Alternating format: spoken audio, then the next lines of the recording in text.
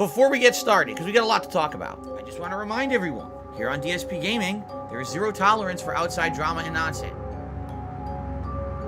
Here is a fun and positive community. Welcome to the Level 1 podcast, where we're busy having fun down here on Level 1.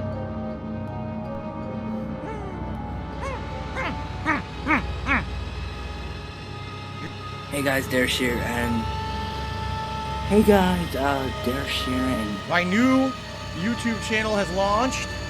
Please head over right now to DSP Reacks. Reminder, please support today's React stream because, again, every video I put on that channel keeps getting demonetized. It's just ridiculous. Two of my own videos of watching my own content yesterday during the marathon have been demonetized. Was a 2.5-hour Destroy Darkseid Phil show and make money.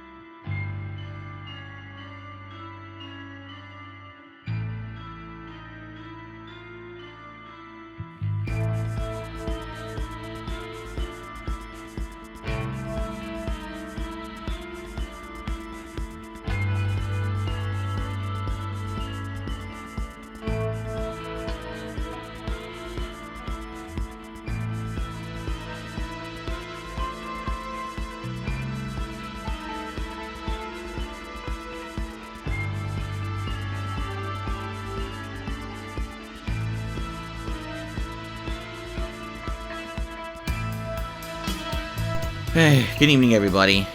Give me a second here to try to get the chat open. Ugh. Yuck. Apologies in advance. You know tonight I told you guys I don't feel good, so I am not going to sound good on the stream. There is nothing I can do about that. I am already on decongestants, and I'm hoping that the pain and pressure in my sinuses and head goes away tonight. Because I took one, but I don't know. There's no guarantee. I have, like, no energy. Like, I'm barely moving around the house. I'm like a slug trying to do basic things.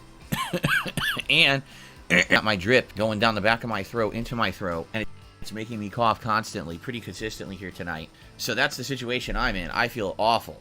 And I tried today to recover as much as I could by sleeping in. You know, earlier today I did not do my first stream of the podcast or the React show. I slept 4 more hours. And then I woke up and...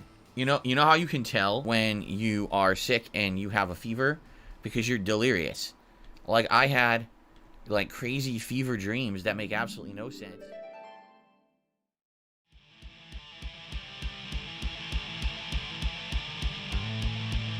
I'm aware of how destiny is going to take its course, brother.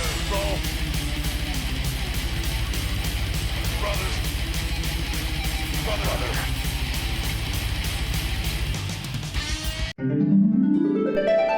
I couldn't even tell you what they were. They were just like completely, I was like stressed out in my sleep for some reason. I don't know why.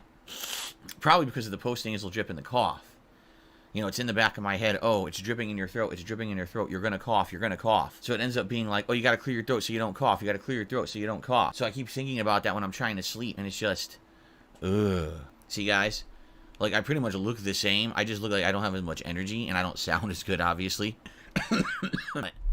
Yeah, I don't feel good, man. I woke up this morning. Well, what happened was it started last night when I was doing the Alan Wake stream.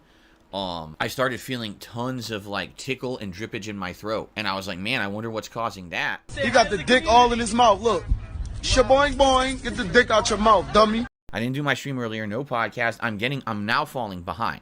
Like, I'm behind an hour in Spider-Man. I'm behind an entire stream of Mario. And I'm behind, now, the React show. Which means I can't do Alan Wake tomorrow, right? So, I'm way behind now. And then on top of all of that, I have to do the Halloween marathon on Tuesday. You know, it's Halloween. It's either you do it then or you don't do it at all, right?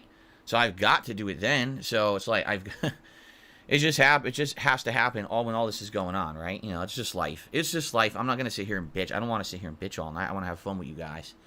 All right, guys. So anything tonight is much appreciated, whether it be a membership, a super chat, or a tip. I'm gonna be honest. I'm probably not gonna be mentioning it because I don't feel good. So I'm probably just going to play the game and relax with you guys. But, you know, it would definitely be appreciated. Keep in mind, I lost the whole stream today. I didn't do the podcast. I didn't do the React show. You know, during this week when already I have to buy food and stuff for my freaking marathon. And so it's a concern. It sucks. It just sucks, but it's life. I got to deal with it, right? So anything tonight, much appreciated. You know, one of my big concerns is that we're at the end of the month. We've got tomorrow and Tuesday, and that's it. And take a look at where we are with things like memberships, where we were really good. We were at 650 this month, and now we're below 450. And I've tried my best, really, to motivate people to become a member or you know, gift, and they haven't. I was hoping we'd have a big rallying for the you know, Halloween marathon, but I don't know if we will. I don't know if we will at all now, especially if I'm not feeling good, you know? So...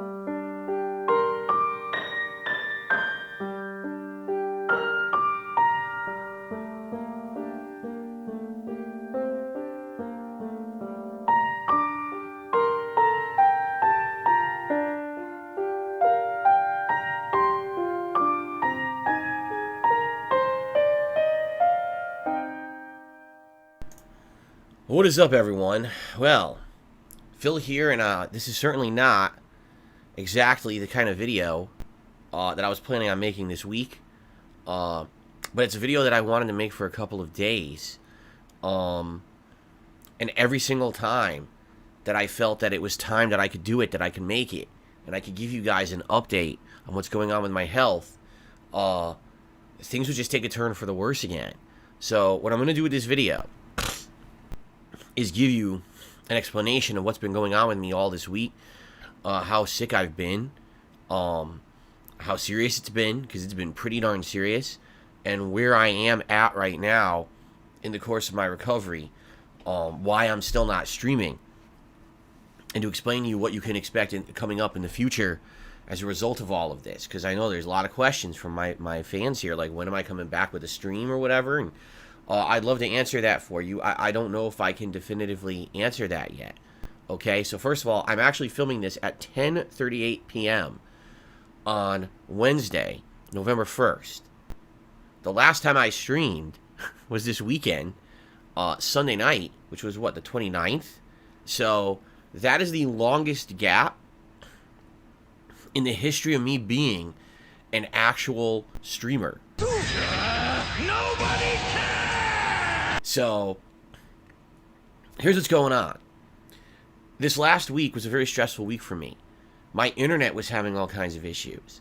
I had an incredibly stressful day out on my day off last week. This has been a very, very stressful time of year for me, trying to make everything work and everything with all this other stuff going on at the same time. It's stressful enough trying to juggle all these new releases and plan marathon events and things, but then to have all this other stuff going on at the same time, right? So it was my every intention that over this weekend we were going to focus on Alan Wake 2, get back to Spider-Man, do the React show on Sunday, play some Mario. These decorations were going to be here for a fun Halloween marathon on Tuesday, actually Halloween 2023. I was going to be in costume all day. It was going to be such a great event, right? And then...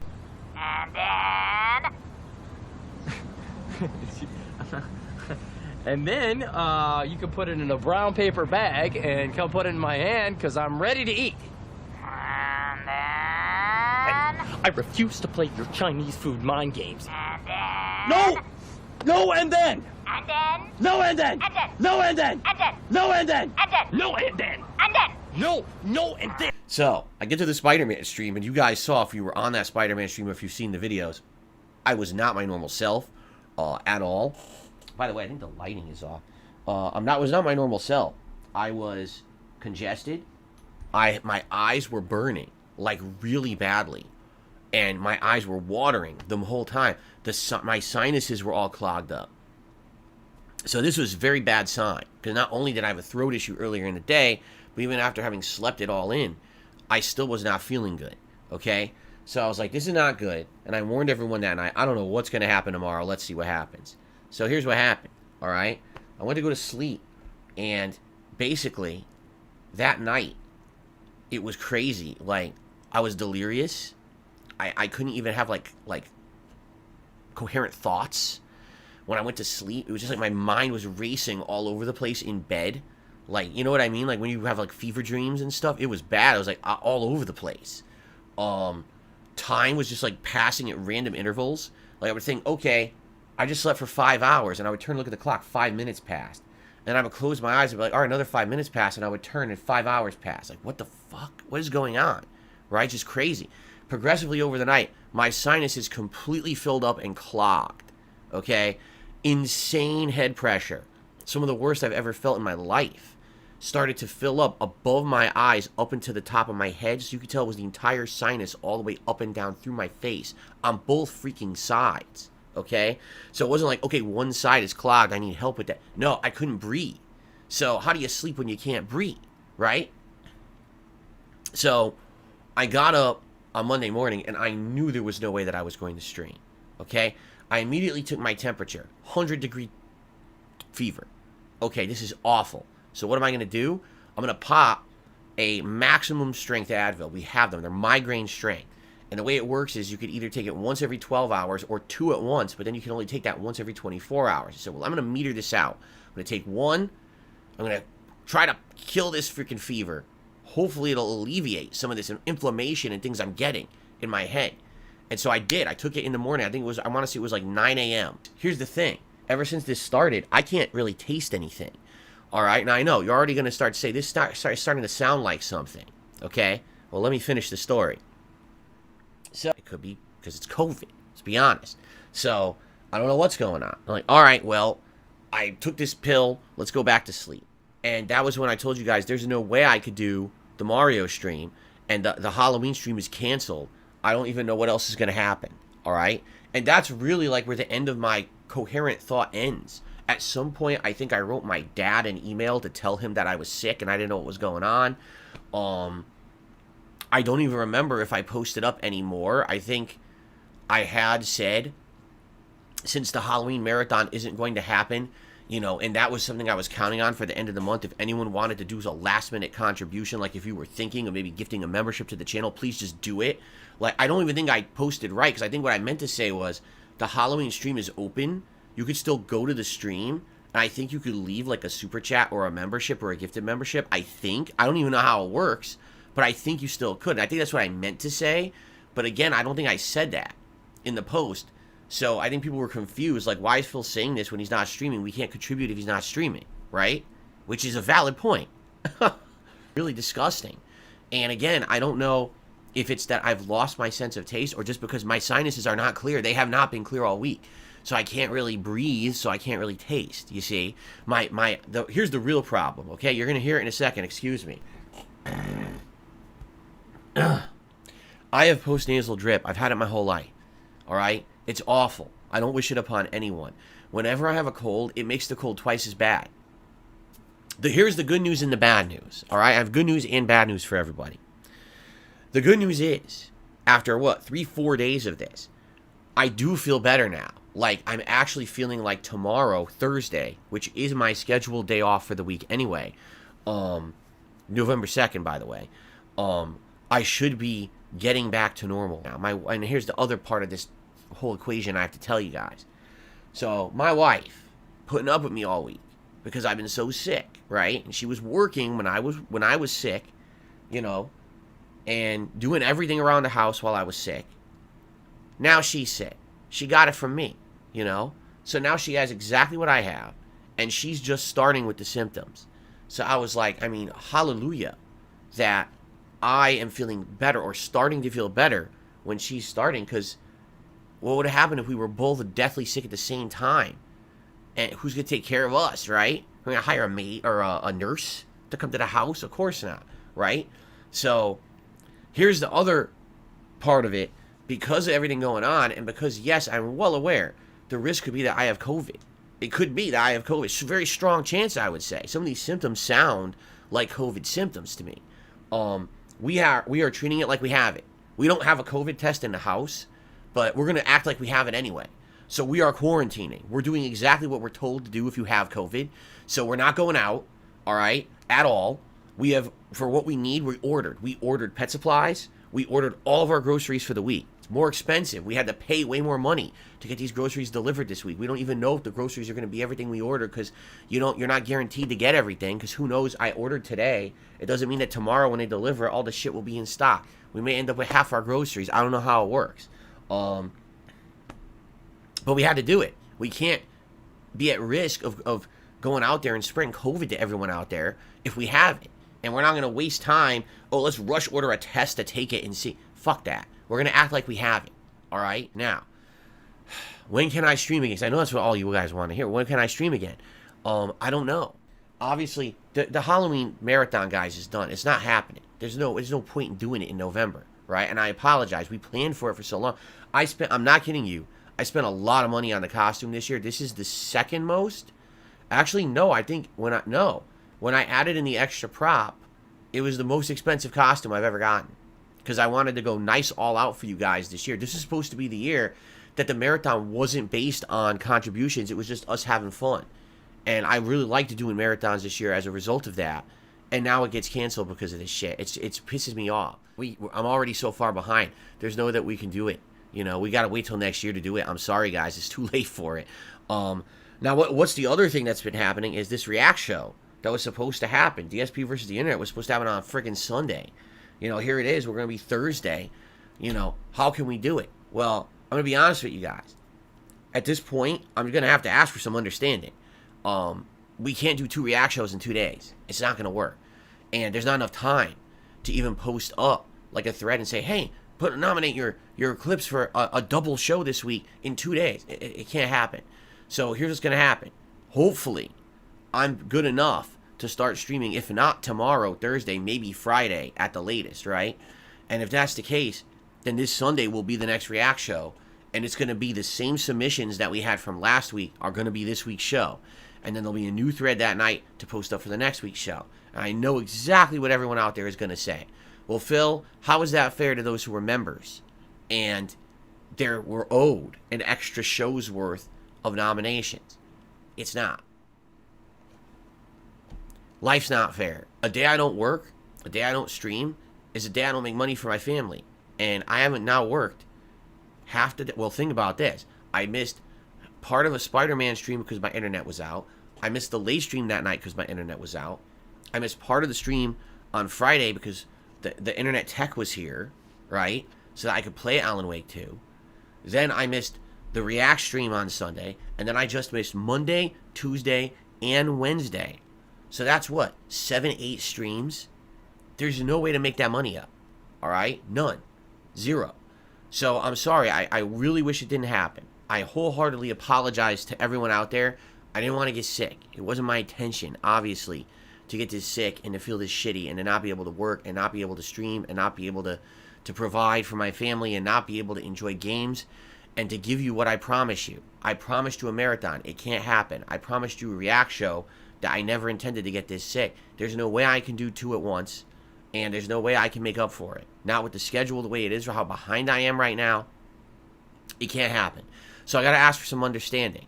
If you're someone who's a true fan of mine who likes my content, please understand what's going on, and I hope you're not upset. You have a right to be upset, and if you are upset and you do not want to continue to be a member over on my DSP Reacks channel because there's 1 week that I have to skip the show because I was so sick, then so be it. You have the right to cancel your membership right now, all right? But you have the right to do that. I can't stop you. I would urge you not to, please. I know this has been rough for everyone. A lot of people, they know me as the most dependable guy out there when it comes to streaming and content. One thing to have a day off, it's another thing to have a week off when you can't really afford it.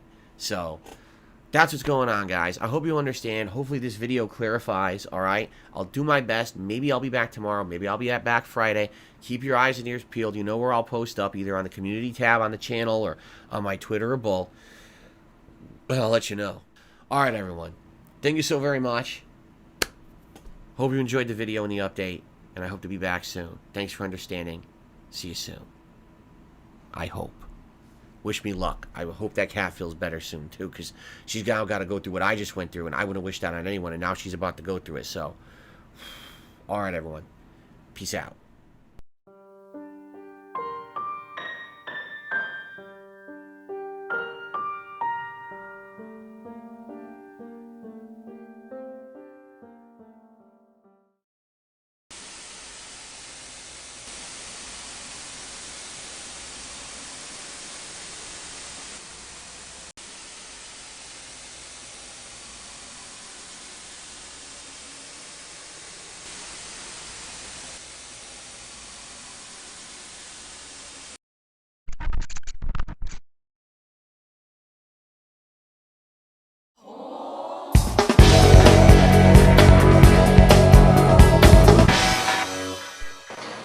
Hello everyone, DSP here. Bet you're probably shocked that we're finally meeting face to face, although you kind of look like my camera, which is a little odd. But anyway, just kind of wanted to throw this out there. I know that thousands of people have been freaking out. What does DSP look like? Why does he not show his face? Well, first of all, you're all fags, just so you know.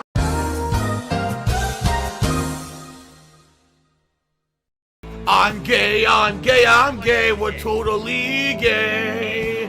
The best I've ever had. And I mean that. Like, every day I feel like is the best day of my life. Your life is nothing. I love my life. I have so much fun every single day. You're bagging. I love my life. I have so much fun. Everyone hates me. I have an emptiness in my life.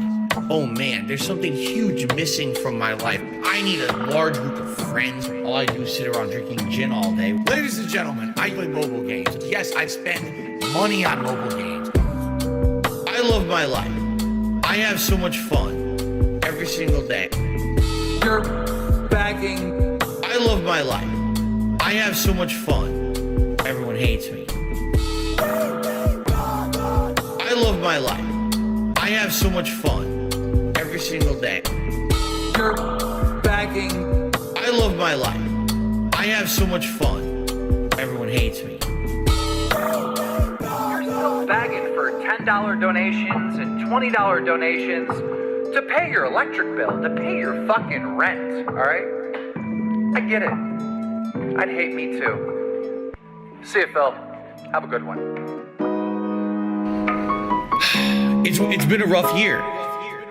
Why does Phil always have to mention that there's a tips goal on the stream? And why does he have to mention if it's a slow day for contributions? And why does he have to bring that up? Big ups to your dad. And a very slow day for support. Please tip me. I need tips tonight. I jump on stream. Obviously, I need tips. Pay my taxes. Pay my back taxes. Pay my utilities. Pay my mortgage. Pay my internet bill. Pay my utilities. Very slow day for support. Been 47 minutes. And only the third tip of the day. I really appreciate that. I need that way more. Pay my taxes.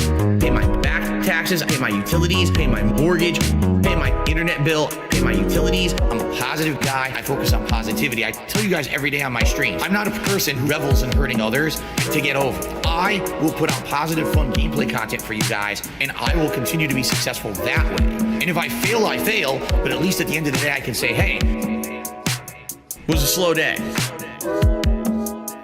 It's been a very slow day for support. Please tip me. I need tips tonight. I jump on stream. Obviously, I need tips. Pay my taxes, pay my back taxes, pay my utilities, pay my mortgage, pay my internet bill, pay my utilities. Very slow day for support.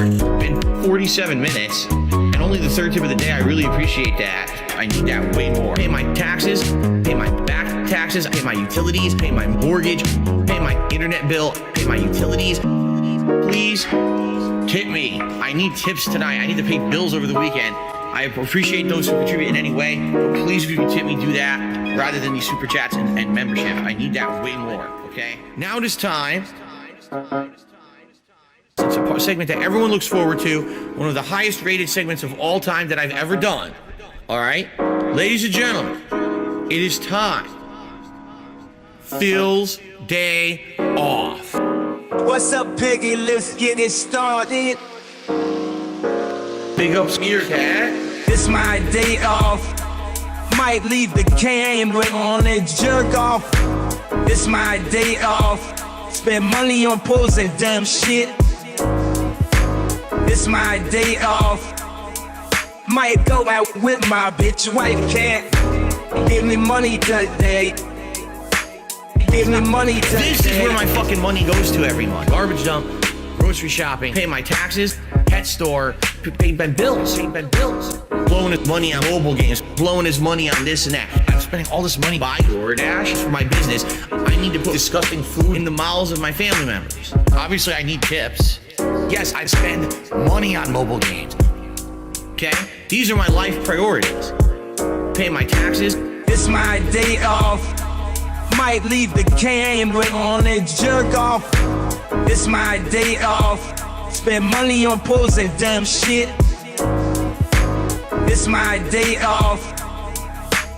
Might go out with my bitch wife cat. Give me money today. Obviously, I need tips. Give me money today. This is where my fucking money goes to every month. Shout out to the trolls. For those who contributed, thank you. It would be great if we get a few more tips. To make up earlier today, we did not hit the hat goal either. It's been a very slow day. It would be great if we could pick it up a little bit with maybe some contributions tonight with tips. If you can. Just saying. You know, I know some people are super chatting or whatever. That helps long term. But right now, I really can help. Tomorrow's my day off. The tips I'll have for my day off, you see? Give me money today. Act like that. Those toxic assholes don't give a shit about anyone else but themselves. They're selfish idiots who just want to get a laugh on someone else's behalf and don't care about the repercussions of their own actions. They think they're protected because they're all anonymous on the internet, right? So here I am with an actual business being destroyed by that toxic behavior. Big up Spear Cat. Me. That's what this is all about and what it's always been. Me. I care about nothing in life. Me.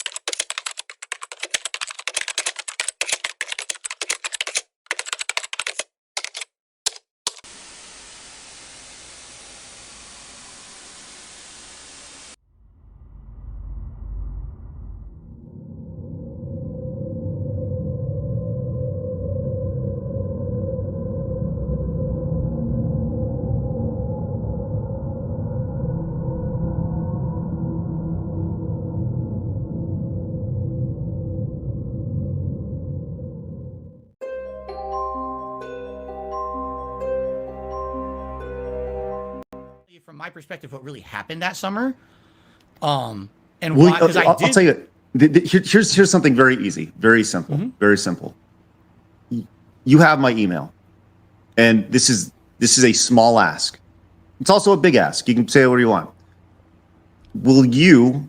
And you can say no, and I'm totally fine with this. But just confidentially between us, will you send me a screenshot of your account, of your WWE account, And just so I personally, I will not share your name to anybody, but just between us.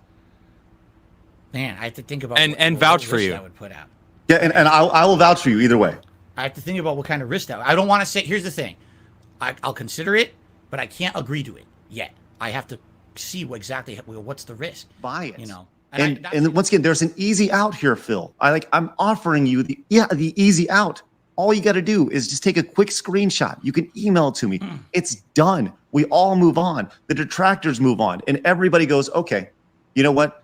You know, and we all move on. That's it. That's it. It's very simple, man. And we want to make this happen. Like I want you to be able to move on from it. I want the detractors to be able to move on from it. I want the internet to move on from it. I want all the WWE content to be done. Like it's there, man. It's there. Like let's make this happen. Like, and then we all move on and we can start talking about other things. Okay. Like I said, I'll think about it. I got to see how I can do it.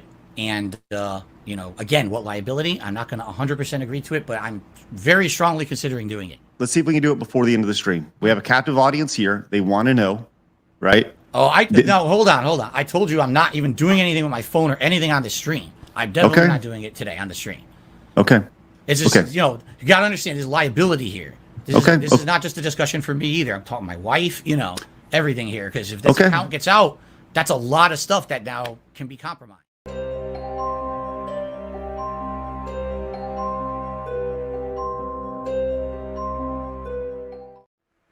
What?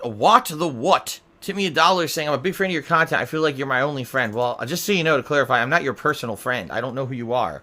However, I understand that some people may feel like they have a connection to me via a kinship as gamers or as people, because I share stuff with you guys every day and you know about the stuff I go through. Maybe you find a little bit of kind of association with that. Maybe you've been through some of that stuff yourself, and I appreciate the support and I appreciate the sentiment. However, understand I'm not really your close friend. That's not a good thing to say.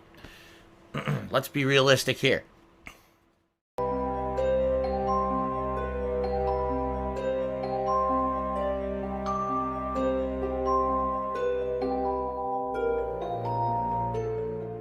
I'll say this up front.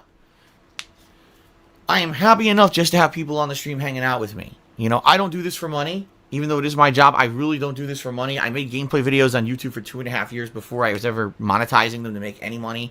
I would continue to stream at some capacity. Even if I couldn't do this for a job anymore, I would want to keep doing it in some way because I absolutely love doing this. I want you guys to understand that when you come to my streams, it is not mandatory that you contribute, nor is it expected. It's something that I feel is going above and beyond being a standard stream viewer to just come by and support in some way. And I'm incredibly grateful for those of you who do support the streams in other ways than just watching. Okay, thank you in advance to anyone who's even planning on dropping a single penny here today, because I understand that this is your hard-earned money and you love what I do, and you're basically saying I want it to continue. But do not feel pressured. Do not feel like you're the odd man or woman out if you cannot contribute. That is not what this is all about at all. Never has been, never will be. Okay? Excuse me.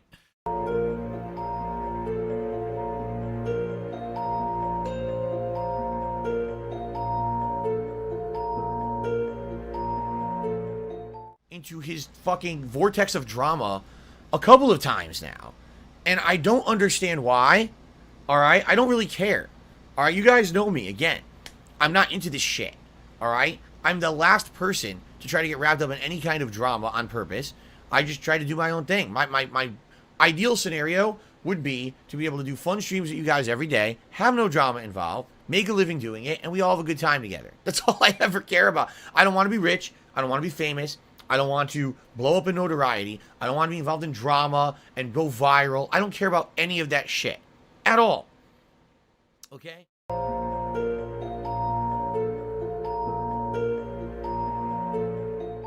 Number two, what they don't realize, which I've talked about before, is that they don't even like each other. There's people who sit in their Discord channels and actually tell me about what they're talking about. Like if they're planning to do something, I know about it ahead of time because people tell me. I don't ask about it. I literally don't even know who these people are, but I'll get emails and messages saying, hey, Phil, just so you know, this idiot is doing this, and just to, prepare yourself because they might try to derail your stream, or there might be something going on with, you know, this or that behind the scenes. And I'm like, oh, okay, well, thanks for telling me. You know, I don't care about it. I don't follow it. It's good to have the heads up. DSP cult leader. So what they don't even know is that I know who they all are. All right. And they consistently get banned and come back and get banned and come back for various different reasons. Like I said, sometimes they try these drama efforts and things and it doesn't work. So they get banned and they come back with another account.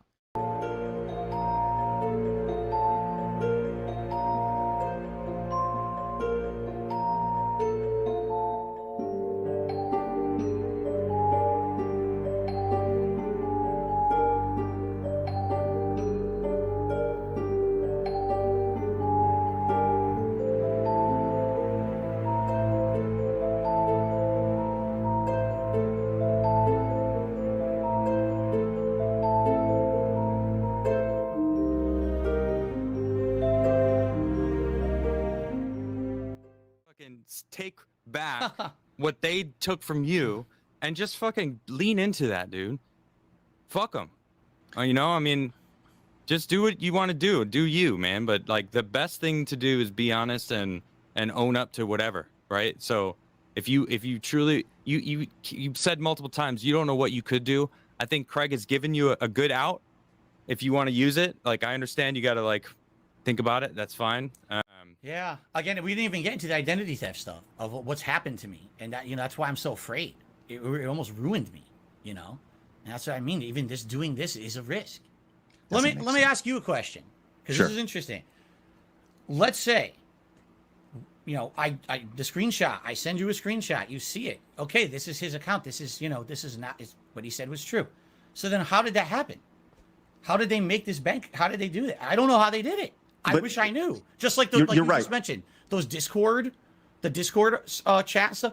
I don't know how they did that. I have no idea. I guess I'm stupid. I'm a dinosaur, right? Like I don't understand how they faked all that stuff. I really have no clue. And people say, well, how could they have done it? It's like they took advantage because I don't know. I don't know about Discord enough to answer how they could fake those logs. How do you fake a bank account? Or is it a real bank account that they somehow had access and found one that's close to? I don't know. How could that be possible? Think?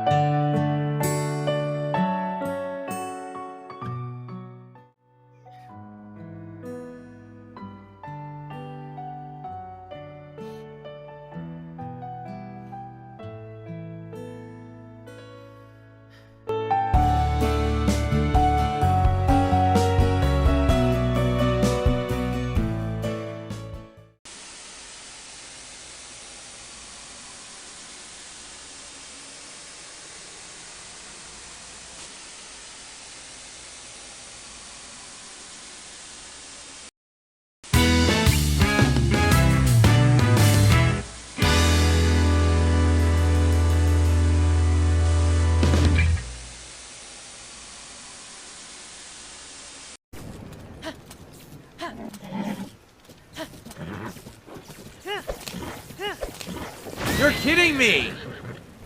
Riding full speed, the lightning hones in on you and it hits you? You see, this isn't fun. I'm sorry. Randomly, a glue monster appears, takes all of your health. Oh, you don't have enough stamina to climb something standard at the beginning of the game. Oh, lightning just hones in on you and kills you. How is this a fun?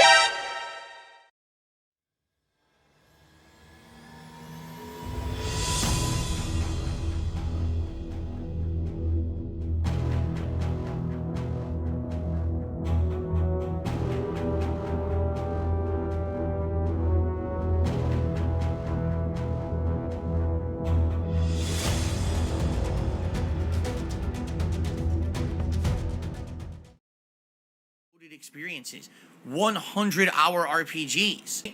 So now I'm supposed to be remembering every little critical thing about every game I play, you know, and then God forbid that something annoys me in a game because, you know, I don't remember a game mechanic from the previous iteration 6-7 years ago, and I say something about it, and now everyone wants to make fun of me on the internet for it. It's like, you just can't win, right? Really. It used to be you could just play a game, fuck around, say whatever you wanted. It didn't have to be of quality. It could just be fun.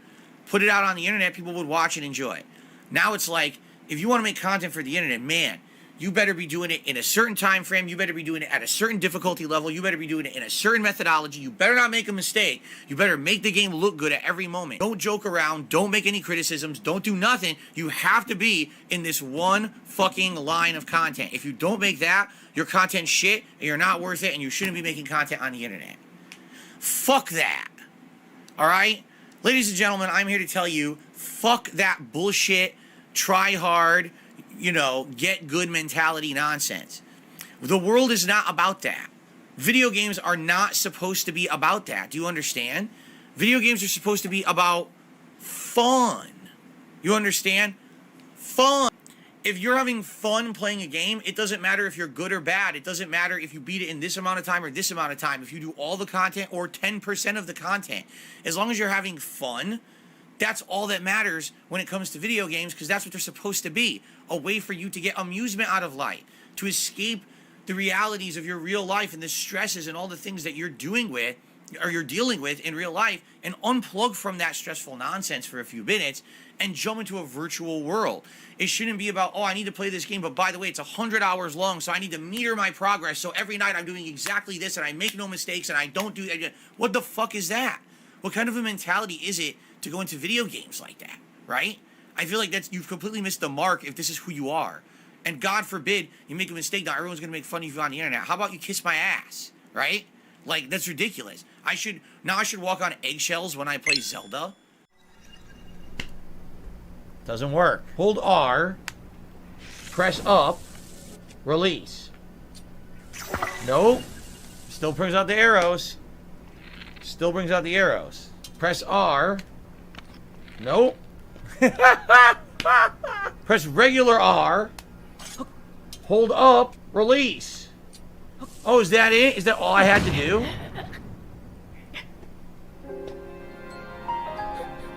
A single regular bomb took 11 hearts and insta-killed me. And then didn't even break the wall. Do you see what I mean about this game's mechanics? They suck. I'm sorry. They suck. They fucking suck. I don't care what anyone says. You can kiss fucking Miyamoto and Nintendo's ass as much as you want. The game mechanics are terrible. You can't even do something easily in the game. It's like a chore to figure out a baby's mechanic in this game. And then, the bomb insta-kills you. The bomb didn't insta-kill you in any fucking Zelda game ever before. Ever. True. Not once did that ever happen until today. This game is absolutely ridiculous with the game mechanics. Hold up. Release. Oh, is that it? Is that all I had to do? Is that it? Is that all I had to do? Is that it? Is that all I had to do? Bye, Dad. What are we doing? What the fuck is... Oh! Bye, Dad. Lord Prince Albert says, has I ever been so... Because God forbid I say or do something that might irk a fanboy crowd on TikTok. TikTok can literally lick my shit out of my ass. I don't care about TikTok. I don't care about any of these morons who do this viral shit. It's so fucking nonsensical and means nothing. You know what I mean? It's just complete nonsense. It doesn't have any bearing on anything of reality.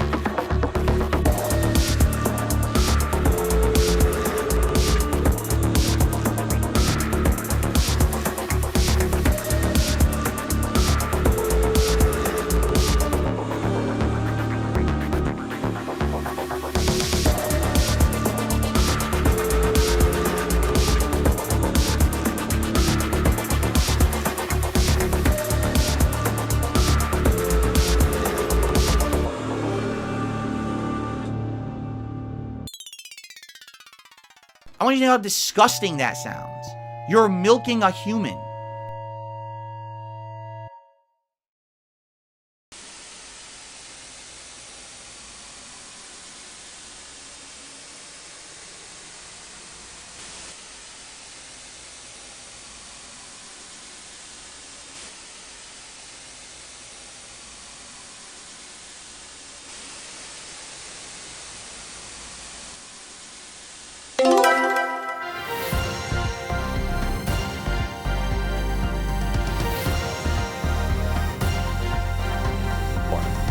Everyone, I've got ridiculously bad news. Let me come back on camera. Can you hear me? I need to tell you all what's going on. I have to cancel the rest of the stream.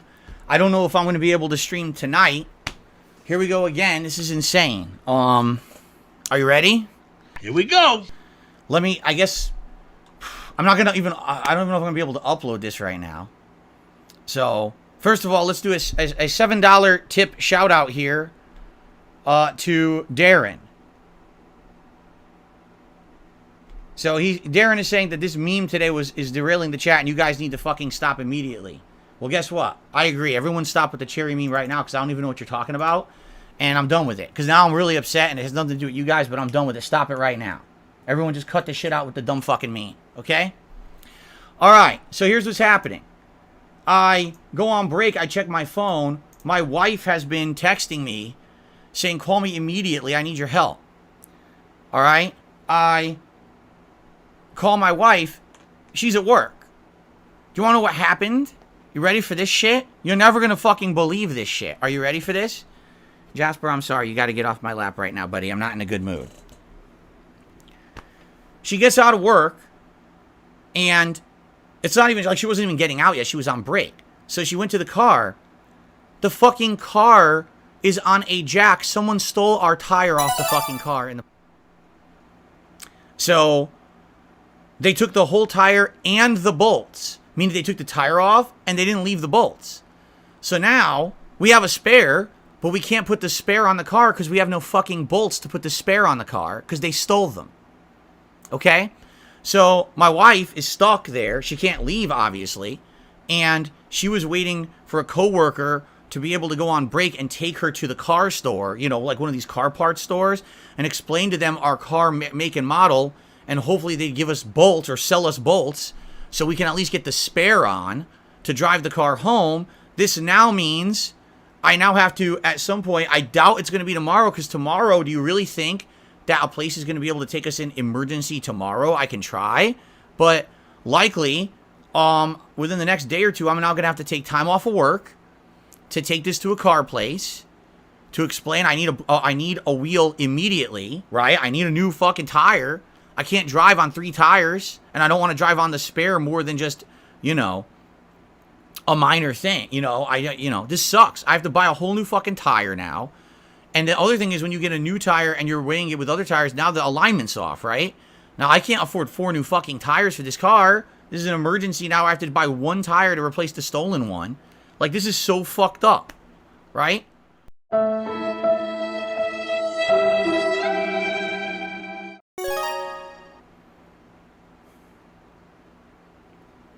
It's just like, it's just frustration to the point of like, what the fuck? Like, what just happened? I just had a week and a half that was amazingly positive. We had great streams, great support, and now, of course, this has to happen to negate that, right? So now, all that positivity, well, guess what? Now I can't stream for the rest of the stream. I'm done. I can't stream anymore. I might not be here tonight, because what I got to do, I got to call my dad to talk about this, because he's a car guy. Then I got to probably take an Uber out there to be with my wife, because I don't want to leave her there alone. So I'm probably going to take an Uber out to the mall to be with her for all this is going on. You know, it's fucked up. And now I don't know if I'll be here tonight for the late stream at all.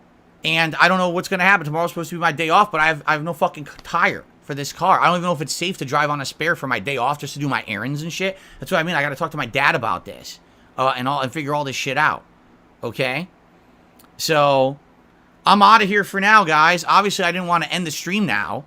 That was not my intention, but now I got to go to figure all this out. Like I said, I'm going to call my dad. I'm going to call an Uber. I'm going to get out there, and I'm going to have to handle it, you know, in any way that I fucking can. This is fucking bullshit, you know. Now, here's the thing.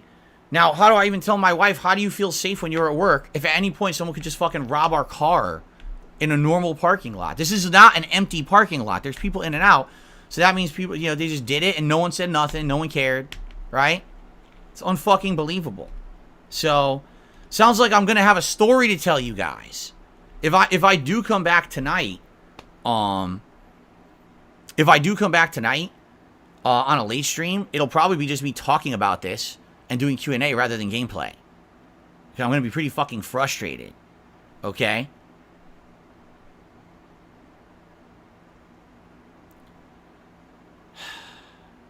Did I save the game? I think I saved. I did. Let me save again, because we're done. I can't even fucking play now.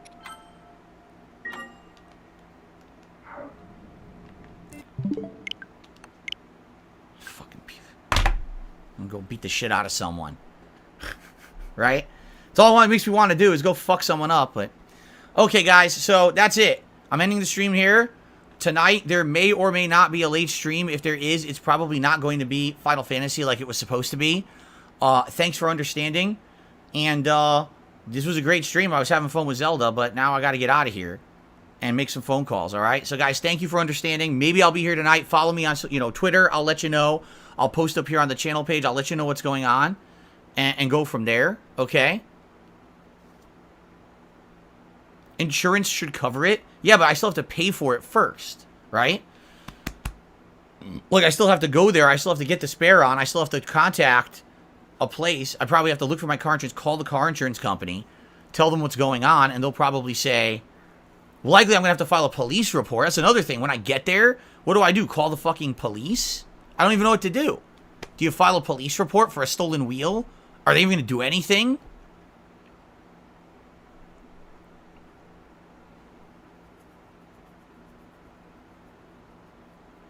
All right. I got to get out of here. Okay? I'll see you guys hopefully tonight. I'll let you know what happened. All right? Thanks for understanding. I'm taking off. Later, guys. Show me the money.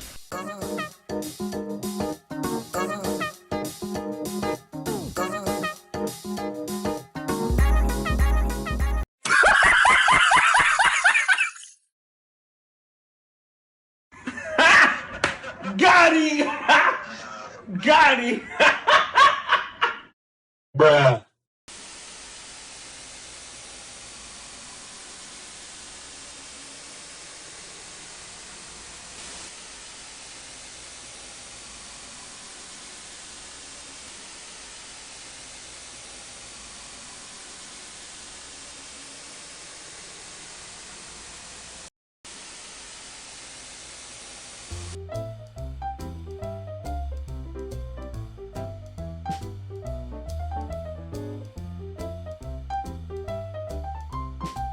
Aside of that, we did a few other things. It's, neither here nor there. The one thing that I want to talk about is this vet visit, all right?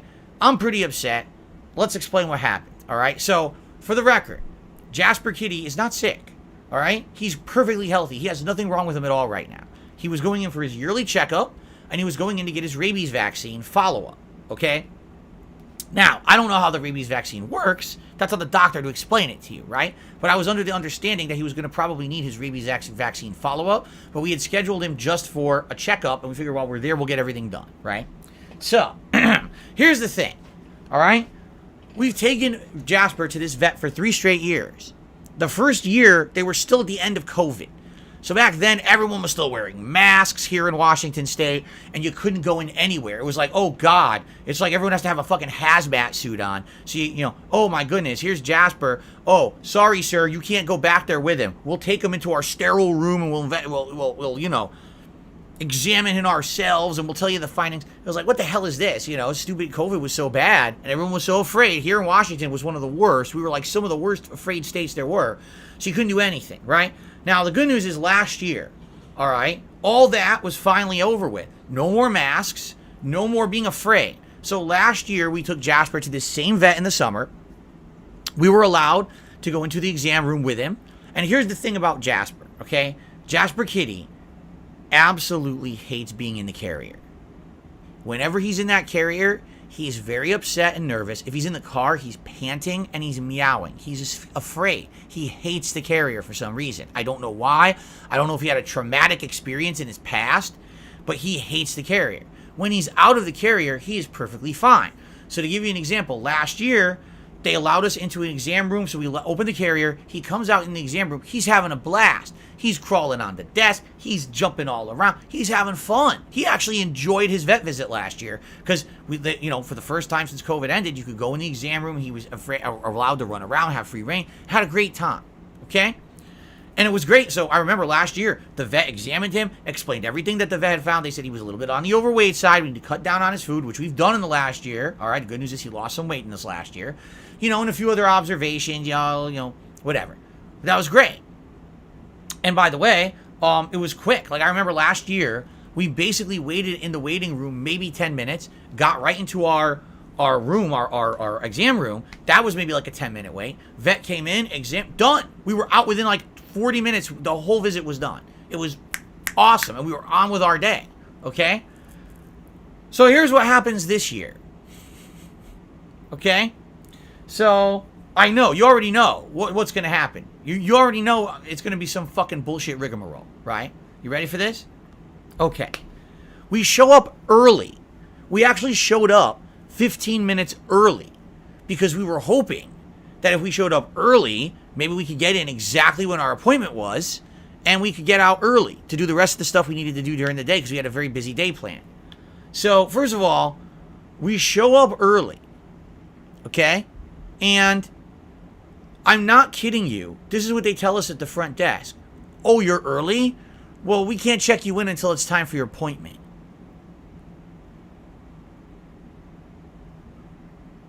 What?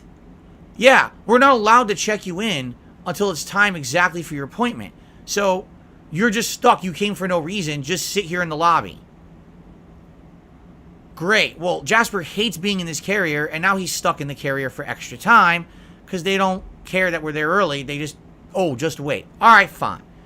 So we wait, and then when it's time for our appointment, we check in. Okay. We then wait in the lobby for about another 10 to 15 minutes. So apparently they weren't ready regardless. And then a tech comes out. And the tech comes out and says, oh, you were early. I swear to God, this is what the tech says. She goes, oh, you were early. Well, the vet is late. Still on lunch. Stutters her words, like cuts herself off and changes what she was saying mid-sentence. Still at lunch. So obviously, the tech inadvertently admitted to us that the vet was late for work. Okay? So we can't get you in yet. You have to wait in the lobby, and once the vet is back from lunch, we'll let you in. But our appointment is at this time, and the vet's not here? Okay, so what is going on? Now, in the meantime, other people are coming in with their pets. There was someone who came in with 2 chihuahuas. They were let in within 5 minutes into an exam room, and you could hear the doctor over there examining and dealing with the chihuahuas, having a great time in the room. Another person comes in with a cat and a carrier. They're allowed right into an exam room. It's only us that are stuck in this lobby waiting with Jasper and his carrier. Now, if you add up the time, it's been over a half an hour he's sitting here in his carrier in the lobby, and we're not even allowed in yet. So finally, the tech is there, and I'm like, well, how long are we going to wait? What is going on? So the tech says, all right, we're going to take him in. The tech takes Jasper in, but not us. What? So now Jasper's in there by himself without us in the room, and we're not allowed to come in. Why not? The people with the chihuahuas are in the room. The woman with the other cat just went into the room. Why can't we go in? No, you stay in the lobby. Okay? All right. So they take Jasper in. 5 minutes. I'm not kidding. I timed it. 5 minutes. After 5 minutes, they take Jasper back out and hand it back to us in the carrier. And I'm like, did you do anything? Did you examine? Don't worry, the vet will be right with you. We wait another 20 minutes. So now Jasper has been in his carrier over an hour, and it's not even clear if they examined him or not. We don't know what happened yet. Okay? So now we've been there an hour. Finally, a woman who I'm the vet. You should have seen this woman. All right, she comes out. First of all, everyone else that's working there has their like nurse / tech garb on, so you can tell they work there. It says the name of the vet. This woman comes out in gray sweat clothes. It looks like she literally just came in off the street, maybe from jogging. I'm not sure. Her hair, you can literally tell she was late for work because her hair is dripping wet. You could tell what happened is she came in and just quickly brushed or combed her hair with water before she came out to the lobby. It literally had just been combed because it was wet as shit, right? So she comes out not dressed for work with wet hair. Okay, so is that Jasper? Wait, what? You're the vet. Didn't you just examine him? Oh, is that Jasper? Okay, so here's what we found. Okay? So here's what the vet says. First of all, well, has he ever had blood work? And I'm like, you work here. He's been here for 3 years. You don't know if he's had blood work yet. So I said, no, he hasn't had blood work. He's never had a reason to have blood work. I never had a serious illness or whatever. So, you know, he never had that, you know. So he's here for his exam and his rabies vaccine, right? So they said, okay, well, you know, we think he should have blood work. Why? Well, you know, it's a routine thing for these cats. Every few years they should have blood work. It's a way to check for diseases. It's a way to check for this or that. I'm like, all right, so let's be real here. Let's talk cost. What do I owe you now? And what am I going to owe you if we have blood work? Okay? So he goes, well, for the exam and the rabies vaccine today, it's $109. Okay? But if we do the blood work, it's $450. What? And I was like, $450? But there's nothing wrong with him. Why do I want you to do $350 blood test? Right? But this vet is actually like hard selling me on getting this blood test. Like, he's not sick. You know? And she kept pushing it. She's like, no, really, I'm telling you, I'm recommending you should. I was like, we're not doing the blood test. All right? This is ridiculous. Like, we're not doing this blood test. He came here for one thing. This is absolutely ridiculous. So, by the way, at this point, we don't even know if he received his vaccine or anything. This vet told us nothing. So the vet says, all right, well, I'll be back. And goes into the back and disappears, I shit you not, for another 20 minutes. 20 minutes. And then comes back again. Well, never comes back. We never saw the vet again. If that even was the vet. I don't know. There was nothing on the person to say they were the vet. Okay? Finally, the vet tech comes out again. So now we've been here almost 90 minutes. Jasper's been in this carrier, and he's very upset. He hates being in the carrier. And he's been in here for 90 minutes. By the way, we weren't allowed into the room. If he even saw a room, I don't even fucking know. Right? I have no clue.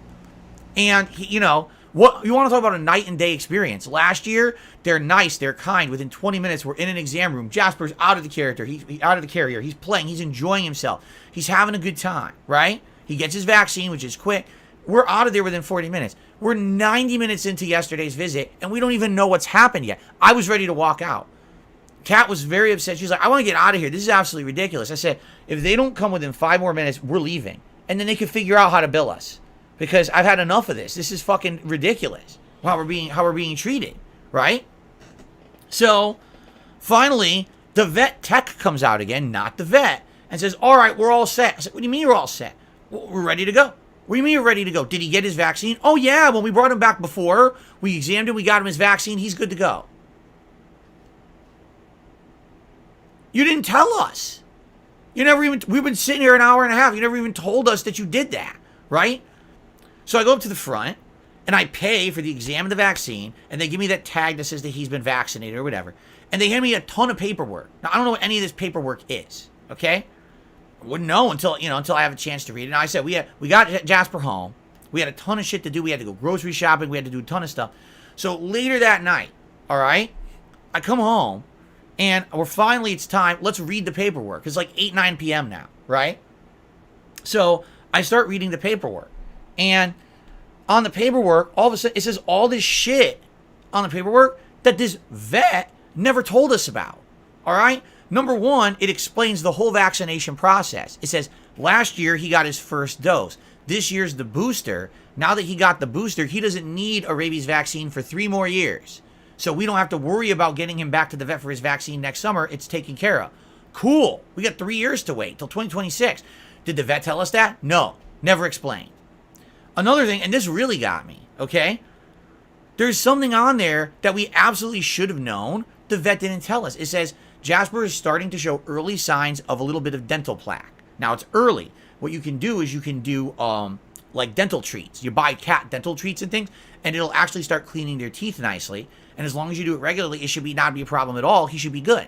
All right? But it even says on there, some cats, it doesn't actually help, you know, using the dental treats. And long term, they might need to get tooth cleanings. All right? So keep an eye on it. The vet didn't fucking say that at all. Now, after the vet appointment, during our day out, we went to the pet store. And we actually bought Jasper things. We could have bought him the dental treats. But we didn't know we needed to get them because the vet didn't fucking say anything.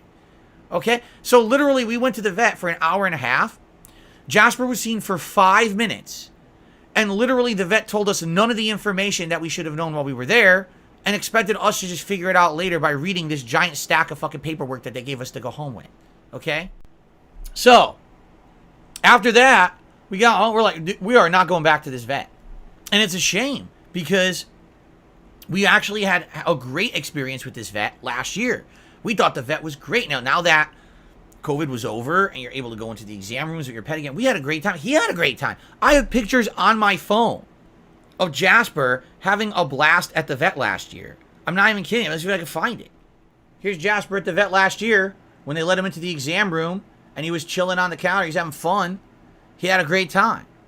You know, not in the carrier the whole time. That was August of 2022. This year, it's like a completely different fucking place. Like, you know, what happens to these places? How is it that in a year, they completely changed their entire process? Why did everyone else around us get to go into a room with their pet, but not us? Why were we rushed in and out for 5-minute exam, but kept there for 90 minutes? Why was the vet late? Because that's the truth. The problem is, I think, here's what I really think happened. The vet is basically, we got the worst vet in the place, right? They were already late for work. So we had to wait extra just for the vet to show up. And then when they showed up, it was a rush job. Oh, he's just here for his yearly exam. All right, get him in quick. Let's do this fast. Okay, we're done. On to the next. Well, they're still here. Oh, shit, I got to go out there and talk to them. Oh, man. Oh, now I got to do my hair. And runs out in the sweat clothes. Hey, everyone. So just so you know, by the way, let's upsell on a $300 blood test. And let's try to scam the fucking poor people out of $300 that we definitely don't need to spend, but they're being idiots about it. You know what I mean? Like, oh, I made like no money on this visit today, so let's try to upsell them to make profit, right? It's exactly what it was. A $300 fucking blood test, you know? Like, are you out of your mind? So, we're not going back. We're done, you know? And it's sad because, like I said, last year it was completely different. I felt like it was a great vet a year ago. And then somehow this all changed, you know, in the last year, and now it's a completely different business. Like, I would never go back there after that. That was such a horrible experience, right? So, yeah, so that's it. So anyway, that was our experience, and it sucked because, you know, this is something that we were hoping would be under an hour. All in all, with that taking so long and the driving, it was over 2 hours out of our day, and now we were way behind. So we didn't actually get to do everything that we were supposed to do or wanted to do yesterday. You know, we got maybe half the stuff that we wanted to do. We had a lot of things lined up, and we're like, well, we're too tired. We don't have time to do it. What are you going to do, right? So it is what it is.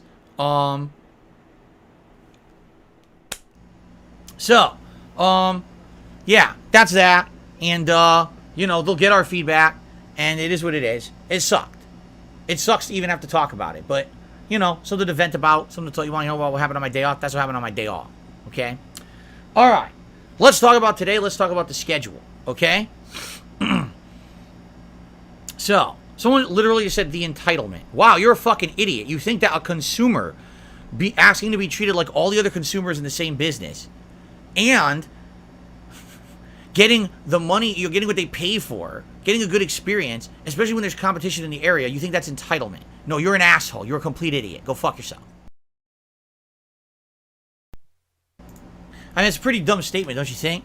That's like you say, you go into a restaurant, a table of 4, you all order the same deal, 3 of you get your food at the same time and it's all great quality, you have to wait an extra half hour to get your food, and when the food comes out, it's all fucked up, and then they want to charge you more for it than everybody else. But if you complain, that's entitlement. Wow. You people on the internet are real smart when you say shit like that, right? Oh, and by the way, one other thing I should say, you could get something called pet insurance. That also is pretty inexpensive.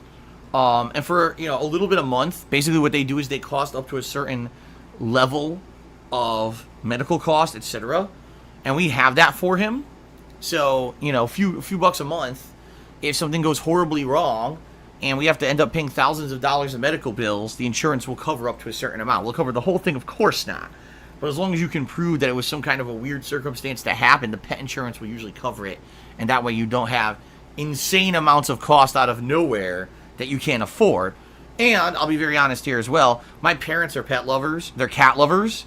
They have multiple cats. And, you know, talking with them when we got Jasper, they said, yeah, more than likely if anything went horribly wrong, they would be able to help out a little bit. You know, don't worry about, oh God, if something happens, now you can't afford it or something like that. They would be able to, you know, at least do a little bit to help out. So there you go.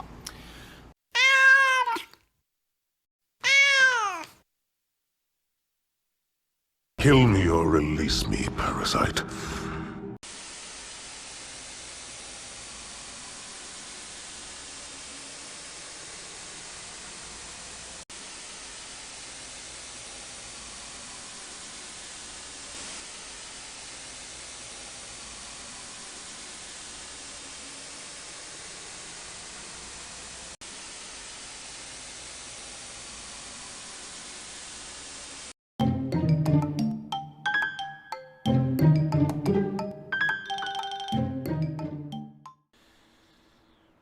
Alright, so guys, here's the deal. I think it's time to end the show. As I told you before my announcement, I need to use the bathroom. And I hate doing that, but I have to. Like nature calls. It's been calling me for about 20 minutes here. You know?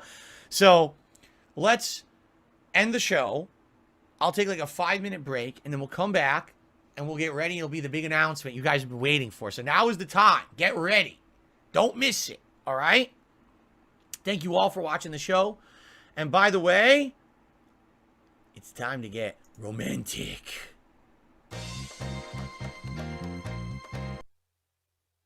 Okay, guys, so it's official. My new YouTube channel has launched. Please head over right now to DSP Reacks, which can be found at youtube.com/@DSP Reacks. I think that's the way you find it now. Or just search for @DSP Reacks on YouTube. It is basically my old vlogging channel rebranded.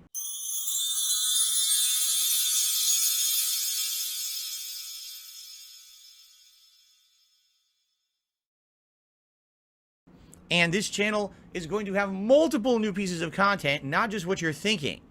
So it's not, oh, just Phil doing a basic React thing. It's not, because it's not. And that's what we're going to do right now. I'm going to end this stream. I'm going to head over there. I'm going to start up the stream over there. And it's going to be the big intro, me explaining the new project, how it's going to work. This is going to be very exciting. I'm very excited. I hope you guys are too. All right, by the way, subscribe to the channel. Why? Because that's the only way you'll be able to talk in the chat today. If you don't subscribe, you can't talk. All right, and what we're going to do is set it up that sub-only mode just like it is here on DSP Gaming. But obviously, day one, you can't be subbed for 24 hours. So we're going to have, you got to subscribe right now if you want to be able to talk over there. All right, so this stream is going down. The DSP first ever Reacts stream is going up over there. I'm going to go through all of it, explain all of it. It's going to be an exciting event.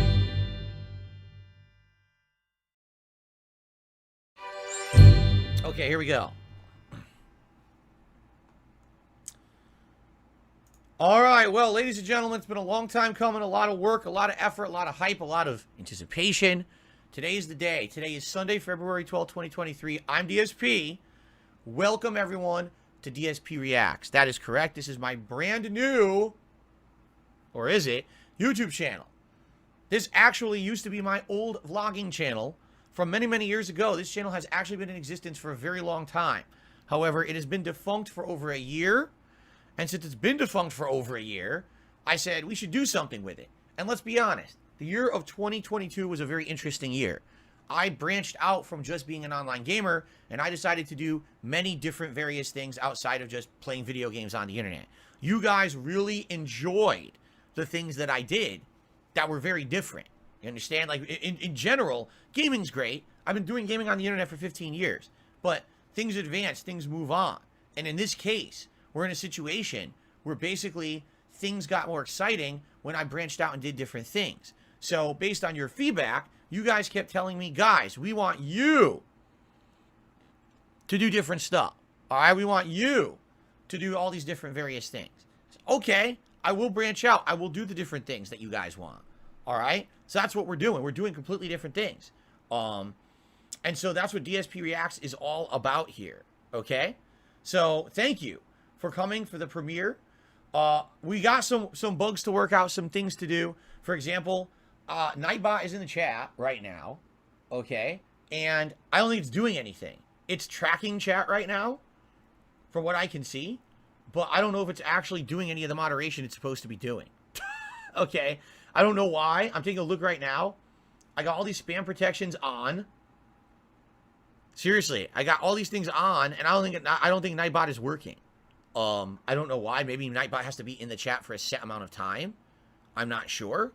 Of course, being that this is a relatively new channel, you're going to have trolls coming in and doing trollish things. There's nothing we can do. We'll take care of those on a troll-by-troll basis, and to the point where eventually it's going to get cleaner, much like DSPGaming did in time.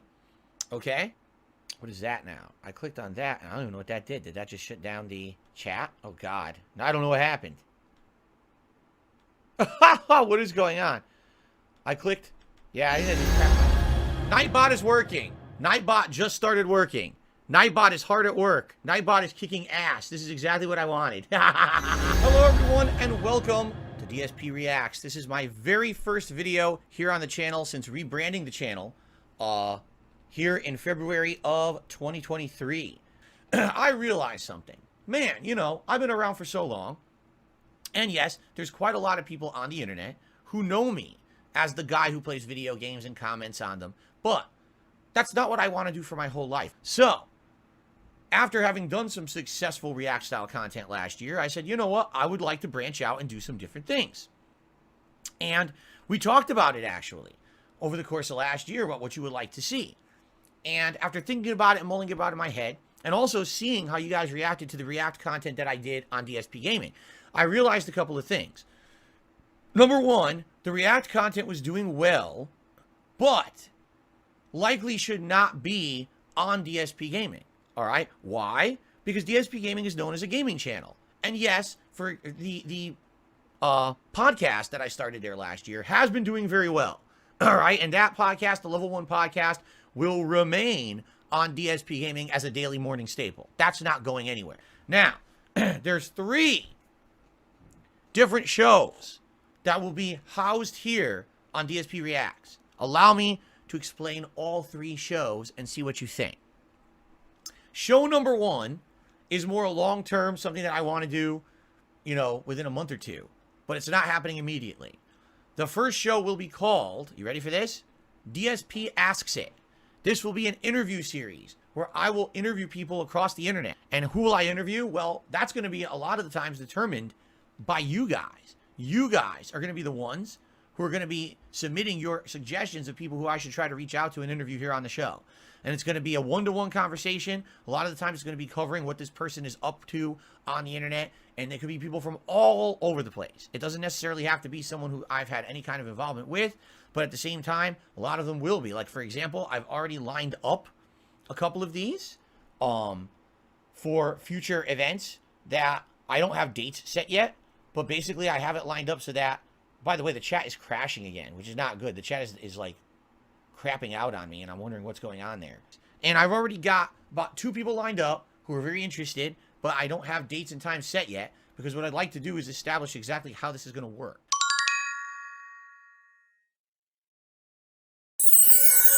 The second idea I have is basically very similar to what I was doing on DSPGaming. What I would like to do, okay, is once a month, what I would really enjoy doing is a big formal React project here on DSP Reacts.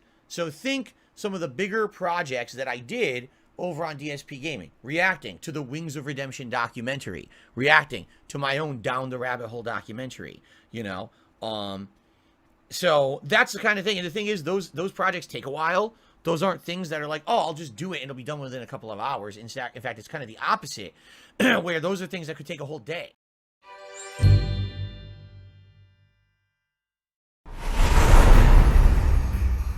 The third idea I have, I think, is actually the idea that might actually do the best.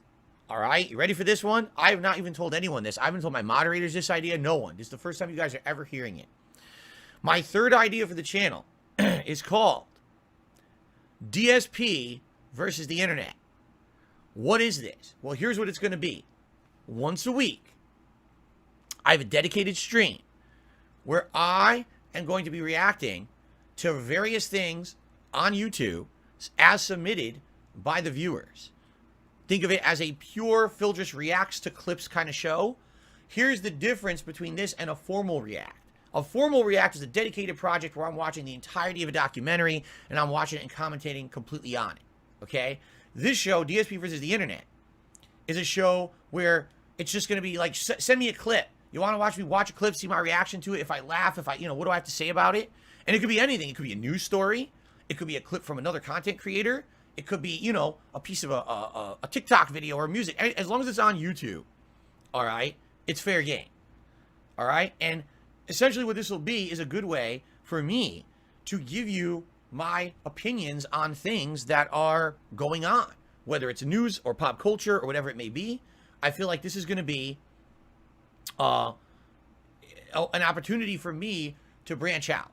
All right? I don't do stuff like this at all.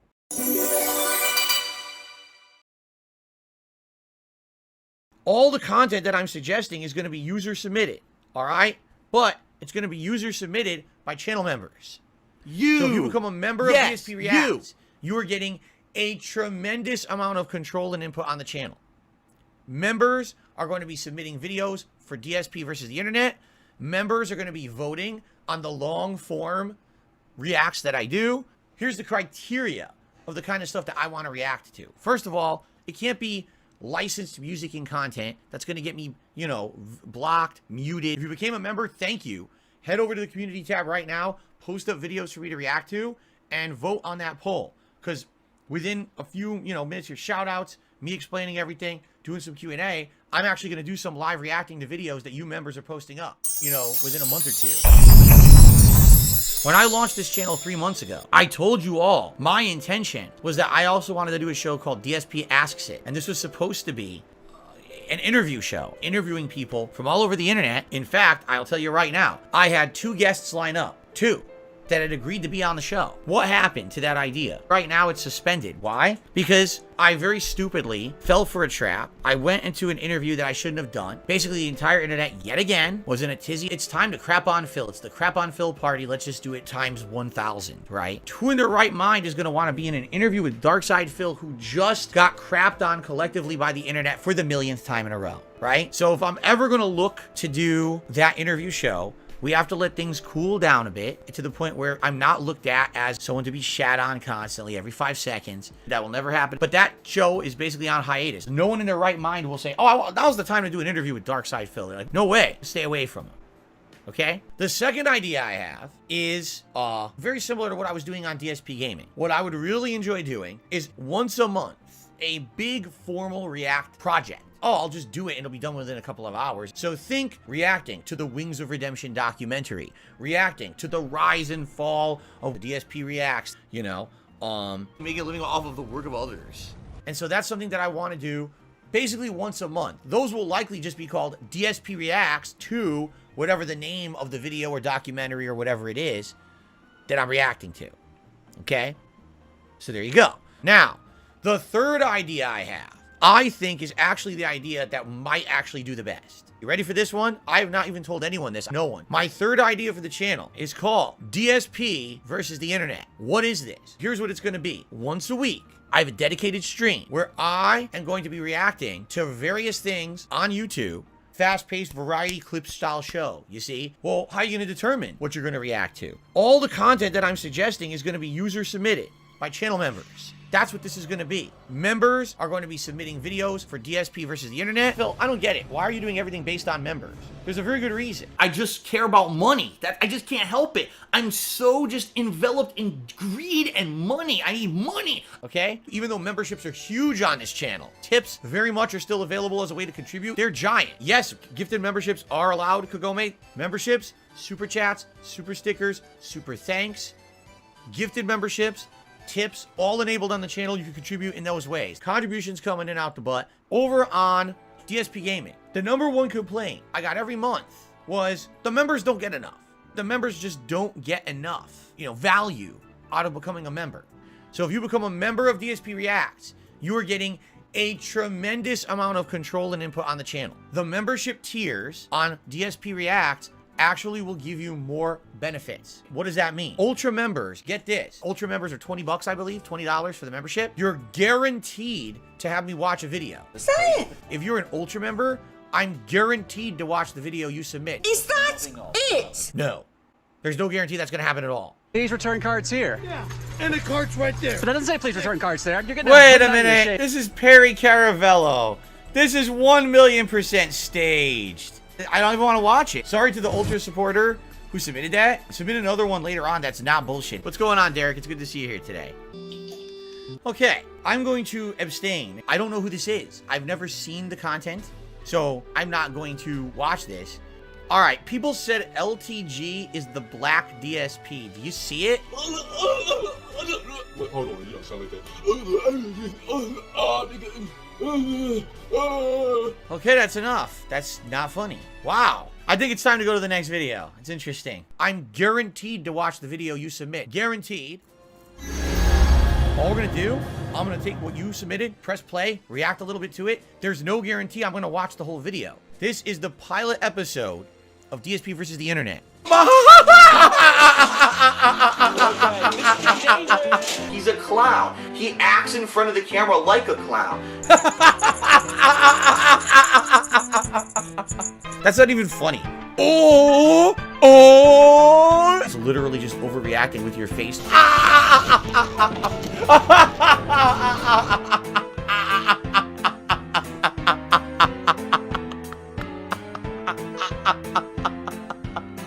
I'm bored to tears.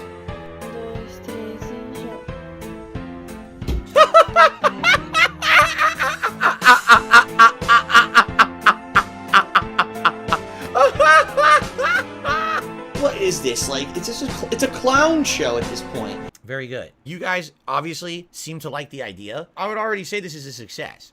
So I was very, very nervous that I would launch this and no one would care and be like, oh, this is stupid or whatever, But it seems like you guys are really enjoying it.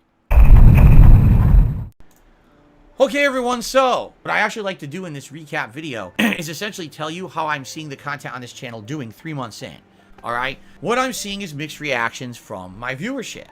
And so when that happens, I want to talk about it, and I hope that we can have a discussion about it. The weekly clip show that I do is doing well. Well, the views have gone down on the show. You're right, but the views don't matter. I don't really make anything on views on that clip show because all those videos get claimed on YouTube. Literally every one. So it doesn't matter if I have 20 billion views on a video. I make nothing on it. I care about if there's people who want to support that show to continue to exist through memberships. And they do. People are actively becoming channel members to submit the videos for that show. That is the major support I'm literally getting for this channel. This is a subscription-only service where you have to pay to enter. If I didn't have that weekly clip show and there wasn't incentive for people to become a member, then this channel wouldn't be profitable for me. And it would kind of be a failed venture.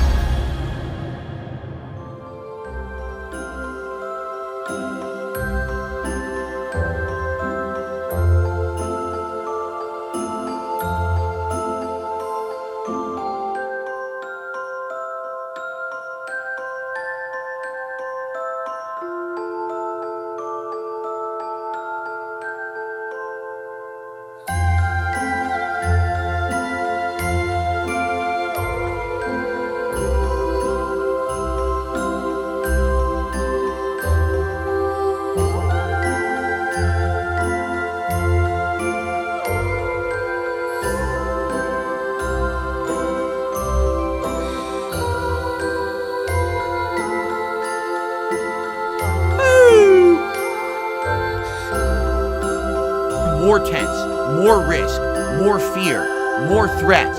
Everything's gonna end. Everything's getting worse. World War III. Everything's crazy.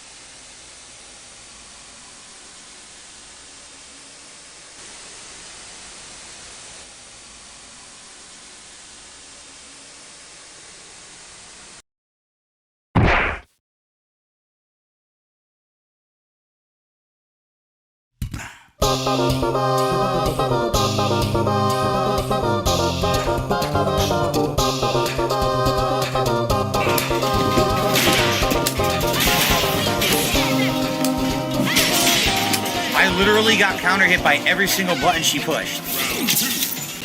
Here comes a new challenger.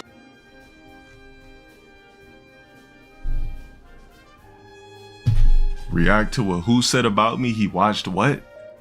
Yo, no matter how much you guys try to push it, there will never be an interaction between me and DSP. There's no ties there. We're not in the same correlation of anything. We're not in the same media space, nothing. Like, I told you. Why y'all keep trying to push that narrative? He's gonna make fun of the way he looks. He's gonna make fun that he's white. He's gonna make fun of his goatee. He's gonna make fun of his receding hairline. He's gonna make fun of that he's almost, you know, like old as shit. Go ahead and say it, bro, because I know that's... Annan, thank you for the sub. I appreciate it. Perpy Warpy, thank you for the 4 months. Yeah, stop trying to push that narrative. I don't give a fuck if he wants to match with me or not.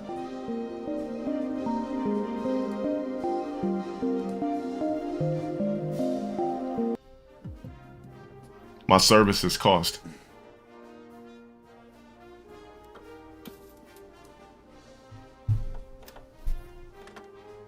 I don't give a fuck if he was talking crazy or not. How can somebody that was too scared to do a podcast for 50 bands talk crazy about me? Nigga, all you have to do is just sit there with your fucking porn goatee. Told you. And just talk. And you didn't want a free 50 bands? Like, bro, don't talk to me, bro.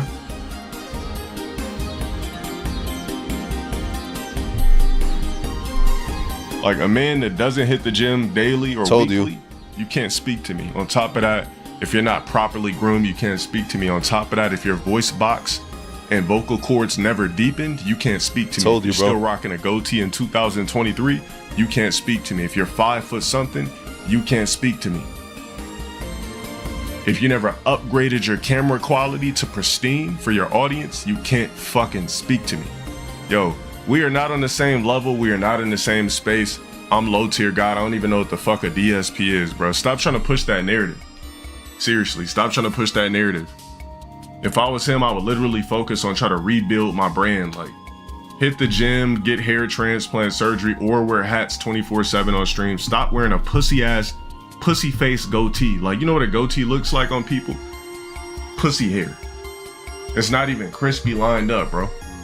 Stop rocking a pussy hair, fucking creepy, older white man goatee. Like, bro, get your shit clean. Wear the full beard or something. Who the fuck still rocks goatees?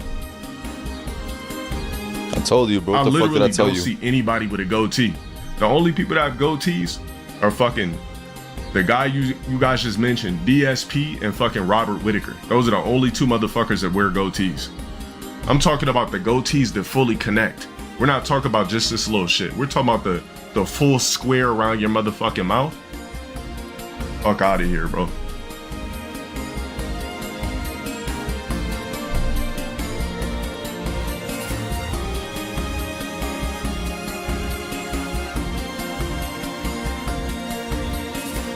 Don't speak to me. If that nigga wants to rent me for his stream, yo, DSP, I'm gonna need 5 bands, bro.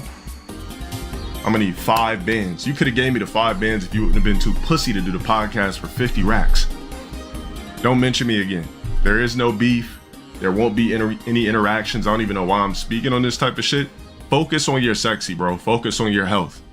You looking real pale and shit on stream. Like, Everything's looking discombobulated. You still got that old ass camera, fucked up ass lens, action figures in the back, teddy bears. Like, worry about the poverty stream. I'm low tier guy. I don't know what the fuck you are. Like, any fucking ways. There, clip that shit, send it to him, call it a day. Let's get back to what the fuck I was doing.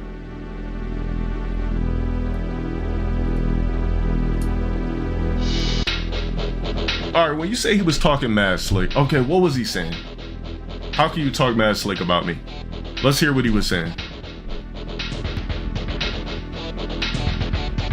He's gonna skip it.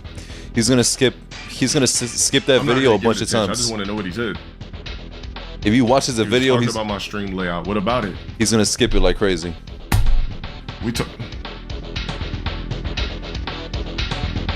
What about it?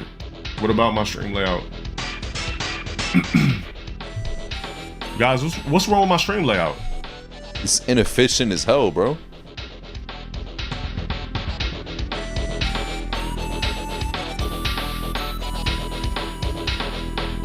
So my stream layout, custom music when I play Street Fighter. What else?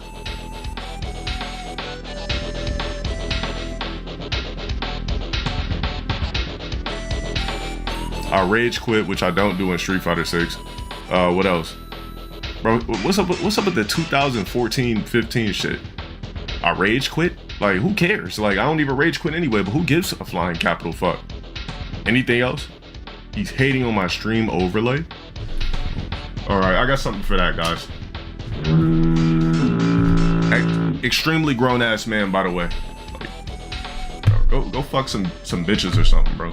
Take the action figures and posters off your fucking wall. You see this aura?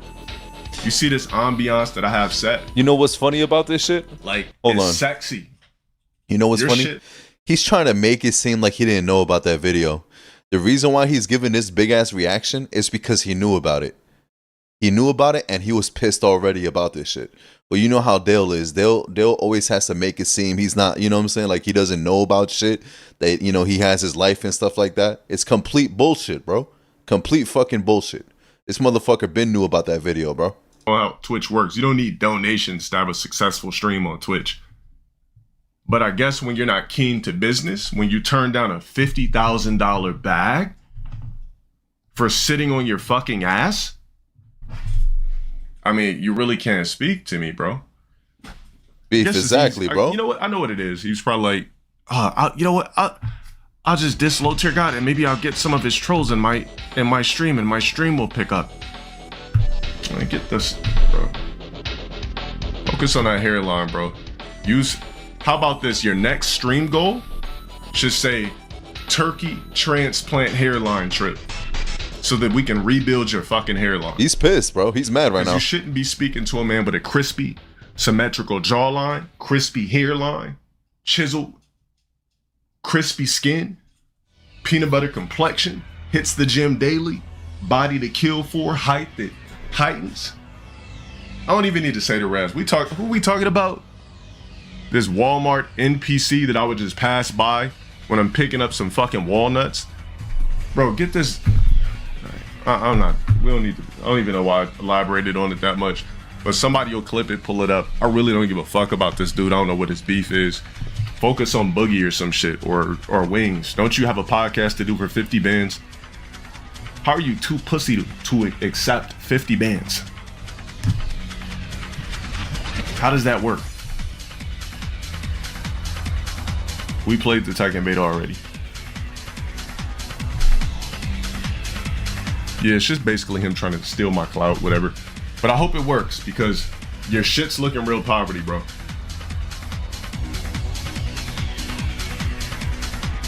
Your shit's looking real poverty. Anyway, let me go back to what I was doing. Guys, don't tell me nothing else about this fucking weirdo speaking on me. Thank you. The only way he would know if I keep hitting the dashboard in 6, if it's... There's some shit I can't even say. Let's just keep it tasteful. The only reason he would know I'm still hitting the dashboard on 6 because I don't want to watch long-ass super moves is if he's watching my stream with his meat out, beating it like he was caught on stream. But matter of fact, I don't even think he was really beating his meat on stream. I think that was a failed attempt at trying to make some buzz around his name, bro. The dude fake masturbated in front of the fucking camera for clout, and it didn't even work. What dude does this when they're masturbating?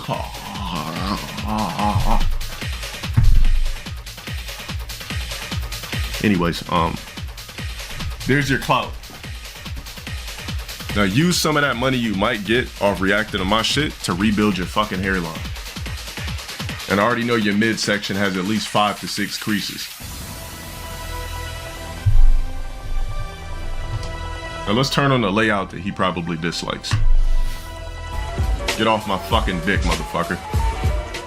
The layout is shit though, bro. Like, trash. He's heard about it though. He's really heard about it.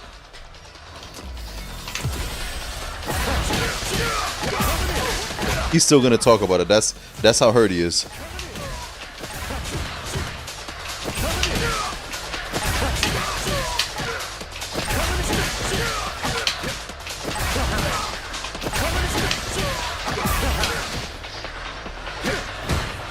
Boom, boom, boom.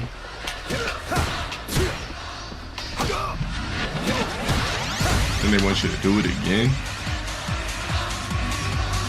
A man that doesn't hit the gym daily or weekly, you can't speak to me. On top of that, if you're not properly groomed, you can't speak to me. On top of that, if your voice box and vocal cords never deepen, you can't speak to me. If you're still rocking a goatee in 2023, you can't speak to me. If you're 5 foot something, you can't speak to me. What? Whoa, whoa, whoa, whoa, whoa. That's a lot to unpack right there. That was a ton. Why do you care about someone's personal grooming or facial hair? What does that have to do with anything, and why does that matter to you? He says, if you're 5 foot something, don't speak to me. I'm literally like 5'11" and a half. Technically, I'm 5'11", right? So I'm what, half an inch below 6 feet? What did he say, the midget? You mustn't call him a midget. He's a midget. A tiny midget. What are you talking about? Like, huh? What? This is very confusing to me now, all right? First of all, my comments about the man were about his stream, right? And about his ranking in Street Fighter 6, correct?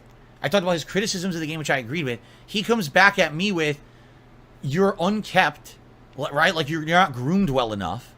You have, you know, you don't work out. You don't have a. I don't like your facial hair, and you're short. You need to pristine for your audience. You can't fucking speak to me. Wait. What? If I didn't upgrade my camera quality to pristine, you can't speak to me.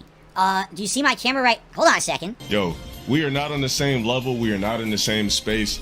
I'm low tier god. I don't even know what the fuck a DSP is, bro. Stop trying to push that narrative. If I was him, I would literally focus on trying to rebuild my brand. Like, hit the gym, get hair transplant surgery, or wear hats 24/7 on stream. Stop wearing a pussy face goatee. Like, you know what a goatee looks like on people?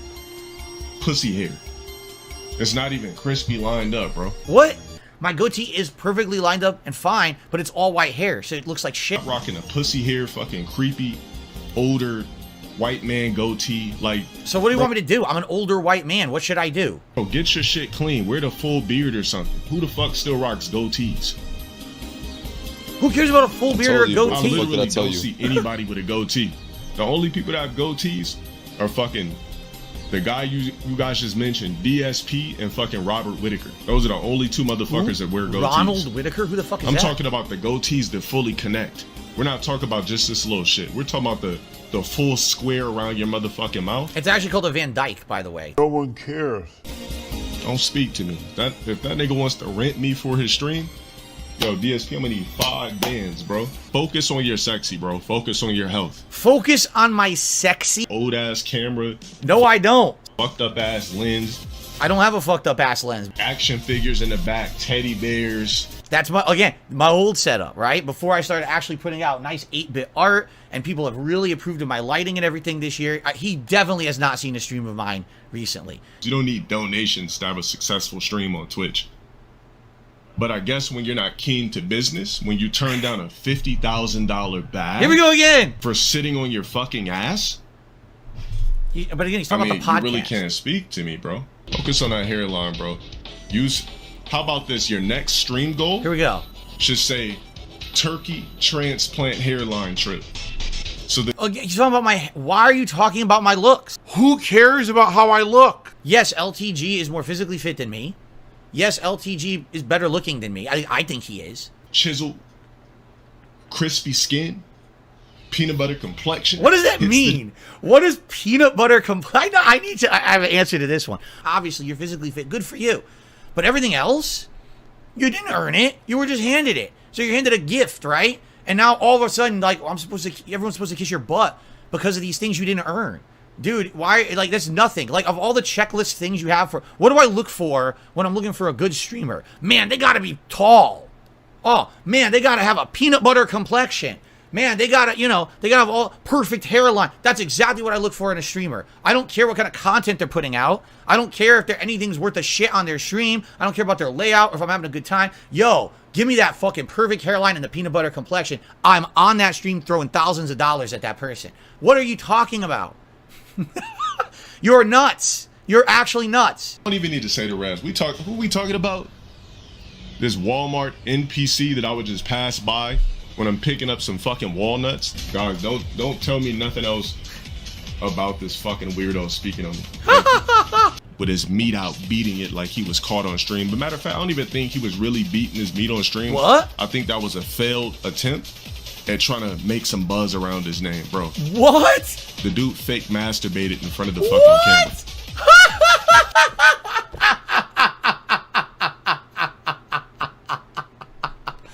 Yes. Oh, I'm glad I played it to the end. We almost missed it because I thought we were done. We almost missed it. Yes, I fake masturbated. Really, what would the benefit have been? If I'd reacted to it wrong, that would have been the end of me on the internet, right? Now imagine if I had completely, utterly, 100% said it never happened, right? Or that would have been nuts. Like, you know what I'm saying? Like, when shit like that happens, I'm gonna fess up to it. It's public. It's right there. I'm not stupid, right? Like, that literally could have been the end of everything, right? What dude does this when they're masturbating?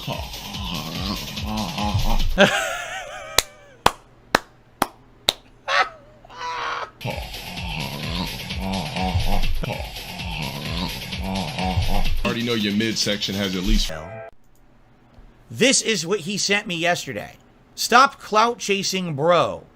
If you want to play me.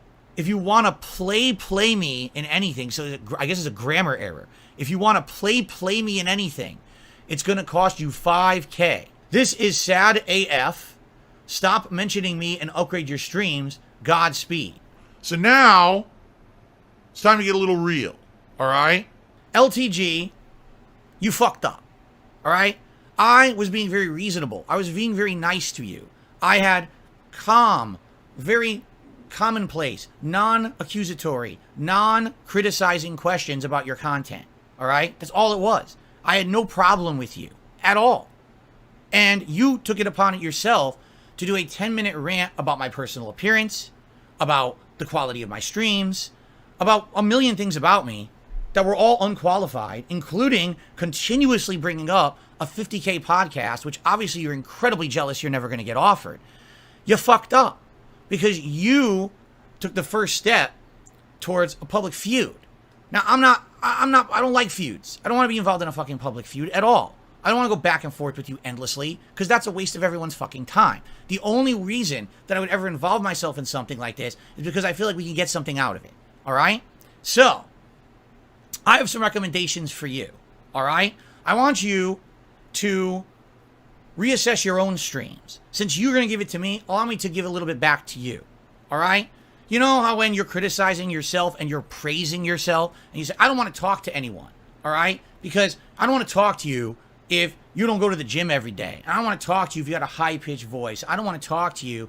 If you're going to criticize people, all right, at least use proper, like descriptive adjectives. Use proper vocabulary. For example, something was nagging me yesterday. After I watched your video, all right, your 10-minute rant against my looks, something just kept nagging me badly. And it was just the references you were making. peanut butter complexion. You actually kept saying peanut butter complexion against yourself like it's something positive, okay? Do you know what peanut butter is? You understand what it is?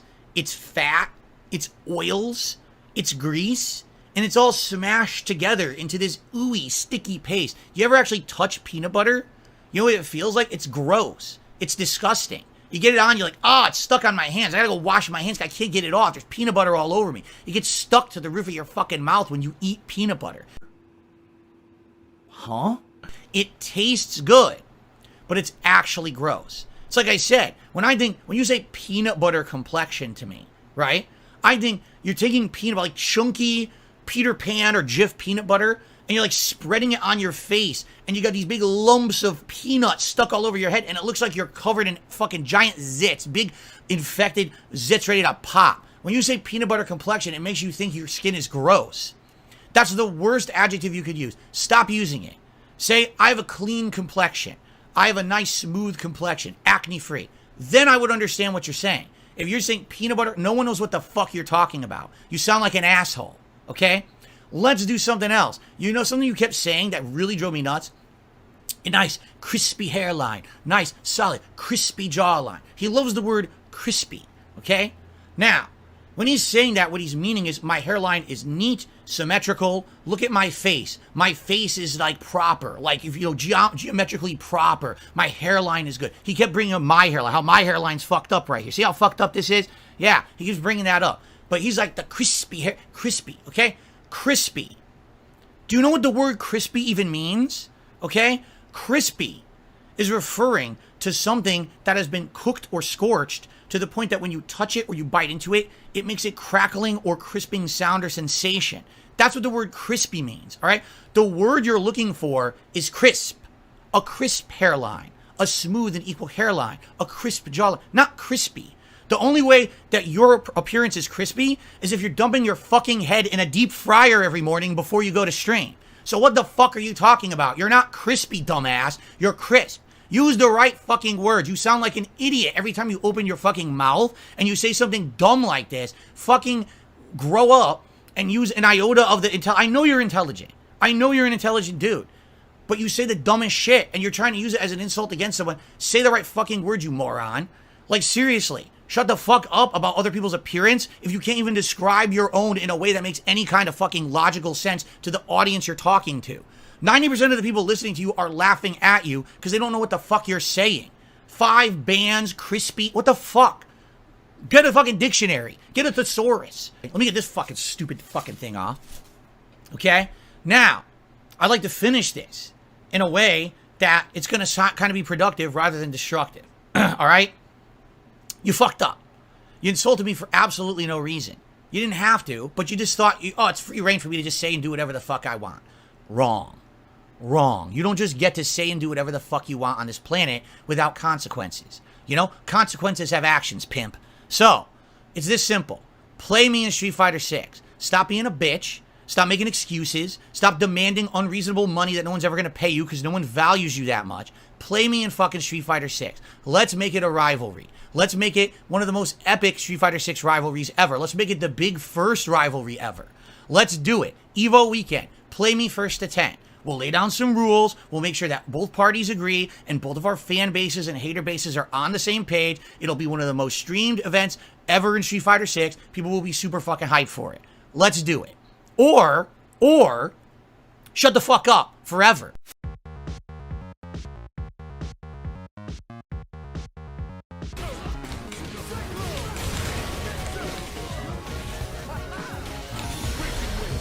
Like that. Well, I do wonder, like, it's probably, hey, look at this gamer. It's probably supposed to be that you get, what's it called? You get the follow-up when you, whatever it's called, right? You get the follow-up when,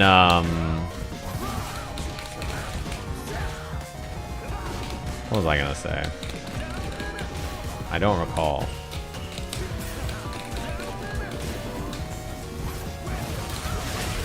You get the follow-up when you do the charge fireball, but like charge fireball is probably supposed to do a lot of damage, right? Like, I imagine that they want that to be your big starter. So like this doing a lot of damage is like not unusual to me. Like, is that really supposed to be a bad thing? I don't know. Like, is it like bad that he gets a lot of damage off skilled, whatever it's called, starter? What's nice? Oh, I could have killed there, huh?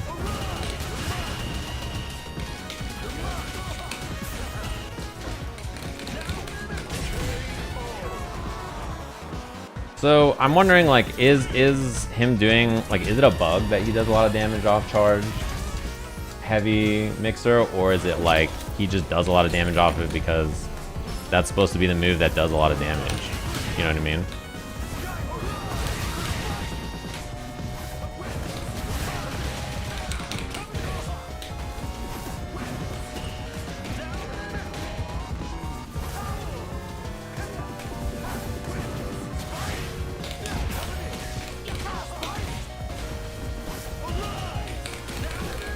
My guess is it's like actually just supposed to be a lot of damage. I don't know. I could be wrong. I feel like if you get hit by fully charged whirlwind shot, the damage should be high probably, right?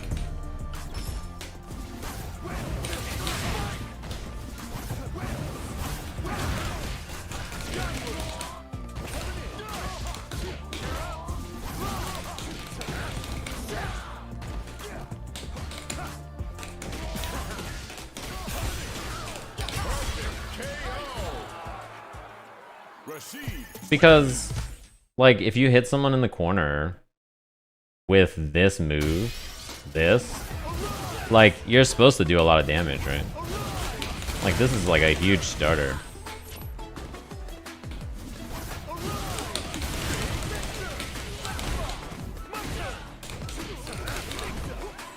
I don't know. Am I wrong? There was nothing he could do. Yeah. It's too bad.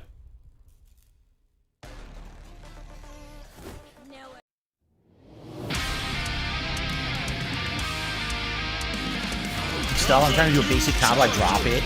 Like, laying. I have no idea what to do in the corner effectively yet. His name is Marty Mixer.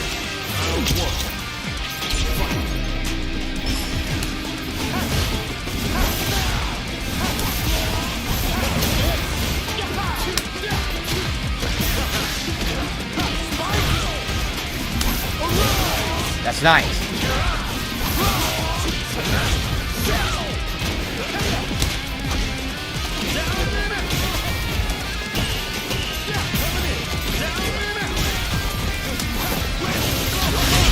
So he stands, when he knocks you down, he stands, he charges the tornado, it locks you in place. That's pretty good. That's what I wanted. Wow. Completely wrong move. Oh, he kicked through my anti-air. I did anti-air. Nothing.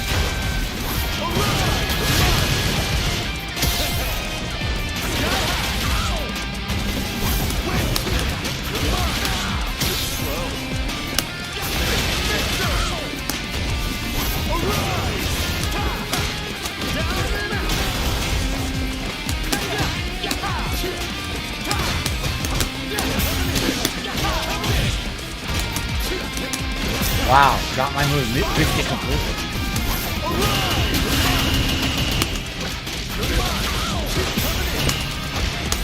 I tried to do OD spinning mixer and he stuffed it with the jab. I'm serious. So either it didn't come out or it sucks. So either it didn't come out or it completely sucks. I think I'm just platinum 1 star, right?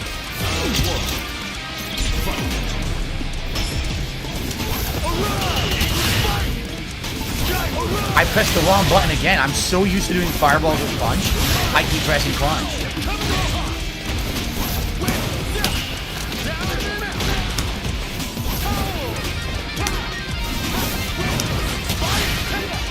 Wow.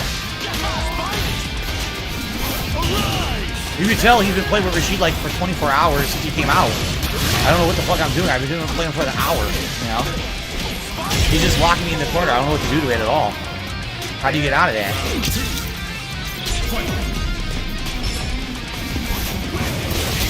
Aim and block.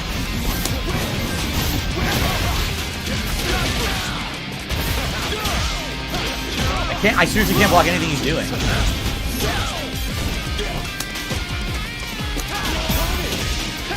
I literally can't block anything he's doing because I've never seen it before. So it's like mix-ups and shit, and I don't even know what it is. I don't know what any of those attacks are. Like, okay. We learned nothing today. Nothing. It's just, what I learned is that Eve sucks. It sucks that I did so well last time getting through the platinum ranks, and now that I'm up here trying to get to diamond, it's like everyone knows exactly what to do to stop every strategy you have with it. They all just stuff everything. There's no way to win anything with Zangief.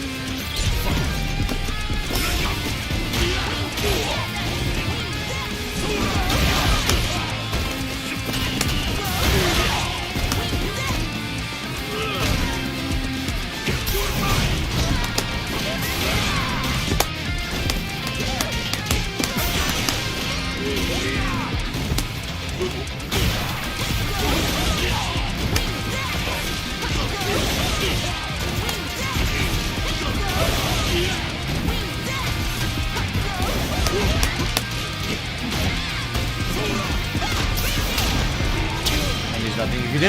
Eve has no way to get out of that. I have nothing. Literally nothing to get out of that.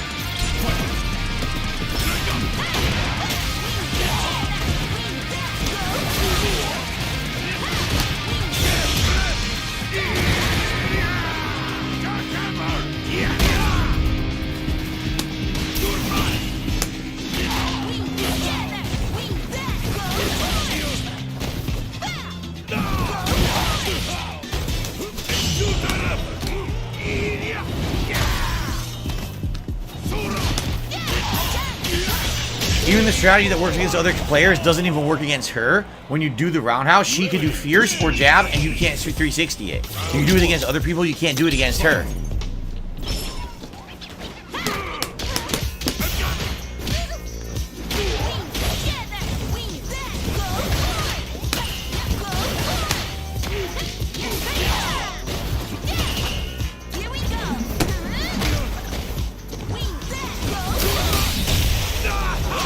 Oh, yes.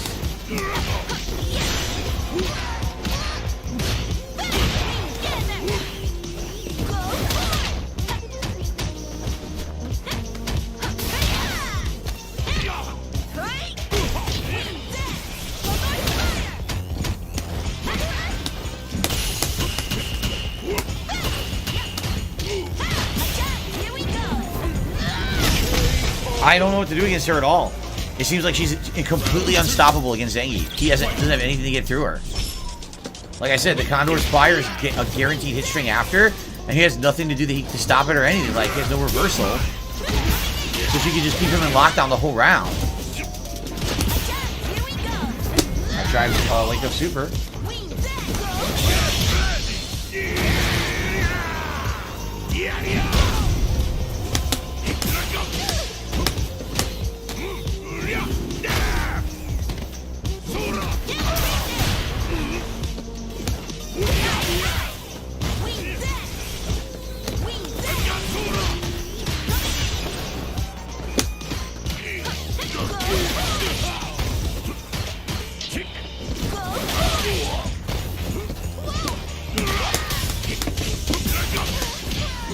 That shouldn't have comboed. I don't think. I think she didn't block.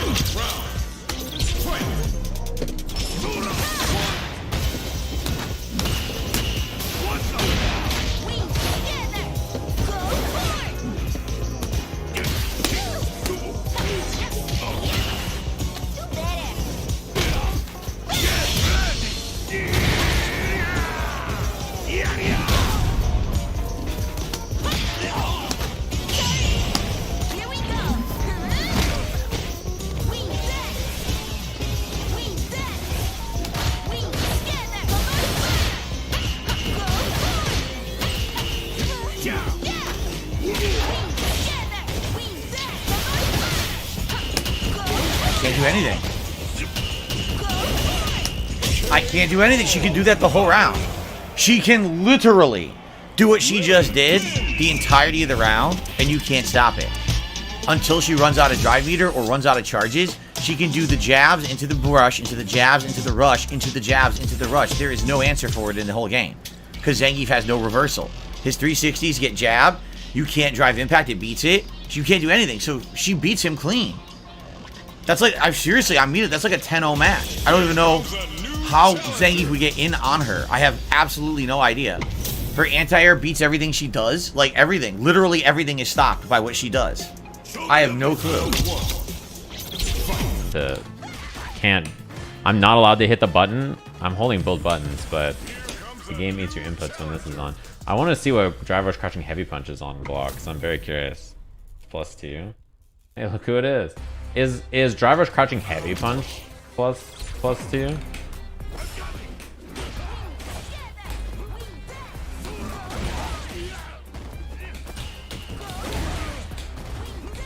Oh, I was plus there, but I missed it.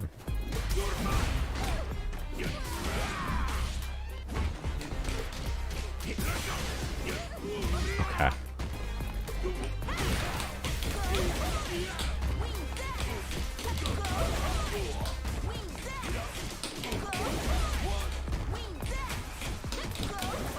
I can't believe that's jumpable.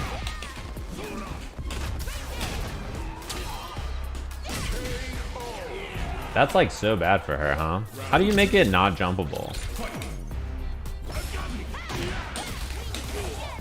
Or is there nothing you can do about that? Oh, fuck. Light Kick Spire? I think Light Kick Spire still has a gap though, right?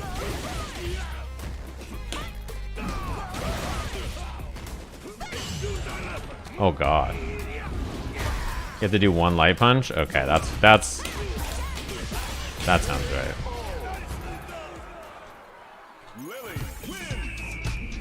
I was like, how do I make it not have a gap? Is he gonna drive rush around start again? No. I was too late.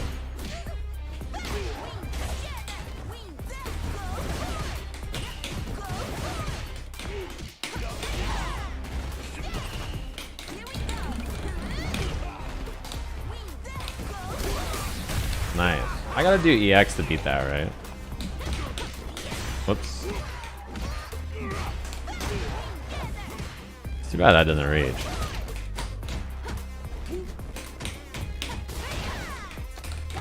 I don't even think that's plus.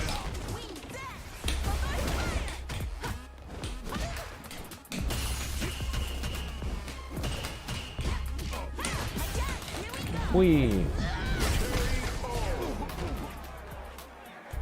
Yeah, I actually think DSP is the only person who rematched me when I was playing Rashid. I think that's true.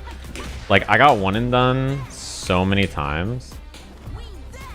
And he actually played me for both games. Which is really funny, because, like, most people did not. Like, almost every Rashid set, oh, fuck, was a one and done. I don't really know why. Nice. Of all the characters I've ever played, he's had the worst problems of that, I think. He like never got rematched, basically. Oh, I missed command grab.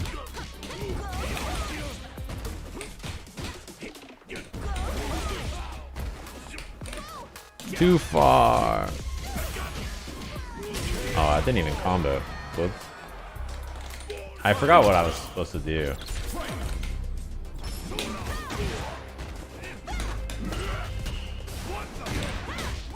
Oops, that doesn't work.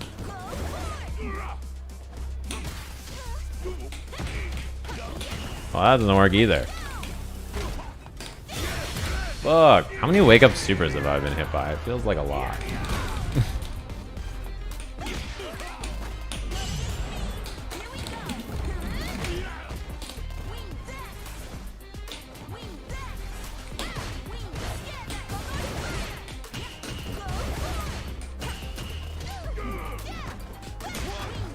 Oh, whoops, I could have killed.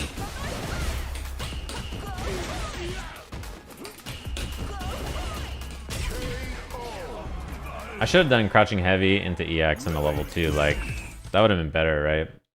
Just doing this into this. I keep forgetting that that's a thing, and it works from really far.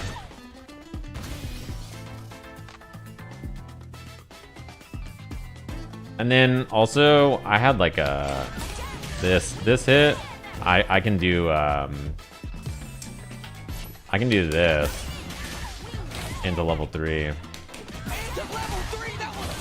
Right. What up, Sinister Hipster?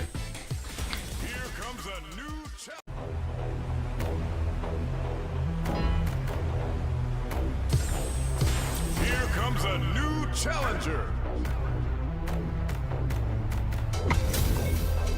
Opening that Uber Eats? Yeah, well, no.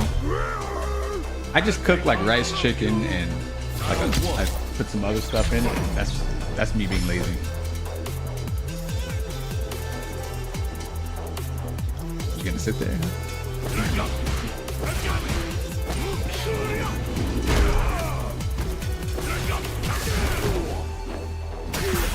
How did you scratch me? Yo, that button is actually in. Oh, I did not even do that. Like, I knew it. Sneaky.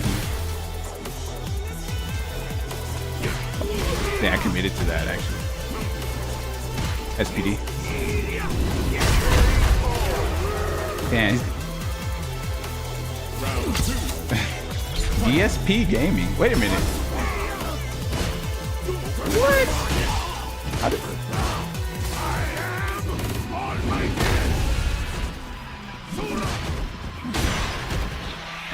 Oh man. Oh fuck.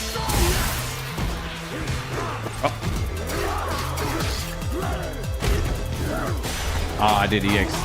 There it is.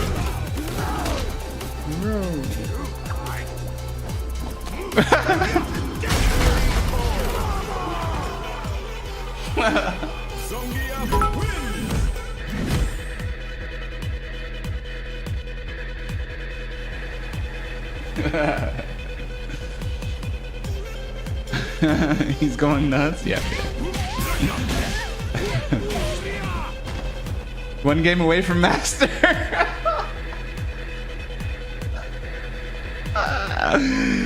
Oh no.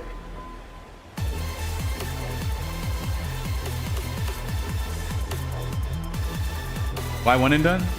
I don't get points for playing against diamond players. So I just tend to play one match.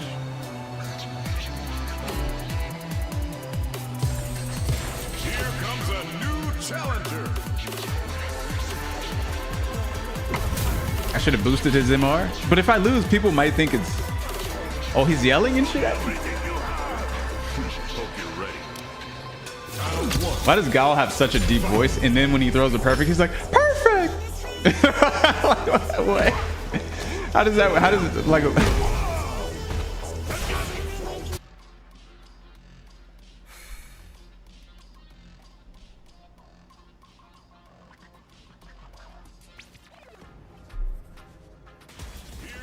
No! No, not a laggy Zangief. Anything but this. Anything. A master. It's Snake Eyes! It's the best fucking Zangief in the game. They're probably playing Snake Eyes, dude. He's the best Zangief in the fucking world. No. No. Don't do it. No, Snake Eyes, no. Don't do it to me. Don't do it to me. The best Zangief in the world, no. Oh, no. Oh, no. That's terrible. This is atrocious. I'm so fucked, dude. I have no hope.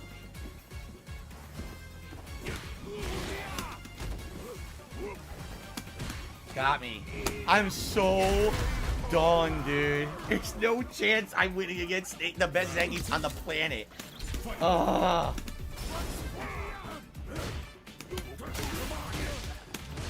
Dropped my combo. Oh. Wow. Whoa! Holy shit.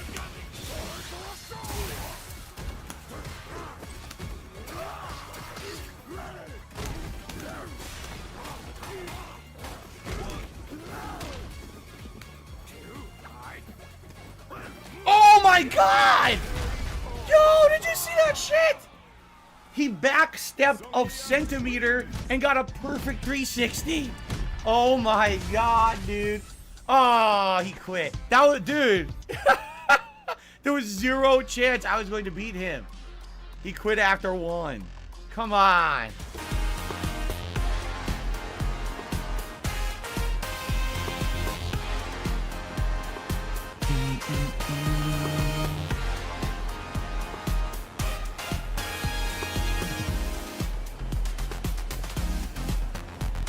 Wait, his name actually stands for Darkside Phil? I did not know that.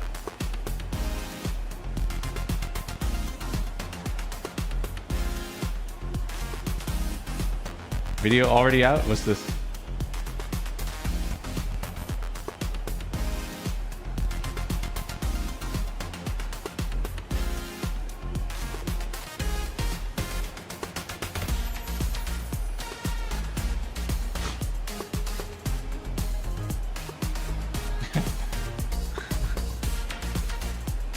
Oh my god.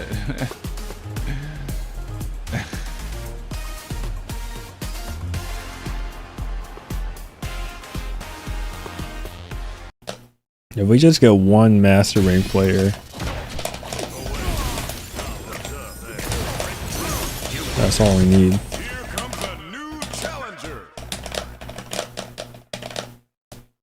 Just one Master Rank. DSP Gaming.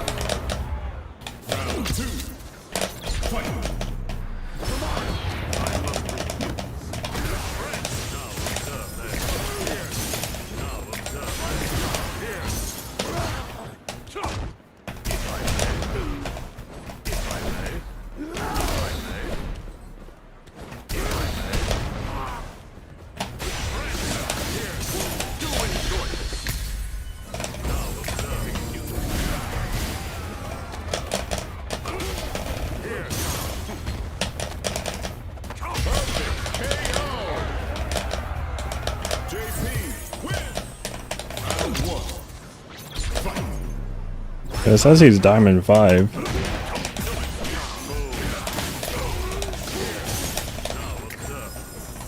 That's what it says on my screen. I wish you were Master.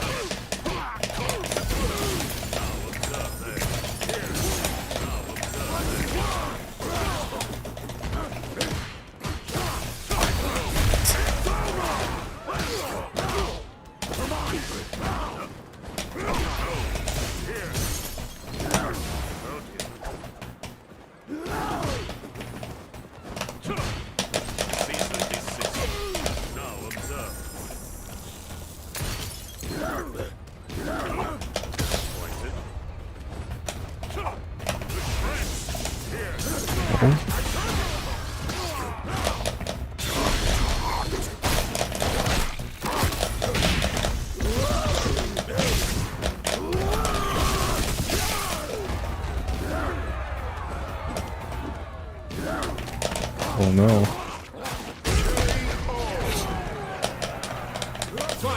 Yeah, where did you guys all come from? Wow.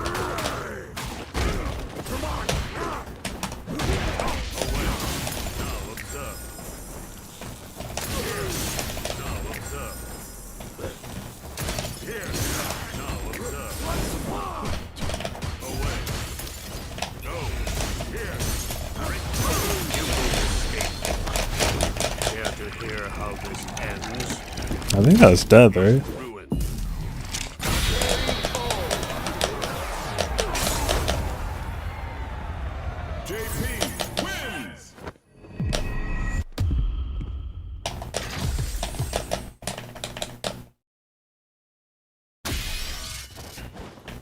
Tournaments recently. 20 win streak this guy has. Holy shit.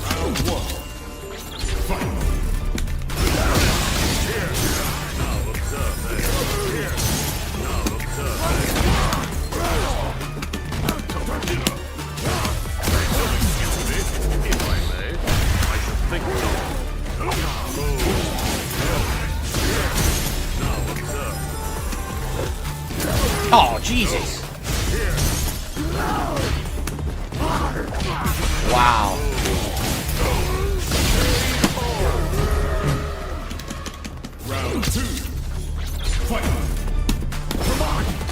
Oh, sure. Never seen that one before. Why is it stuck? Every move I do gets stuffed now, pretty much.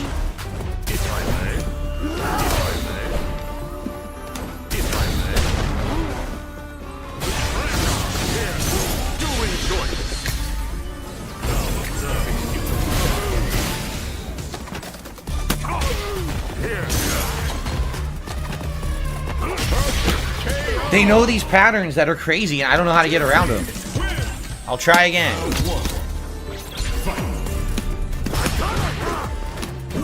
Jumped the last possible second he got out of it.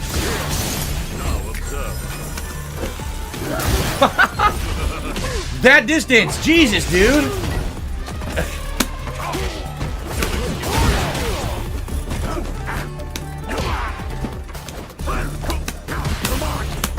Yeesh. Stuff my short. He basically knows exactly what to do to interrupt a Blanca ball. So I can't Blanca ball to him ever.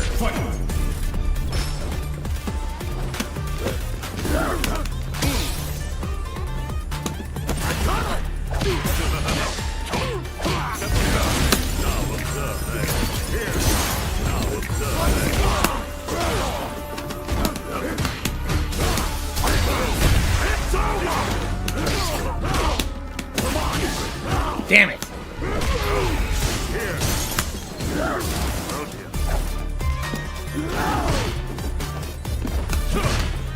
Cease and desist.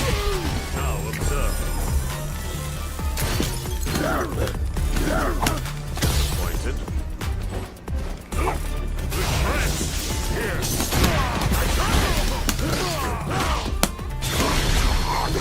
Not gonna die. Not gonna die. And he has a level 3.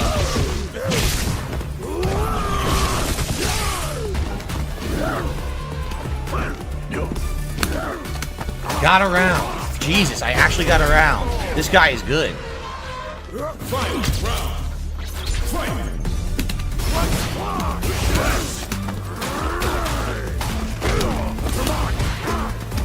He never falls for that. He gets out of it every time, man.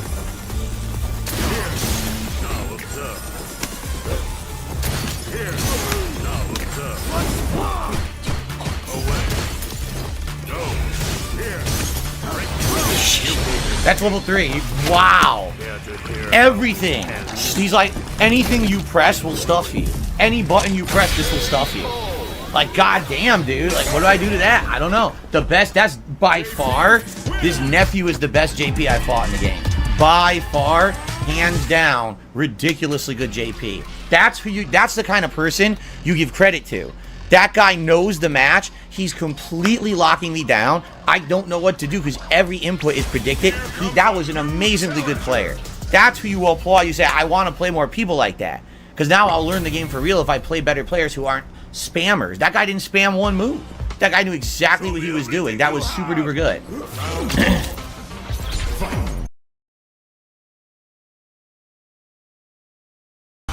Look at the damage he just got.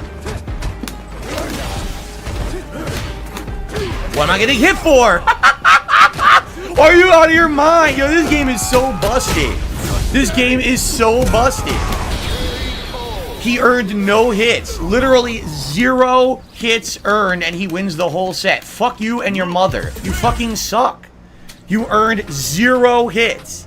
You just pressed buttons, and they randomly counter hit me. Every time he pressed a button, it somehow counter hit what I did. He didn't know what I was doing. He's just pressing high priority buttons.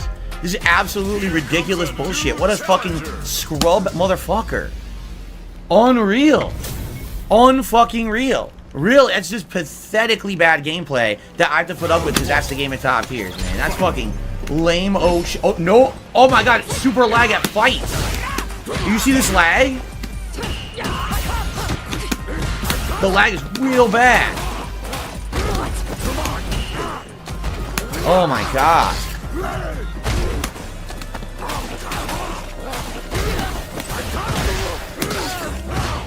Combo drops in lag, so now look what she gets. What does she earn there? Nothing. This is so dumb. So far, she's earned no hits this round. Look at my energy. She earned 0 fucking hits. 0! Because the lag spike makes my combo drop. Fuck this. Fuck this laggy bullshit. Huh? Why?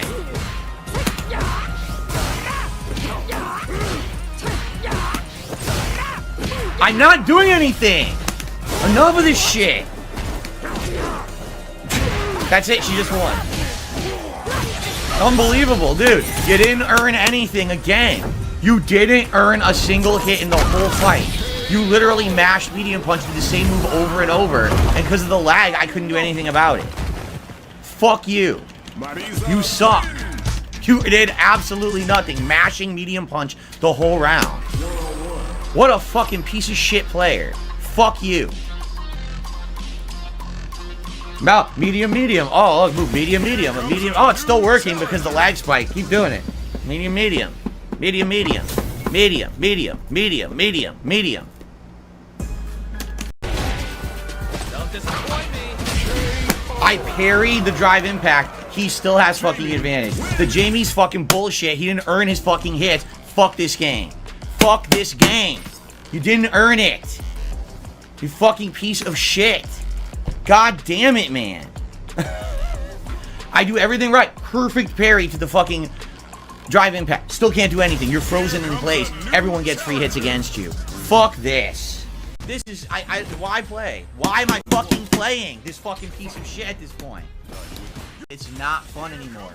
There's 0 fun to this gameplay. 0 fun.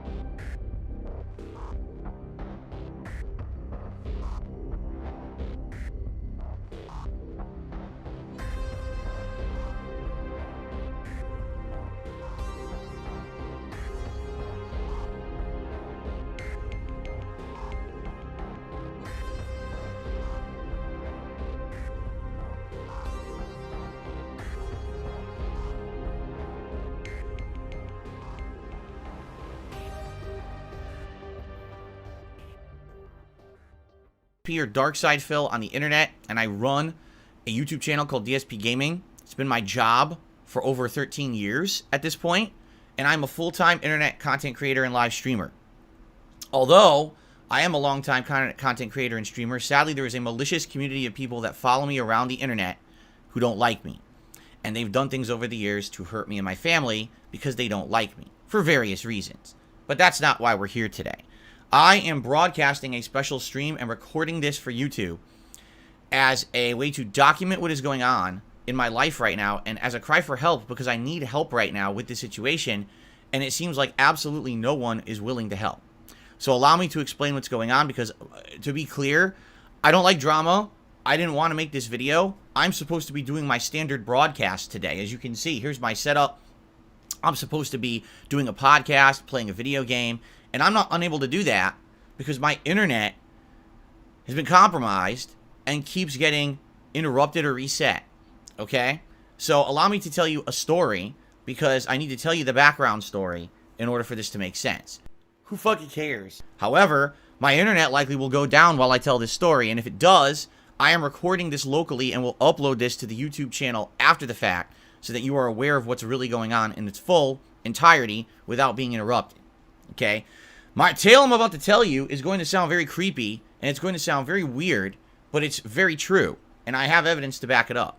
Okay? So, over the years, as I have been a live streamer, you know, here on YouTube, as I said, there's certain people who don't like me for various different reasons, and we're not here to discuss that. What we're here to discuss is what I've been through. Because over the years, on and off, I have had internet issues. My internet all of a sudden resetting and going down out of nowhere. Things being messed up in my modem. And there's been multiple times over the years where I've had to involve my ISP, who is Comcast. Now, Comcast is the parent company. They have divisions. Xfinity is the division that is for residential service, but I have 2 business line internets in my home. Okay? So I deal with the Comcast business portion of them. I don't deal with anything Xfinity whatsoever. So if I have a problem, I have to call Comcast business customer support and go through that process. All right? Now, they're a little different. They have 24/7 support, but if you call after hours, you end up talking with someone who's across the globe, who doesn't have the same access and or power to do things as if you call during business hours. So technically, even though they have 24/7 support, if you call after normal, like, office hours, they can't help you with anything. Okay? They just, okay, well, tomorrow something will happen, right? So anyway, there's been many times in the 9.5 years now that I've had Comcast business where something's going on with my internet and we can't figure out what the deal is. Is there something in the lines? Is there some malicious activity going on? You know, most of the time what ends up happening is a tech comes out to the house. They look at the modem. They look at everything. They can't really figure anything out. A lot of the times we just do like a hard modem swap and it fixes the issue. Or we think it does. Okay? I have not had any consistent internet issues in a while. So, you know.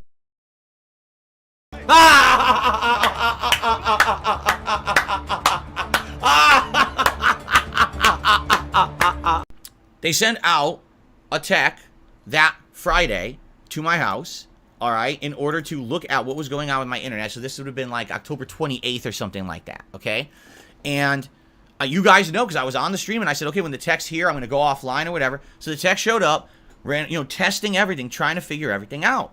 He's like, there's nothing wrong with the lines. There is nothing wrong with your modem.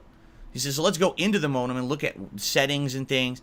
And he goes in there, and he's like, what, you know, what is all this? Like, do you know what any of this stuff is? And I'm like, I don't know what this stuff is.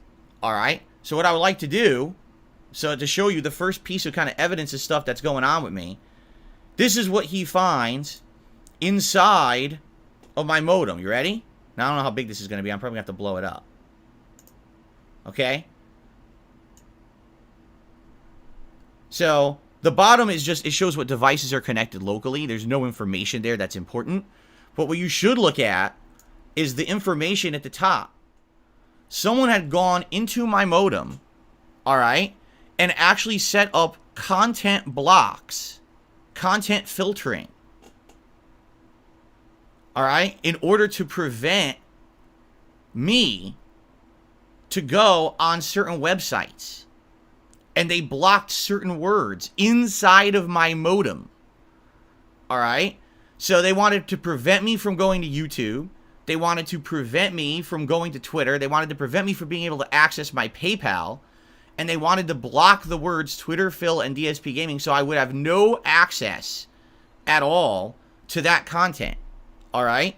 So, I mean, of course this was confusing. Here I'm thinking my internet's going down. It's not. Someone actually went into my modem and changed the settings, unbeknownst to me, without my permission, to filter content. Okay? And you might say, well, that's creepy. Yeah, it is. Because you got to wonder who has access to the modem. Burn in hell, Burnell. And I'm going to burn in hell for the rest of eternity because of it. You can't change who you are, I guess. Well, when you think about it, who would? Me? Or my ISP, Comcast? That's it. There's literally no other way that you can get into that modem. All right? No way. And the thing is that you could argue, well, maybe you've had that modem for so long, someone got the information. No, I've swapped modems multiple times and everything, right? No. And so I went ahead with that Comcast tech, and we looked at the logs, and in the logs, it says right in the logs of that modem, it is a Comcast employee that logged into the modem and made those changes. It says it right there. It doesn't say customer login or anything. It says their own rep login. They did it. Okay?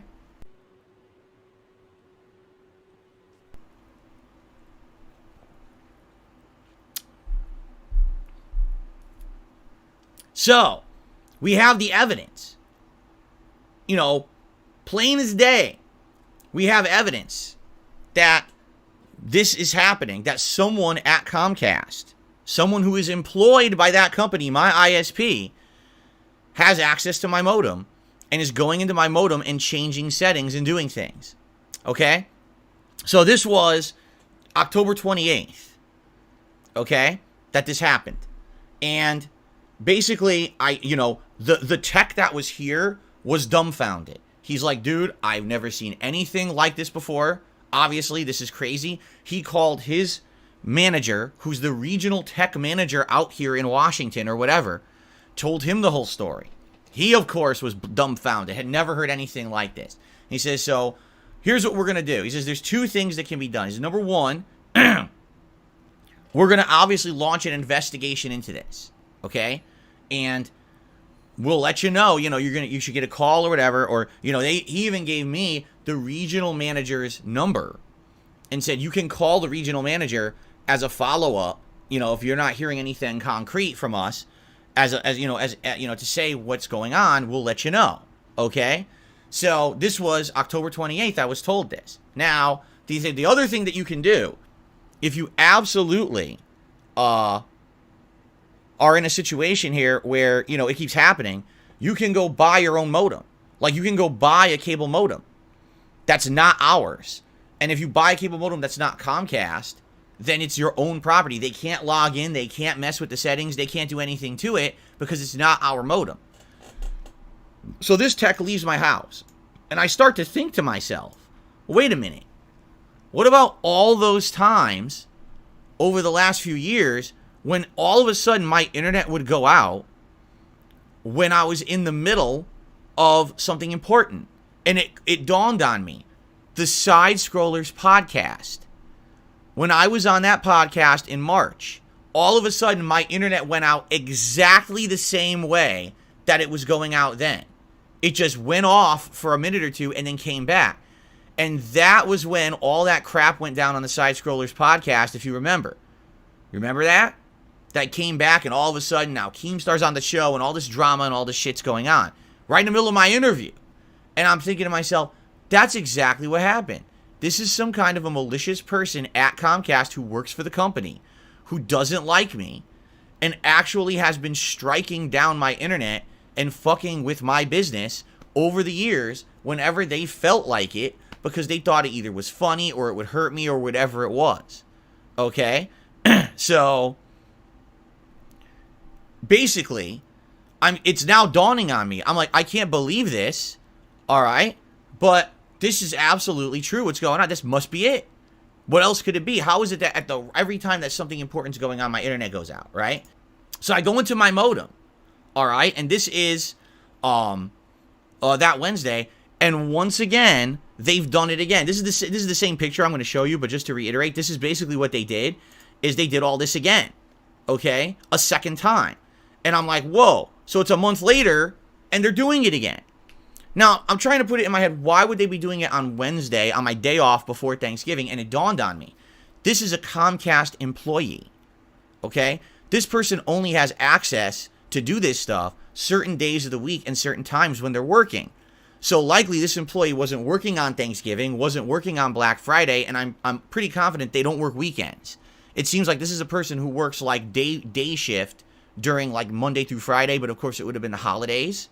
So it would have, you know, they wouldn't have had access. And what I'm thinking is they know I'm going to do a Thanksgiving Day stream. They know I'm going to do a Black Friday marathon. So they're going to put this in place and try to screw up my internet the day before all that, before they're out of the office. We're like, wow, that guy's a real piece of shit. I'm thinking in my head, that's probably what it was. They want to do it out the wall. Okay.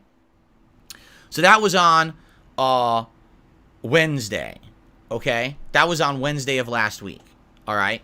So as you know, I streamed all week, no problems. Okay. No problems at all. All weekend, everything's fine. Thursday, Friday, Saturday, Sunday. Yesterday, Monday. So think of it. Person works at Comcast. They're only working weekdays, but they had a holiday weekend. Monday, when they would have been back in the office, the crap hits the fan. Okay? I mean, this is like, now we're getting really effing serious, because now, are you ready for this? What happened? Okay, I'm going to tell you what happened. All right? You ready for this? First of all, this happened.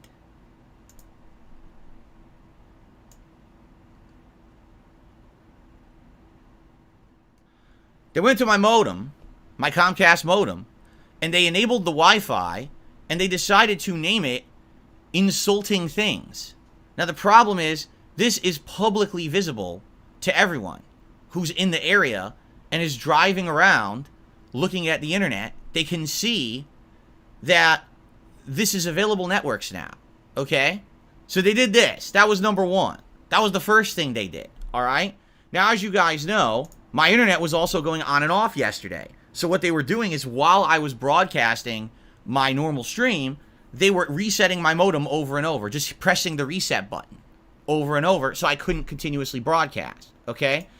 So if you didn't notice, I started to ignore them. I was like, listen, if we can't keep, you know, streaming a game, then maybe what we'll do is we'll play something different. We'll do, like, I have to finish a game. I have a lingering game going on right now, and I'm like, maybe we can do the final hour of that, and even if the internet goes out, no big deal. It's only an hour, you know. So I guess that pissed the person off, because the person's like, wow, Phil's really not giving me any attention.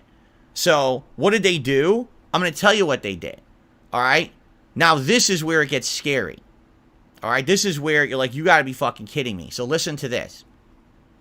Since they weren't getting any attention logging into my modem and screwing with my internet, they logged into my business account itself, meaning all of the information that you have in your business account, including your name, your address, your phone number, your email addresses, your payment information, and all of that, your modem information. It's all listed in there, okay? They proceeded to not only go into there and mess with all of my information, which is against the law, by the way. You cannot do that. They also, get this, without my permission, took money away from me and made a payment towards my Comcast internet bill for hundreds and hundreds of dollars. That's fraud. That is identity theft and fraud. You cannot do that. That is a crime. That's not, oh, I'm messing with someone's internet. That's an actual serious crime. Okay? You cannot fuck around like that. And this person thinks at this point they can get away with anything. Mark my fucking words. I'm coming for you. I'm gonna find out who the fuck you are. You motherfucker. Okay? Because they've been doing it now for how many years? It's been a month since the October incident. Comcast has done absolutely nothing about it, right? So there you have it, okay? Now, before you say, well, what evidence do you have? Well, I'm not going to show you my payment information, and I'm certainly not going to show you anything that's private, but what I will show you is what they did to my account. Would you like to see? So they logged into my account, and they changed the name on the account. They changed the email on the account. They basically changed everything, okay? So there you go. All this information was changed to be trollish information, okay?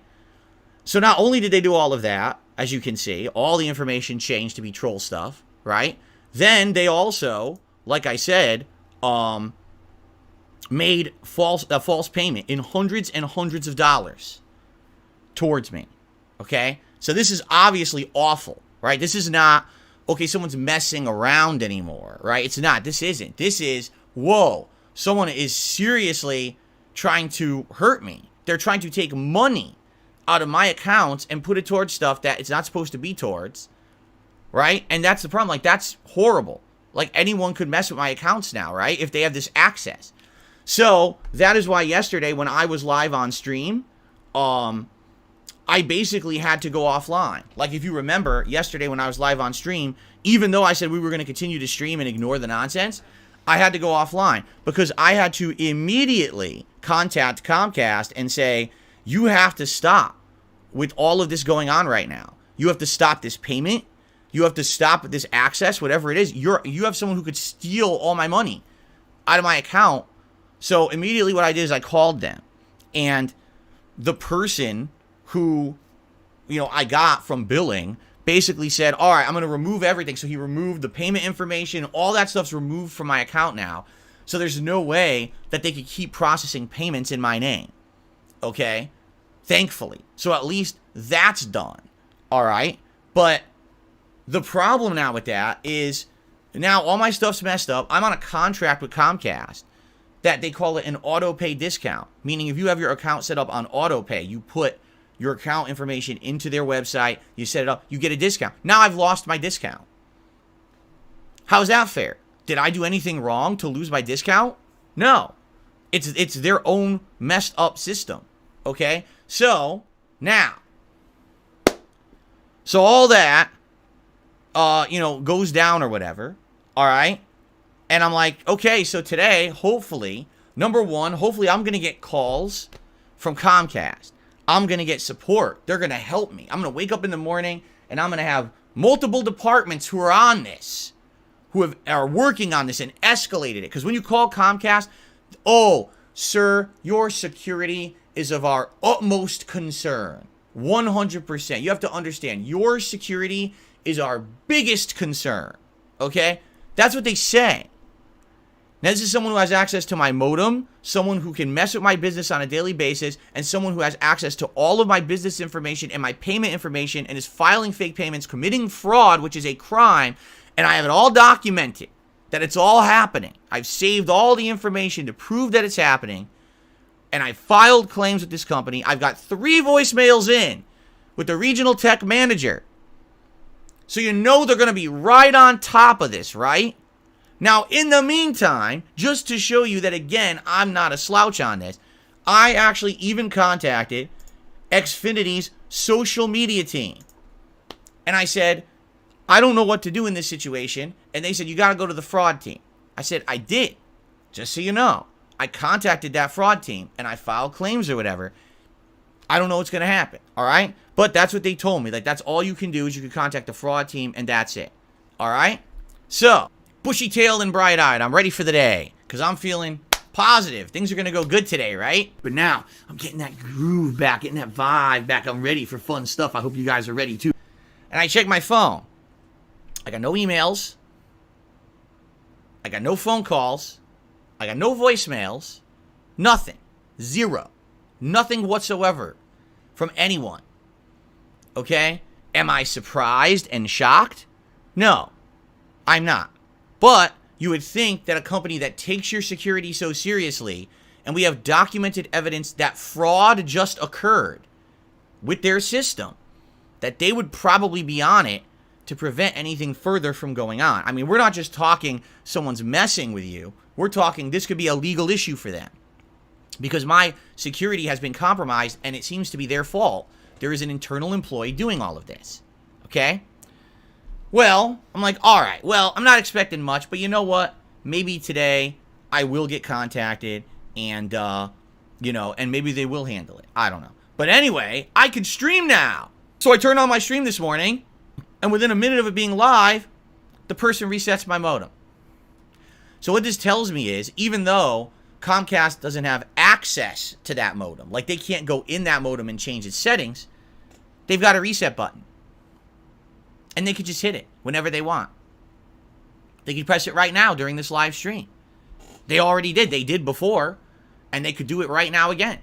That they have the ability to do this whenever they want, okay? Which is absolutely stupid because it's not their property. I didn't give Comcast permission to mess with my equipment. So what gives them the right to do that, right? I didn't ever give them the right to do that. You know what I mean? So they shouldn't have that access. And according to the tech that was at my house in October, they shouldn't have had access. But apparently they at least have the ability to reset the modem. Because that's what they've been doing. They did it multiple times this morning when I was just turning the stream on. And I'm like, so I can't work. So I cannot do a live stream of gameplay. I cannot do a podcast. At any point during any stream, they could just keep hitting the reset button like this, right? So, I mean, I'm going to be honest here. I got a few questions for Comcast, and I would love to get answers on this. Number one, how do you have a company, all right, where you have employees that you don't monitor what they're doing? You don't have any audits of employee activity to see that there's no malicious stuff going on? What level of power are you giving your employees that they can log into modems, change settings, log into business accounts, see all the data, change all the data without permission? That's the other thing. There's no levels to prevent any of this. Apparently, they give their employees an insane amount of freedom. Okay? And the funny part is, like I said, this is proven, because some people are saying dumb stuff in the chat. It's a hacker. No. The tech looked at this modem when they were here in October and said, no, this right here shows this is an employee login. He says there's different. He says if it was a customer login or, you know, if you see different levels of login, he says this is an employee login. That's what that is. It shows it right there. That's the...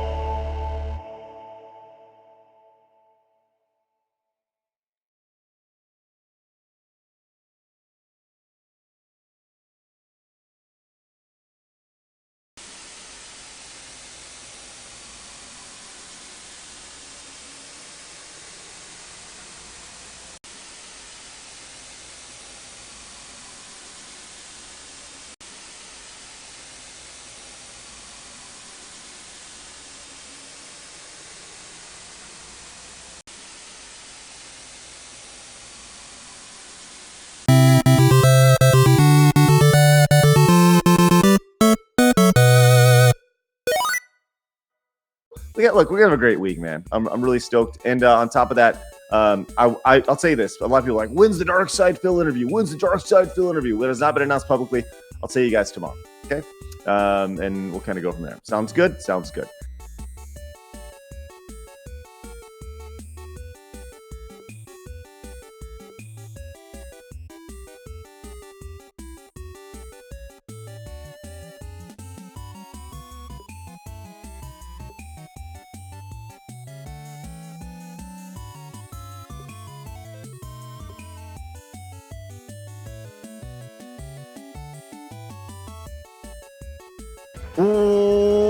Welcome on out to Side Scrollers on YouTube.com. What's going on, everybody? Hey, I'm Stuttering Craig. Welcome to the #1 gaming and entertainment podcast on planet Earth, Side Scrollers. Big show today, huh? Hey, everybody, great to see you. Joining us, as always, not Travis Keys. Travis is going to be manning up on the chat today because we know the chat is going to be super busy. Blabs will also be hailing up on social media. So big ups to Blabs and big ups to Travs for doing that. But joining us as always, Mr. Freeze, the greatest gamer in the room. It's Adam Krigler. Hello, Adam. I'm never gonna live that Mr. Freeze down, but I kind of like it actually. I gotta learn all of Arnold's really cheesy puns from that movie, so I can drop those periodically throughout the episodes. I think that'd really endear you to all those who love the freezing aspect of you, for sure. So. I can't believe I'm still freezing. Anyway, we have an additional guest too. It looks like in your lap. Yeah, this is Osiris. He's hanging out. Say hi, buddy. He's like, no, I'm trying to chill. All right, and he's chilling. Today's show is obviously a little bit different. Usually we kind of talk news and we talk about fun stuff. Today we're diving in deep with, I guess some would say, the most hated man on the internet. We are doing an interview format, and this is something that was not meant to happen when initially asked to bring Phil on the show, but it's quickly morphed into that. We are going to do our best today. We know there's a lot of questions and comments and concerns, and we're going to touch them all because we've been assured that nothing is off the table today, and we're going to go for as long as we need to go for everyone to feel as good as you can possibly feel, which is next to impossible because we can solve cancer. We can cure cancer today and find out who shot JFK, and it still won't be good enough for some people. And you know what? The CIA. Easy. Sorry. I'm good. Established. But with all that said, we're going to go today, and I'm looking forward to diving in deep. And so I guess with all that said, let's get into this. I'm excited to bring on Dark Side Phil. Phil, how are you? Holy crap. Phil, the camera's on now. You guys actually did it. I'm on We the did show. what? I'm on the You show. did it. I mean, Wait, you guys is he here? Listen. You guys, I can't hear you. Run. I can't hear you. Hello? I'm just joking. I can hear you. You Nice. guys have had a good run. You've been going for a month. I've watched every episode. It's a great show. However, you made the big mistake of having me on your show. As of today, March 16th, you guys are officially canceled. I'm sorry. Well, let's get into this, man. I'm excited to have you on. I think this is going to be a really telling, hour, 2 hours, whatever it may be, 3 hours, 12 hours, 6 days, however long it may be. So I was told pretty much after we announced this that you were coming on the show. I was told that you should not come on. I was told not to interview you. Why do you think that is? Well, I mean, considering the fact that the name of the show is, possibly the most hated guy on the internet, I don't think it's rocket science. People don't like me for various different reasons. And, they come at me with so many accusations, so many crazy conspiracy theories. And I'm just a small time guy trying to make content on the internet and make a living doing it and loving the interaction I have with my little audience. And every time that I address it, any of the stuff that they say about me, it's completely counterproductive. It doesn't help anything. It just exacerbates worse. So why have me on a show when people feel like all I'm going to do is not answer the questions you're going to ask me, not provide any additional information to things I've already said? People think I'm just going to be here for a fluff piece or something. Like you guys are going to kiss my butt for 2 hours or so. I don't think so. I think this is an opportunity for me to come on a show and be honest, transparent as much as I can. Again, I've already said this up front. I got to protect my family. I got to protect my business. I can't be showing ridiculous personal information about any of that. But at the same time, the reason that I feel this interview will be different from what they're expecting is because I am going to be an open book. On my streams, I try to curtail the nonsense. My viewers are not there to hear me talk about my bankruptcy.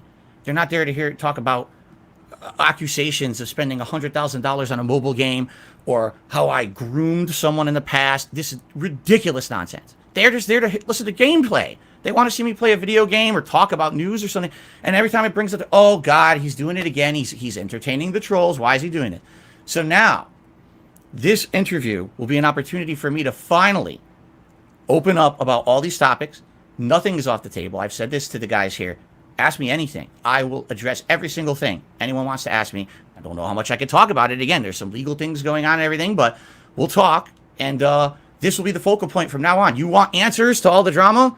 Watch Side Scrollers from March 16, 2023. Phil addressed it. And if you don't believe him, that's okay. It's everyone's subjective ability to judge whether or not someone's being truthful or not, right? So you can't make someone believe you. But at least we'll have one situation where I sat down, I answered every question that you threw at me, and even if you don't ask certain questions, I'm probably going to bring up topics that I know people want answers to, so that way it's all out there, and then we can just move on. I don't want to have this crap on my content anymore. I just want to move on with my community and breathe a sigh of relief after today, and I'm hoping that some closure will come out of this.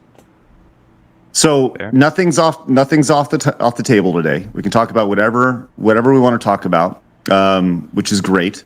The questions that I'm going to ask today, they're a good mix of questions that have been on the internet. They've been questions that I want to know. There's questions that some of your biggest detractors have asked me to ask you. So they're and I think that's important. I want to get all sides of this. I have tried to change and do better things and make more laid back content. You watch my content today, way less of that rage kind of stuff, way more chill content, interactive stuff, meaningful content with my viewers, I feel. But the stigma remains. Well, let's talk about something real quick that can add to that stigma, right? And I think this is important. You said the light bulb went off, about a year ago. You got to change. You changed your background and stuff. But I want to bring up, there's still jokes that are made that that don't necessarily they don't fit today. And I want to play one for you really quick and just kind of get your reaction to this. Okay, so this is yeah. So you know where this is going, and I want to watch this so we all understand what's going on here. Make this quick.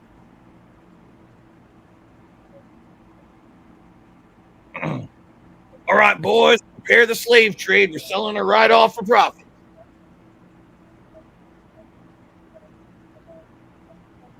You know how much I love you, right? Oh, all the way to now.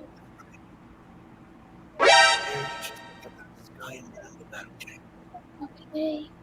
Put the kid in the vehicle. Stay with her. That's right. She's too valuable to escape. She's worth lots of money. That's okay. fucked up. Yeah. So what's going on there, man? Let's talk about that. How does that when you see that? When you see that, how does that make you feel? What are you thinking? Do you regret saying that? Is that edgy humor? Well, first of all, I have an honest question for you guys. You've now seen it. I don't know if Adam has ever seen that clip before. Okay. No, I Is that haven't. the first time? Okay. What do you think the joke was there? I'm just curious. What do you think I was trying to joke about? That you're selling that girl to the slave trade? Okay. That's what it sounded like, and that's pretty fucked up. Okay. Now, from what reference do you think? How can I say this? Okay, I'll approach it from the detractor perspective. Okay, from the detractor perspective. No, I want to hear your perspective of what you meant. Right. Okay, yeah. we'll do both. It's We'll do both. pretty obvious what the detractors mean. For me, that would have put me on the detractor side because it sounds like you were making a joke about selling that little girl to the slave trade. How is it not that? What did you mean? Oh no, that's absolutely that's the joke. But there's a difference between saying that's okay and it's funny or the ridiculousness of the situation. See, you just saw that clip completely out of context, correct? You don't know what's going on in the game right there. Okay, explain the context then. That sheriff is a corrupt sheriff. He is actually orchestrating a situation to try to murder people inside a building to protect his secrets. He's like a dark guy who controls the whole town. And no one knows this. Everyone thinks the sheriff's a squeaky clean guy. So this is being revealed throughout the plot of the game. He's a scumbag, right? So the joke is this guy's such a scumbag. He's saying to the dad, I'm going to save your daughter. Give me your daughter. Let's take him in and rescue her. But in reality, he's such a scumbag, he'd probably do something like that. He'd probably, traffic people. That's the joke. Now, is it a joke that's acceptable by today's standards? By 80% of people, probably not. I agree with you. Do you think that's a joke? Like, do you think that's a joke acceptable by any standards? I don't. Even a decade ago, 2 decades ago, 3 decades ago. And it's I just want to hear your thoughts on that, because I think there's edgy content, then there's inappropriate content, and we've all been guilty of edgy content before, So I think it's dark humor. It's definitely skirting the risque. Okay, not to say that I've heard much worse, obviously, from other people, but that doesn't make it okay for me to do it. I know that.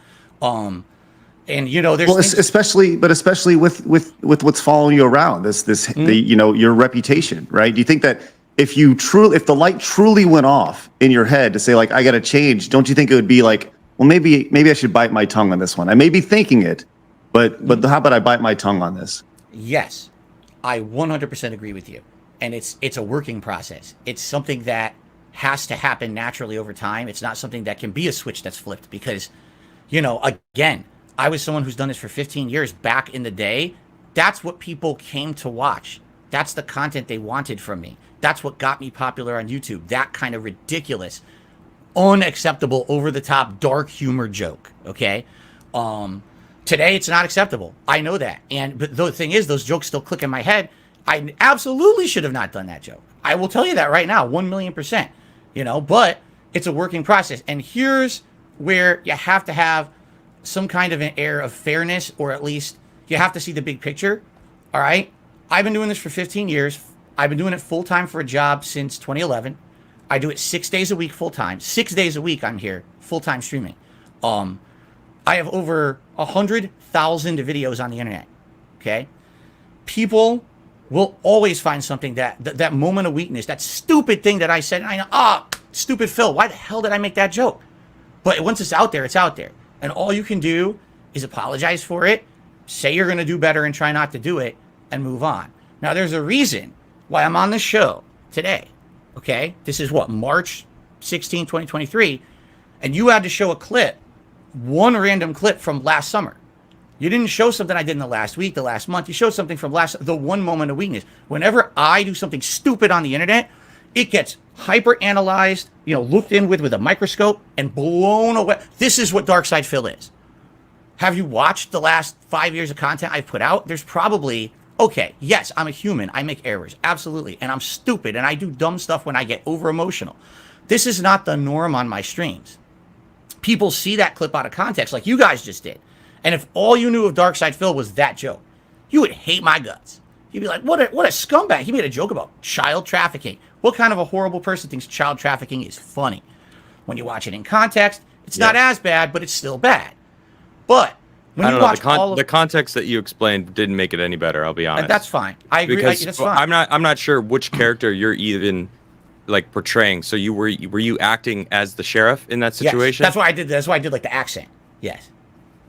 I don't know. I think that in a situation like that, we live in a society now where, look, I understand that going into this interview, that literally every second of this is going to be analyzed, and Adam understands that, and you understand that, right?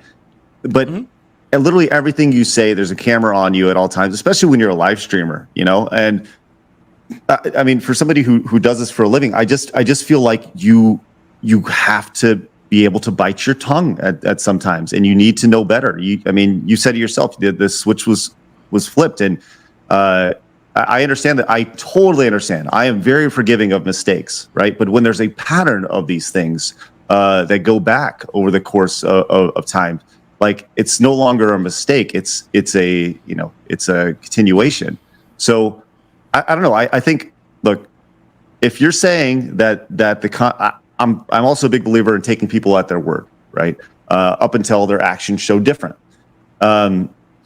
So you're saying that over the course of since that joke, you've been pretty squeaky clean, and you haven't made inappropriate jokes like that are that edgy, I guess. I don't. Here's the thing. I don't want to say that because I'm here 6 days a week full time. You know, that's a lot of my life. And I guarantee you, if I say right now, if I say, man, yeah, that was it, Craig, that's all I remember. Immediately there'll be other examples tossed out right now they'll find it, right? I understand. And that's the problem is when you are 100% on the internet at all times with the amount of content I put out on the internet, they will always find another example or whatever. I am actively trying to change. What I will say is this: you would be challenged in the last maybe 2-3 years to really find a running pattern of me doing really bad jokes like that. Okay, maybe you'll find a few. I'm definitely a flawed individual, but you're not going to find it as like you wouldn't say, oh, here's 47 times within a year that Phil did that. I know for a fact he's a scumbag, right? You'll find one time here, one time here, one time here, and then they blow it up on the internet. You just gave so many different people a reason to do exactly that. Oh, they will. I know that, but the thing is, they do it anyway. It doesn't matter what I say or do. This is what they do. So now you said that the switch in your brain, you know, was off, so that you made that joke. Like, do you have it in there that it's like thinking like when you said that you're like maybe that was too much, or you were just free flowing, and that's just kind of you. So this was last year, you said? That was probably summer of last year. Yeah. So, because it just feels like a big leap from going from a sheriff who is like trying to kill people to seeing a little black girl and thinking a slave trade. You know what I mean? Now you said it. Now you said it. See what? You said black girl. It was on that's screen. Correct. That's correct. And herein lies the problem. What? I didn't think that. In my mind, it doesn't matter. It doesn't you're matter. right. You're right. You're right. I agree with you. But in my mind, I didn't even see that. I didn't think that. That's, Okay. you know, the joke was, this is a scumbag sheriff. He's literally lying to everyone. If he's going to traffic someone for profit, I wouldn't be shocked. It wasn't, she's a black girl going to the slave trade. And that's stupid of me. Why the hell did I not make that connection in my head? Because I'm stupid. Okay. You know, I admit that. I'm dumb. I don't know if I believe that. Craig? So you feel that your reaction to the "this is how you don't play" is what really parlayed your fans into becoming detractors. Yes. And it's not all of them, but absolutely back then, I saw people who had been longtime supporters and fans disappear, only to years later crawl back into, you know, as someone who was crapping on me. You know, we did a special event. And I know, I hear what you're saying. What you're saying is, if you have these goals every day, where's the money going? Would you really like to know? Do you really want? It's not honestly, it's not that we are asking. It's that I feel like the people out there that have been supporting you that now have turned against you because they feel you lied to them or you saw them as dollar signs, and that's all that they were to you. It's like, I feel like they want to know most. Well, then let's talk about that. Let's talk about that for a minute, right? Set it up. There was a, you know, you went through bankruptcy, right? And that's pretty public. You went through bankruptcy, and there was this, the $5,000, you know, business expense thing has been talked about by your detractors quite a bit. They say, what could you possibly be spending $5,000 on? Look, a month. You are a streamer who streams, you know, by your own schedule. You're active 12 hours a day doing this, right? And there's, and by your own admission, you said like you didn't fix the set at all. It's been just a shoddy set for most of your over a decade of doing this. Right. So there's this whole, like, what do your business expenses look like? I mean, I've done this for a long time. The business expenses are your initial cost of setting up your camera, your lights, and that's about it. And then after that, it's your cost Internet is bill. your time. Yeah, is your time, right? And so walk me through, what does that look like? What is it specifically? You know, there's this $5,000 business expense every month. So what is this? Okay, so first of all, we're talking about things that came out publicly during a bankruptcy proceeding, correct? And I believe that the $5,000 a month number came off of, I believe it's from my a tax return. Is that correct? That it was filed or you know, the data? I'm trying to remember exactly where it came from. You guys probably know more than me because you've probably been inundated with this for 2 weeks while I'm so far removed from this. I want to hear it from you. I think, again, I'm just speculating. I think what happened was when I filed for bankruptcy, a lot of information goes public. And so they look at a public filing. I guess there's certain information that's made public. I don't think it's all your tax returns. I think it's like 1 year's worth or something. And I guess there was a number that was thrown out there that it looks like Phil spends $5,000 a month on business expenses. Now, number one, I don't do my own taxes. I have a tax guy to do. I pay him to do it. Okay.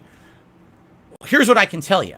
All right. I can tell you right now, because I'm working on it right now for this year, what are considered expenses that a tax attorney wants to know you're spending every month?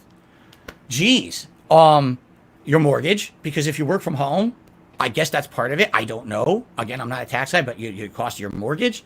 All of your utility bills that apply to you operating the business.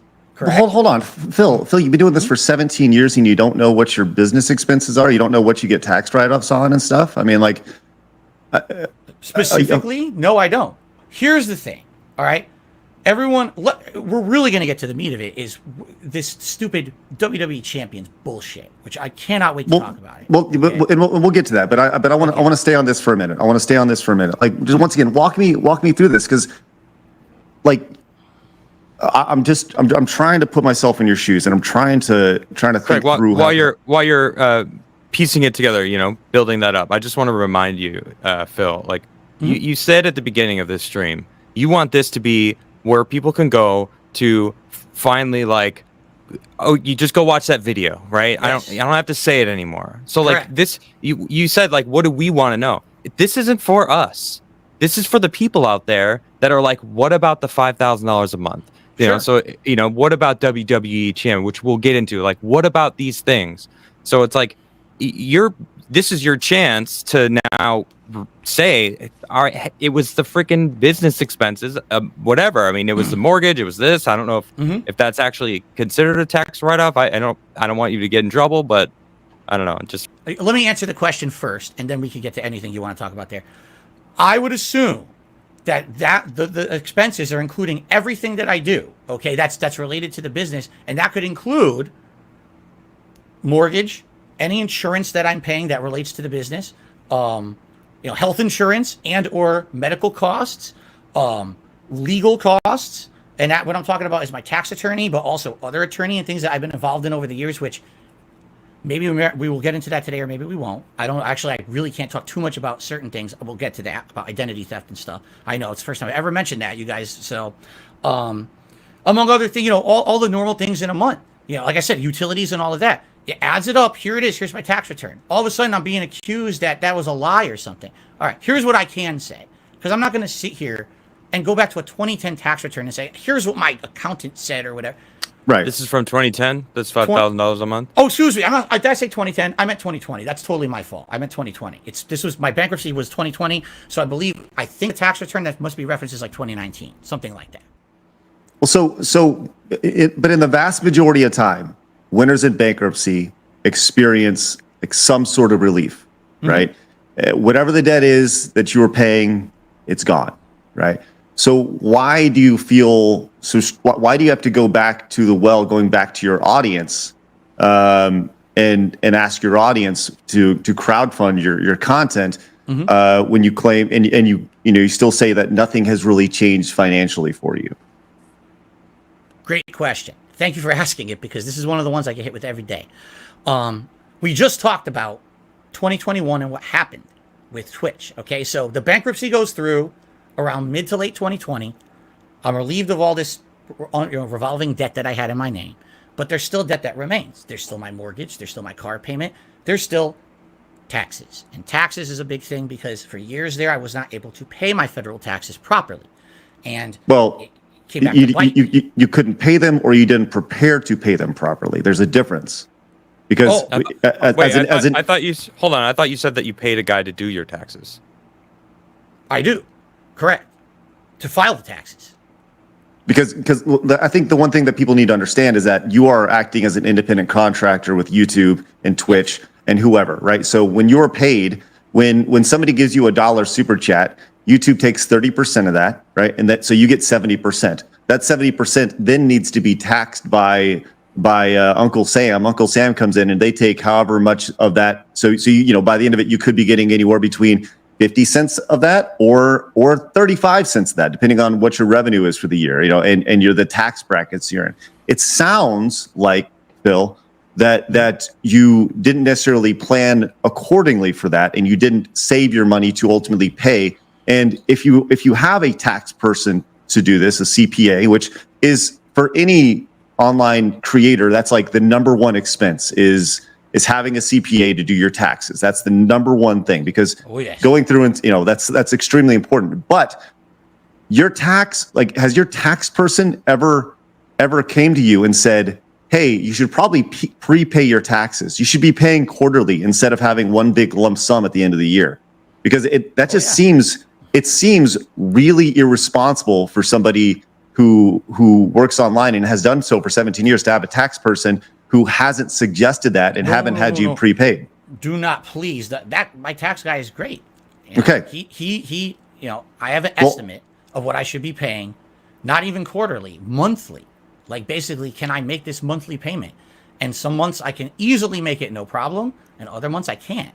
I have to pay less, depending on the income that I made that month. But that income is based off of your tax for that month is based, and your quarter and your year is based off of the revenue that you're making that month. So if you make $10,000 that month, then you're going to be, then you prepay whatever, $2,000 in taxes, whatever, however much it is, right? So the money is already in your account. So why would you have trouble spending? Why would you have trouble with that? I'm really having a hard time following this, because if you have the money, it's either being spent before it's time to pay taxes, or I don't know. I don't know. Please walk me through it. Whew, okay. So I have two revenue streams. One revenue stream is very much daily income that I get from my viewers, meaning like tips, let's say. Okay, that's pretty much tips on a stream. The other revenue stream is the other income that I get from YouTube. That's ad revenue, super chats, memberships, and all of that. Okay. Daily I get tips, and that essentially is the money that I'm using day to day to pay some bills, go grocery shopping, buy a new game for the stream coming up, all that kind of stuff. The YouTube money that comes in behind the scenes is what I use to do all my ongoing recurring payments, my mortgage, my car, health insurance payment, or whatever. Here's what's happened, okay? The bankruptcy happens. Great. End of 2020, things are looking up. I'm actually getting more popular on Twitch. I'm starting to make good money. I announced to my audience in early 2021, hey guys, guess what? There's a light at the end of the tunnel. You guys are supporting me so much. The bankruptcy went through. It's looking like if you keep this going this year, not only for the first year in many years, because now the bankruptcy's over with, now I can pay all my taxes properly for the first time in a long time. Because, my problem is we have that much debt and everything. You can't, I couldn't do it. It was my fault. I was in financial ruin. All right, 2021, things are looking up. And then what happens? They get me kicked out of the Twitch partner program. They shut down other revenue streams for me that I can't really talk about. Later on that year, identity theft, which we might not get to today. I don't know if we'll talk about that. That's a huge one. Identity you clearly theft, want to talk about it. And we'll get there. We'll get there. Yeah. It cost me so much money to fix the identity theft thing. So now I went from I'm good to, I immediately have lost a revenue stream from Twitch. I have to go to YouTube. I'm making way less money on YouTube now than I was on Twitch. All that money that was going to make everything even, I'm good to go now, is gone again. I'm way reduced income again. So you're right. Because it just now, nothing else adjusted. My mortgage still exists. My car still exists. All those regular expenses still exist. And now I'm making way less. So this is a running pattern, and I hate this shit. Every time in life I feel like I'm getting ahead, something happens and screws me over. I'm serious. It's like a comedy of errors. It's but once again, Phil, then why not remove all that shit and just do something different? I'm not telling you what to do, but like if you keep running into a wall, eventually you need to take a different direction, right? And like I love that you love what you're doing right now, but if you're still struggling with this so immensely, at a certain point, don't you need to like self-reflect and say like, look, man, I'm running into this wall fucking 5 times. I should probably not be doing this or change my approach to it. Mm-hmm. I hear you. And like I said, I had that conversation with my mom in 2019 about changing it and, not be beholden to people, do something different with my life. Let's be honest. A major factor is money. Have to be honest here, right? That's what this is about. I'm going to be transparent. Major factor. It sounds like it is the factor. I mean, it sounds like you're just spending the money as it coming in instead of saving and preparing for the next month where it might not be as profitable, so that you could be like, I'm saving. Maybe I'm not going to buy that new game. Maybe even though it's probably a write-off because you're doing it for a business, doesn't matter. Right. You know, it seems like you just got to start saving money, maybe be a little smarter for the future. I mean, I'm not trying to like lecture you. No, on you're money, right. But You it are seems right. like it seems like you need it. So yeah, I need what I need. And I've said this before. I'll just say this. Sure, Phil. I need like a year, and here's what I mean by that. I need 1 year to make content and not have my trolls fuck with my income. it's never going to happen. I agree Never. with you. I now agree with you. I know that now. But that's what's happened is every time something happens, that screws my income again. Well, wait, here we go. I worked my ass off. I changed who I am. I'm a different kind of content creator. All the things that they had issue with me. This is why they do it to me right there. We don't like Phil for this. Okay, I'll change all of that. Nope, still do it anyway. Ruin his income. So why change? Why change? What's the point? It's not doing anything. Why wouldn't you just stay the person that you were and that you are or whatever, instead of like trying to like adhere to people on the internet? Because the people on the internet are gonna hate. The haters are gonna hate. Like, who fucking cares? So what's the point? You're doing it for nothing. I agree. I understand what you're saying. At the same time, I feel like that a lot of the changes have been very productive. I like I said, now I love what I do for a living. I didn't before. I do now. I actually genuinely want to be here every day with my audience. It's fun. I wake up in the morning energized, ready to go. I used to wake up in the morning like, oh, I gotta go play games and film again. That was a horrible mentality. Who wants, I treated it like any other job. This now I love it for the last 4 or 5 years. But I hear you. But yeah, if I were to quit YouTube, let's say right now, cold turkey, I quit YouTube. I can't find a job out there that's going to pay what I'm doing now. In addition to that, there's always the factor that I've been out of the job market for a decade. Who's going to hire a 40-year-old guy that hasn't done anything besides, operate an online streaming business for 10 years? Nobody with that attitude, though. So it seems like you're already defeated, not even worth trying. So you're putting yourself in this hamster wheel that Craig was mentioning earlier. It's just like there's no option. This is it. So I have to grind. I have to do this. And like that sounds miserable to me. Even though you say you're having fun, it seems like you're just trying to convince yourself that instead of actually it might be true. It might be true, but these two things could be true also. I'm just pointing that out what I'm seeing. And I just like to kind of continue on with that, right? The idea of like, do you have a business plan? Do you have what it looks like what your business looks like in a month from now? Do you have a business plan for a year from now? You have a tax guy who runs your numbers, but are you saving money? Because it doesn't sound like you are, because just based off what you're saying, and it very much sounds like you're going to be doing this when you're 60, right? And if you want to be doing it when you're 60, that's fine, but this doesn't seem very forward thinking. When you seem like you're living day to day as opposed to thinking about long term. And dude, you're 40 years old, and at a certain point, you got to look at things and say like, well, do I want to be doing that? Like, will I ever have enough money to retire? Will I ever have enough money to not do this? So walk me through that. Walk us through that. The idea of like, and it's okay to say you don't have a business plan. It's okay. It's like, we're putting it all on the table here, Phil. And if you don't, that's fine. Just kind of walk me through it, man. Currently, do I have a business plan? No. Have I had business plans in the past? Yes. And every single one of them has been destroyed by my income being ruined over and over. To have a plan, a long-term plan, you have to know at least what the stability is going to be today and depend on a little bit of that stability. And it sucks. Like Adam said, YouTube, Twitch, any kind of online content creation is a constantly fluctuating thing. Tomorrow, everything could be turned off for all of us. We can't even stream, right? It could be a new law that says we can't do it anymore, in which case then I guess I am boned and I got to go out there and get an offline job, right? But how can I lay out a business plan when every month is different, when it looks like there's consistency to my life? Oh, here's what I'm making every month. That's exactly what was happening in 2021. There was a series of months, like the first 3 months to 4 months of the year. Things were going great. I had a business plan. Here's what I want to do. Let's do this for a certain amount of years. Let's expand. Let's improve the setup. Let's try new things. Let's do this. And then if it keeps going, you get to the next stage of the business plan, right? And what happens? I lose my partnership. identity theft, income's destroyed. Now what do? Business plan's gone. So how can I set a plan when these people won't allow me to even have any level of stability in my life for even a few months?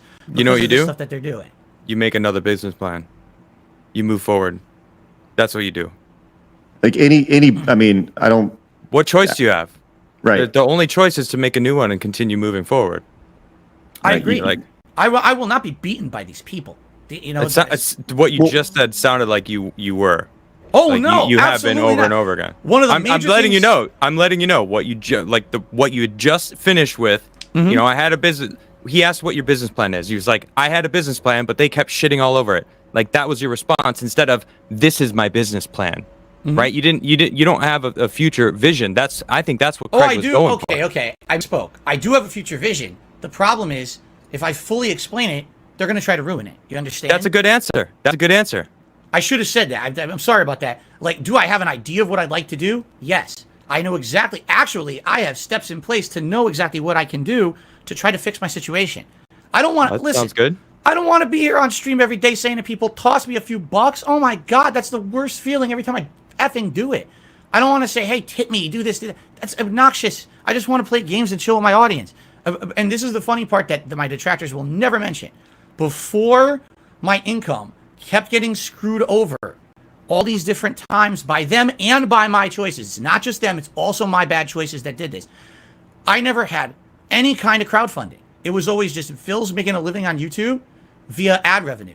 I had no sponsors. I didn't take any money, extra money from anywhere. I wasn't asking my fans for crowdfunding. Everyone else was. I wasn't doing it. It wasn't until the revenue started to get hurt by that I decided to do crowdfunding because everyone told me to do it. Right? Now, my income's ruined over and over by these people, and what's their number one critique of me? You beg too much. I wouldn't beg if you didn't keep messing with my income. The only reason I have to do it is keep ruining my financial income. You keep ruining it for me. So how can I have... Go ahead. Sorry, I'm sorry, Phil. Begging for money is never a good look for anyone. Completely agree. You had an opportunity with Keemstar and Drama Alert to go on there for it was $50,000 was being offered to you to go on this podcast, right? $50K. Why not do that? Like that's a giant amount of money. And yes, there's taxes attached to that. It's after it's all said and done, it's probably $30K, right? But why not just say, okay, I'll take your money and I'll spend a couple hours on your podcast, and that would clear up so much of your financial burden. Okay. Keemstar story. Here we go. Well, no, just answer that question. I don't want to hear the story. I just want to know, like, why would you not take $50K? Because that's not what happened. You've been told a story that's not true. I have to tell you what actually happened. Please. So there's a history with Keemstar where, over the years, this guy has a horrible reputation on YouTube. Everyone knows it. I'm not going to crap on the guy here, but just go look on YouTube. You'll find out all about him and the things he said and did to people and things over the internet. I've had a little bit of history with him, but not a lot, and basically he had been pretty nasty to me a few times, tweets and things like that. What it is people will ask me something on a stream. What do you think of Keemstar? And I'll be like, it's not just Keemstar. It's a lot of guys. I don't like these drama YouTubers. I call them misery brokers. Okay. What they do is if you have a bad day, they're having a good one because you had a bad day. What kind of content is that? To me, I feel that's the worst kind of content. You're benefiting from someone else's personal drama and misery. Keemstar's definitely one of those people in my eyes. You can disagree. That's okay. That's what I think of the guy. Okay. So I said this one day, casually. He starts insulting me and everything on the internet. So we have a little bit of bad blood there. Okay. All of a sudden, it was last year. Okay. Unbeknownst to me, people start telling me, Phil, Keemstar is trying to contact you. I'm like, what? What are you talking about? I have a public, Craig knows, Craig emailed me, right? I have a public email. If you want to talk to me, contact me. Let's talk. Let's figure out, it's a business relationship. No email, nothing, okay? He's sitting on his Twitter and he's making public tweets. Someone tell Darkside Phil I want to talk to him right now. Contact him. Tell him I need to talk to him. There's $50,000 on the table and he needs to contact me right now. First of all, is that how you start a business relationship? Is you scream on your Twitter to have someone come talk to you? If he has something to offer me, should he not contact me? So I only know about this because people come to my stream to tell me about it. Okay. So to answer your question, I think that in a traditional environment, no, that's not how you start a relationship. When you deal in the space that Keemstar does, and kind of the drama, like look at me space, yes, that is how you would start it. Because you throw out $50,000 on Twitter, people go, whoa, I want to get this attached. So is traditionally no, but we're not dealing with Coca-Cola. We're dealing with Keemstar, right? And that's what he does for a living. So he wants to put eyes on his product and drive interest. So I would say, yeah, he did do it the right way in his world, in his interest. It's the same thing as the people making this is how you don't play a video game. It's the same shit. They're using your, I don't know, for lack of a better word, clout to make content, and it works. So Keem did it, and you're doing that same thing. You're bitter that he's not approaching you respectfully. You if he actually wants to get you on his stream or whatnot, he maybe should have reached out to you, but he's basically using you. It's like the right thing would be is to use him back, right? Instead of getting all upset, right? And if there's 50 grand on the table, what better way? There's no way he's going to make 50 grand back off an interview with you. Like, why don't just take it, cash the check, and then you're golden? Okay. Or even if it's 10 grand, even if it's 5 grand, even if it's $1,000, like, why not just be like, yeah, I'll take it, sure. Okay, let's continue because this isn't what happened actually. Please. It wasn't an interview. So explain that part, because I just want to know about that. Like you said, that's not what happened. So what did happen? Correct. So eventually, I had to DM him on Twitter to even get his attention because he wouldn't contact me. I learned that from drama on my stream. Everyone's drawn up drama on my stream. Keem wants to talk to you. So I DM him, and he's like, call me right now. I was like, I can't. Just tell me, what is this about? I'm streaming. I'm busy. Just let me know what this is about. So I'm serious. I had to go back and forth with this guy so many times for him to just tell me in a DM, what I'm interested in is I want to do a show with you. I want you to host a show. This was not an interview for 2 hours. This was some kind of like a big project he wanted to be involved in. I don't know exactly what. Let me explain. So he says, but I don't want to talk about it in a DM. We got to have a phone call. I'm like, okay, that's reasonable, right? Let's have a phone call. Here's my number. Here's when to call me. I'm available at these times of the day. Okay? I wait. The call never comes. It's been like 2 days. The call never comes. Maybe he's not serious about it. I don't know. I don't know what's going on in this guy's head. All of a sudden, I'm on streams. He starts calling me when I'm on streams. I'm like, is he? I don't know what's going on again. So I DM him after the fact. I'm like, hey, you want to? So basically, it's like stupid telephone phone tag. The guy won't even contact me to talk about what he wants to offer me when I'm available, right? So at that point, I'm like, let me figure out what this is. And I talked to my wife about it. And we sat down. I was like, sounds to me like he wants me involved in a project. I don't know what it is. And my wife says, you know about him, right? I was like, of course I know about him. Everyone knows about Keemstar. And we talked about it seriously. And we're like, right now, $50,000, if this was real, would be hugely helpful for us. It would put us, back, jump ahead, almost square one, I would say. With all the things that are going on financially behind the scenes. And, when at the end of the day, you got to do what's best for you. You got to do what's best for the business. You got to do what's best for everything. Everyone's good interest. And if this were someone who I felt had like my best interest in mind, or possibly had the history that he has, I probably would have done it, But this is a guy who has a history of online. He gets you involved in something. And then everything he does is for his own personal gain, and it doesn't matter how much he hurts you, as long as he's still benefiting from it, okay? There was no offer to me of being on an interview for $50,000. That's a lie.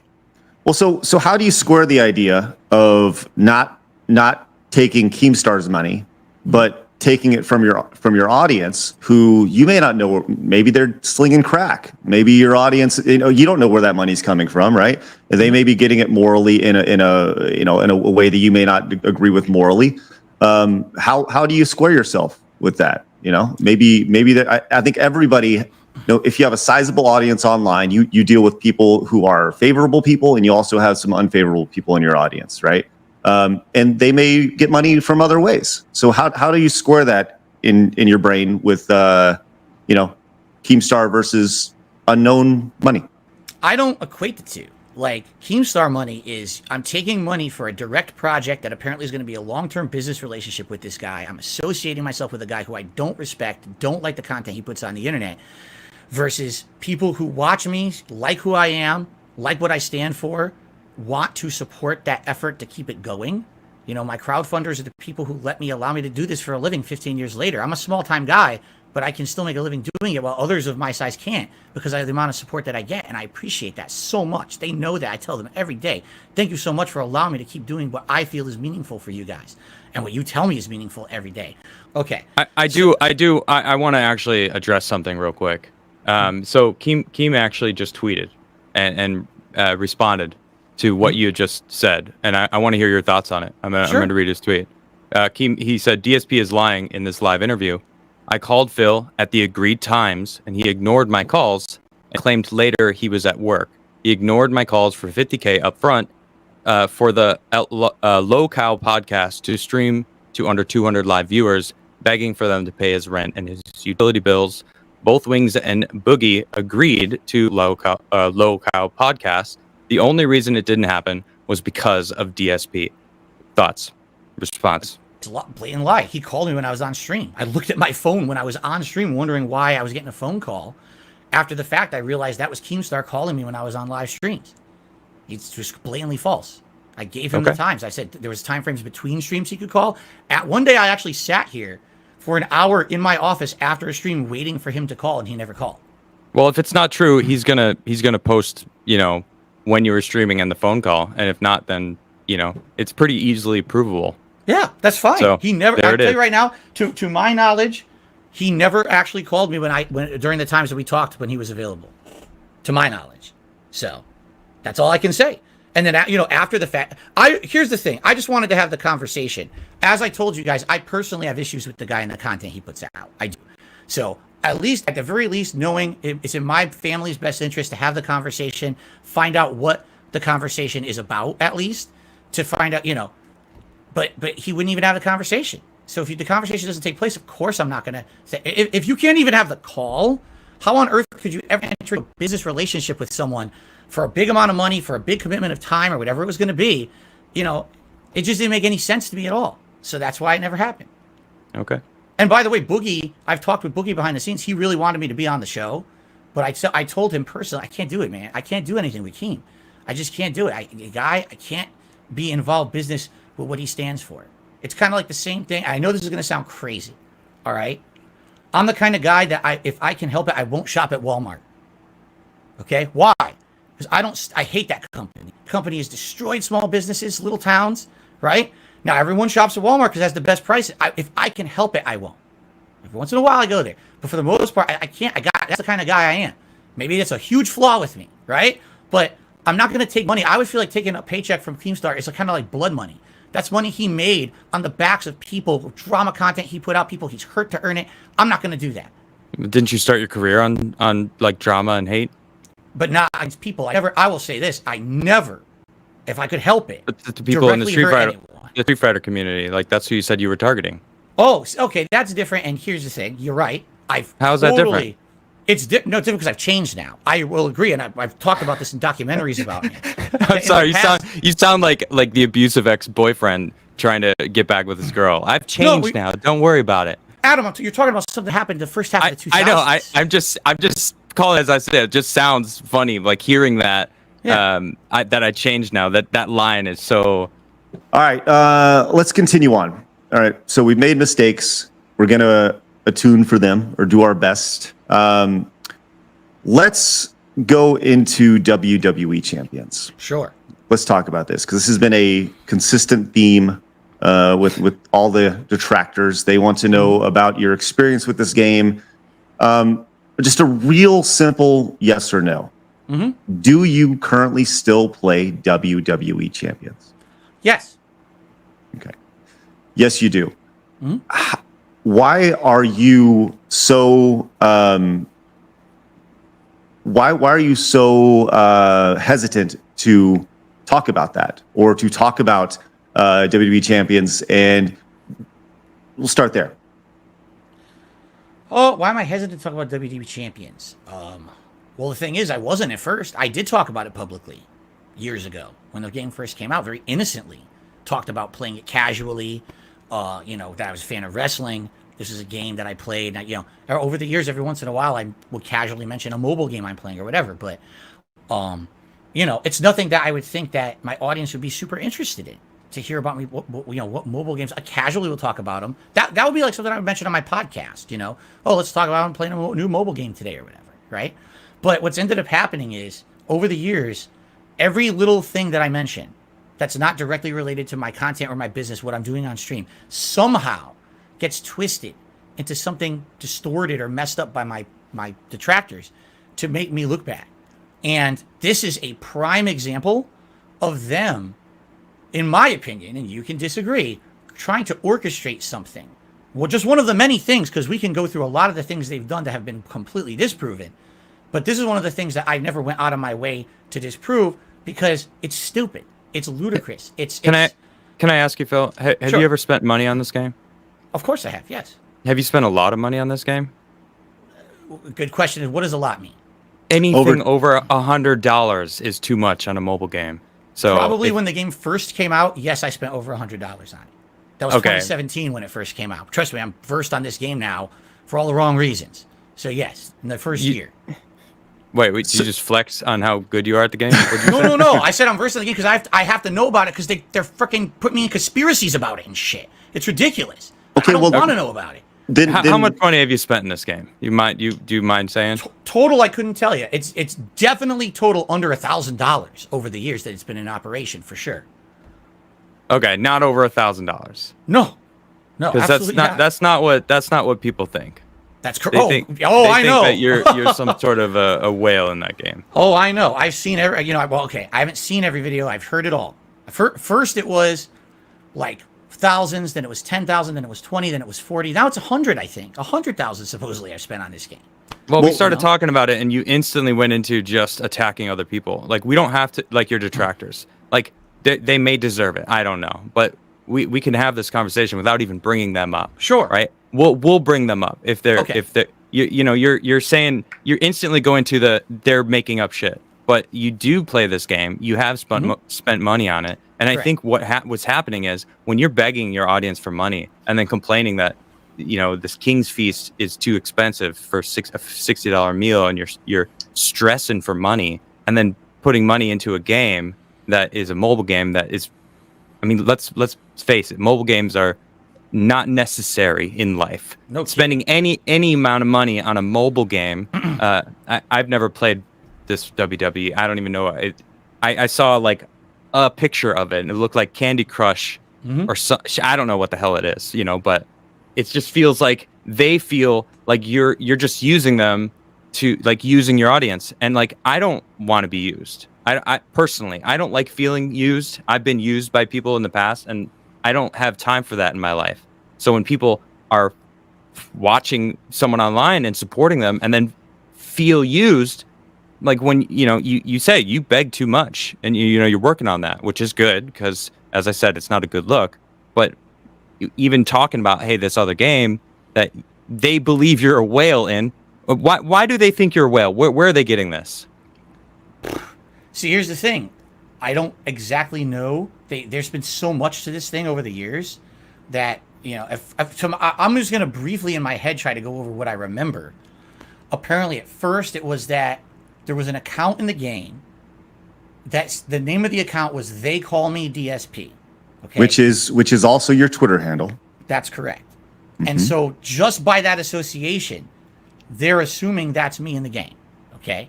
Now, for what I'm going to understand after I guess at some point it had been asked on a stream or whatever, is this you? And I said, no, that's not me in the game. It is not, by the way. That is not my account in the game. What is your account in the game?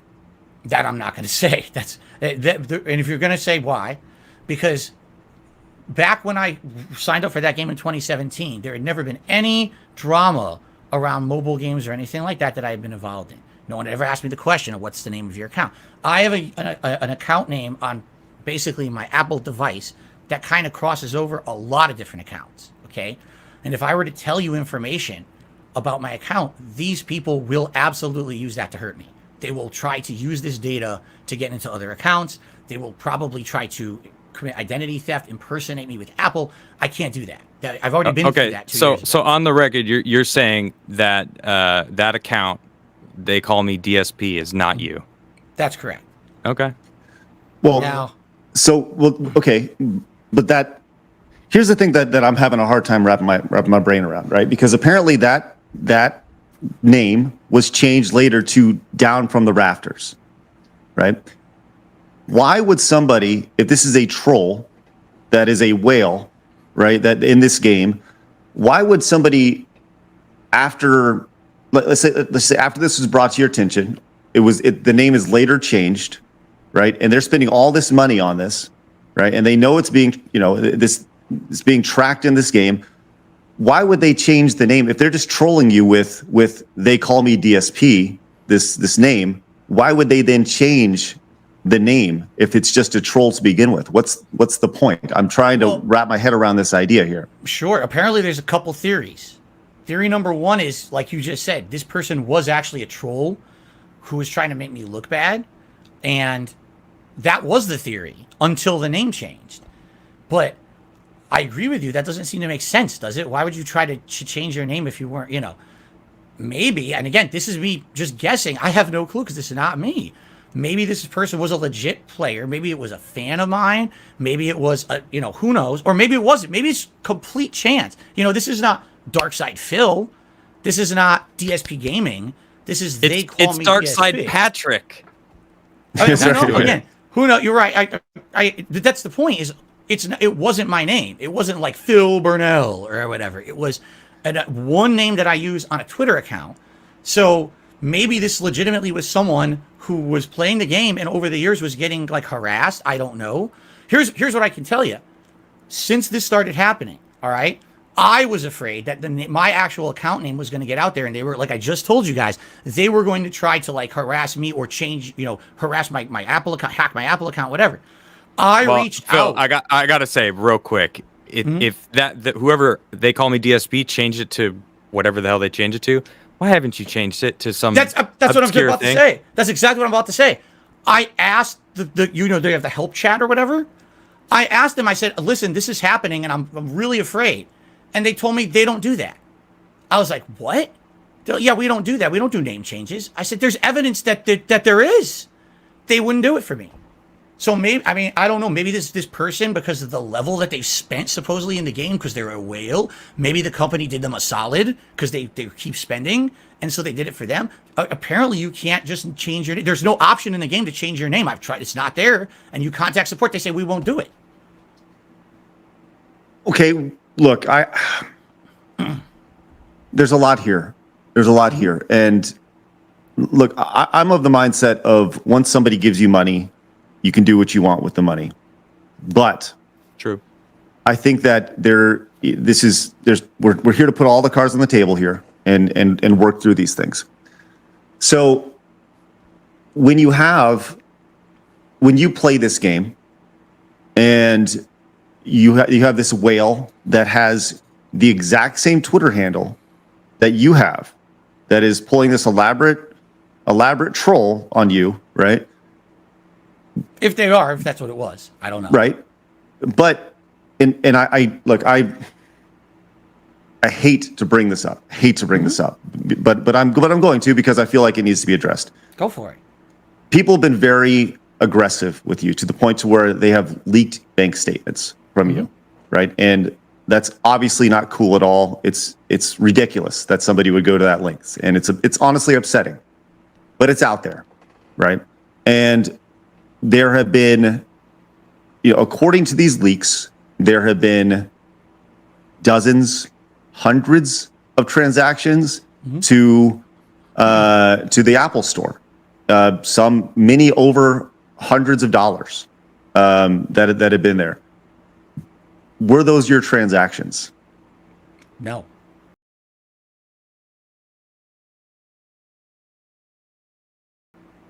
So those were not tied to you at all? No.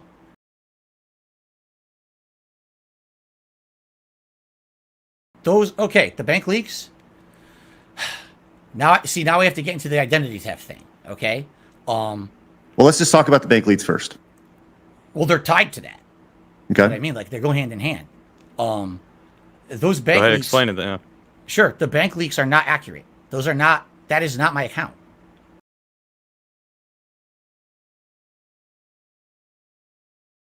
So it's the person who took your identity was spending money on in the Apple Store? No, that's not my account at all. Whatever that is not me. That's fabricated, or it's someone else's account. I don't know whose, but that's not my account. That was leaked. I've had a lot of issues that happened with identity theft that same summer, but they use that to run with some kind of this crazy conspiracy theory and say that was me, and it's not. So you're saying, just so we're on the same page, you're saying that this account that is not yours, that had thousands of dollars of fees to the Apple Store consistently, that are these amounts just happen to tie to exact amounts in the game that we're talking about, WWE Champions, and it's a game that you also play. Just so we're all on the same page. Yeah. You're saying that is not your account at all, and they were unsuccessful in hacking your bank account. They did not hack my bank account. They did not have access to my bank account. It seems awfully convenient. And right. just It right. does sound awfully convenient, but that's the truth.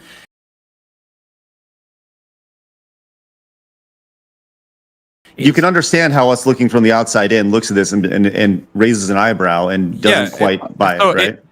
To me, I mean, from an outside perspective, who doesn't know anything, would look like you had to go and file for bankruptcy. You had all these issues and people calling you out for spending way too much money on this game when you should have been saving for taxes. And then, this shit comes out and you're like, you're freaking sweating. You got to freaking do something about it. It's like, oh, I was hacked. That identity theft. Like maybe the identity theft happened.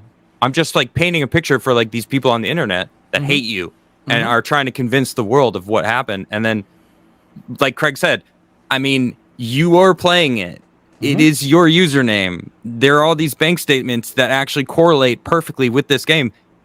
I'm leaning more towards that side of the story because it makes more sense. I mean, you needed an out. You have money issues and have had money issues for a while, and it's just like it's hard to believe, dude. The reason that this story has not died out like every other one is because this is the one that I really don't have a way to prove my innocence without further exposing myself. You understand? Do you have a police report for the police identity report? You don't. Oh, you no. can redact certain things. I did not. I don't have a police report. Geez, how do I? Did you not go to the police when your identity was hacked? No, or taken? I went to all my financial institutions. I went to the credit bureaus. You didn't go to the notified them. police though when someone No, was I didn't. stealing your identity. No. Why wouldn't you do that? I didn't even think to do it. I don't think. What would they do about it? Try to fucking get the person and arrest them for stealing your identity? I mean, I guess maybe, but here, okay. I guess what I got to do is tell you a little bit more about all the crap I've been through. I have contacted the police about the harassment. No, listen, I have contacted the police about harassment over the years. When I got swatted, years later, when someone was actually doing tons of fake transactions against my PayPal account that were all fraud. They were actually fraudulent credit card transactions. I contacted our police here, and I had a big conversation, and they said, listen, I swear to God, this is the conversation. We don't do that. We don't have an online task force for this stuff.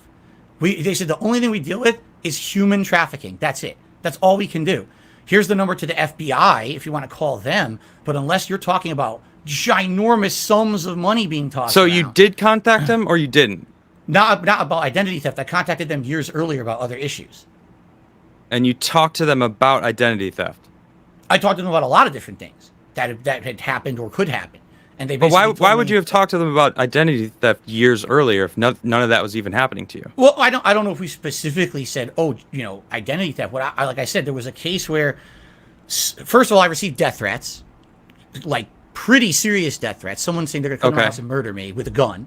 Well, that's completely different subject. Correct. Right. And I contacted them about that. And while I was talking to them, I also brought up PayPal issues that I was having with fraudulent transactions and other things. And they basically said, we don't handle that. We can't. We don't have the capacity. Local PD doesn't care. You have to go, if you want to go to the FBI, but they even said, here's the number. If you ever get into something really bad, you're afraid for your life or something, call us 911. Outside of that, anything else, it's, big transactions or whatever, like you lose $1 million, you call the FBI. That's it. So I didn't think, I didn't file a police report about the identity theft because I didn't think they could do anything. They told me years previous, nothing's going to happen about it. Well, it didn't seem like you were talking about identity theft with them. So, anyway. Let me ask this, right? You addressed the bank leaks on a stream. Mm-hmm. Why? If they're not yours, why? Why did you feel the need to talk about the bank leaks if they weren't yours?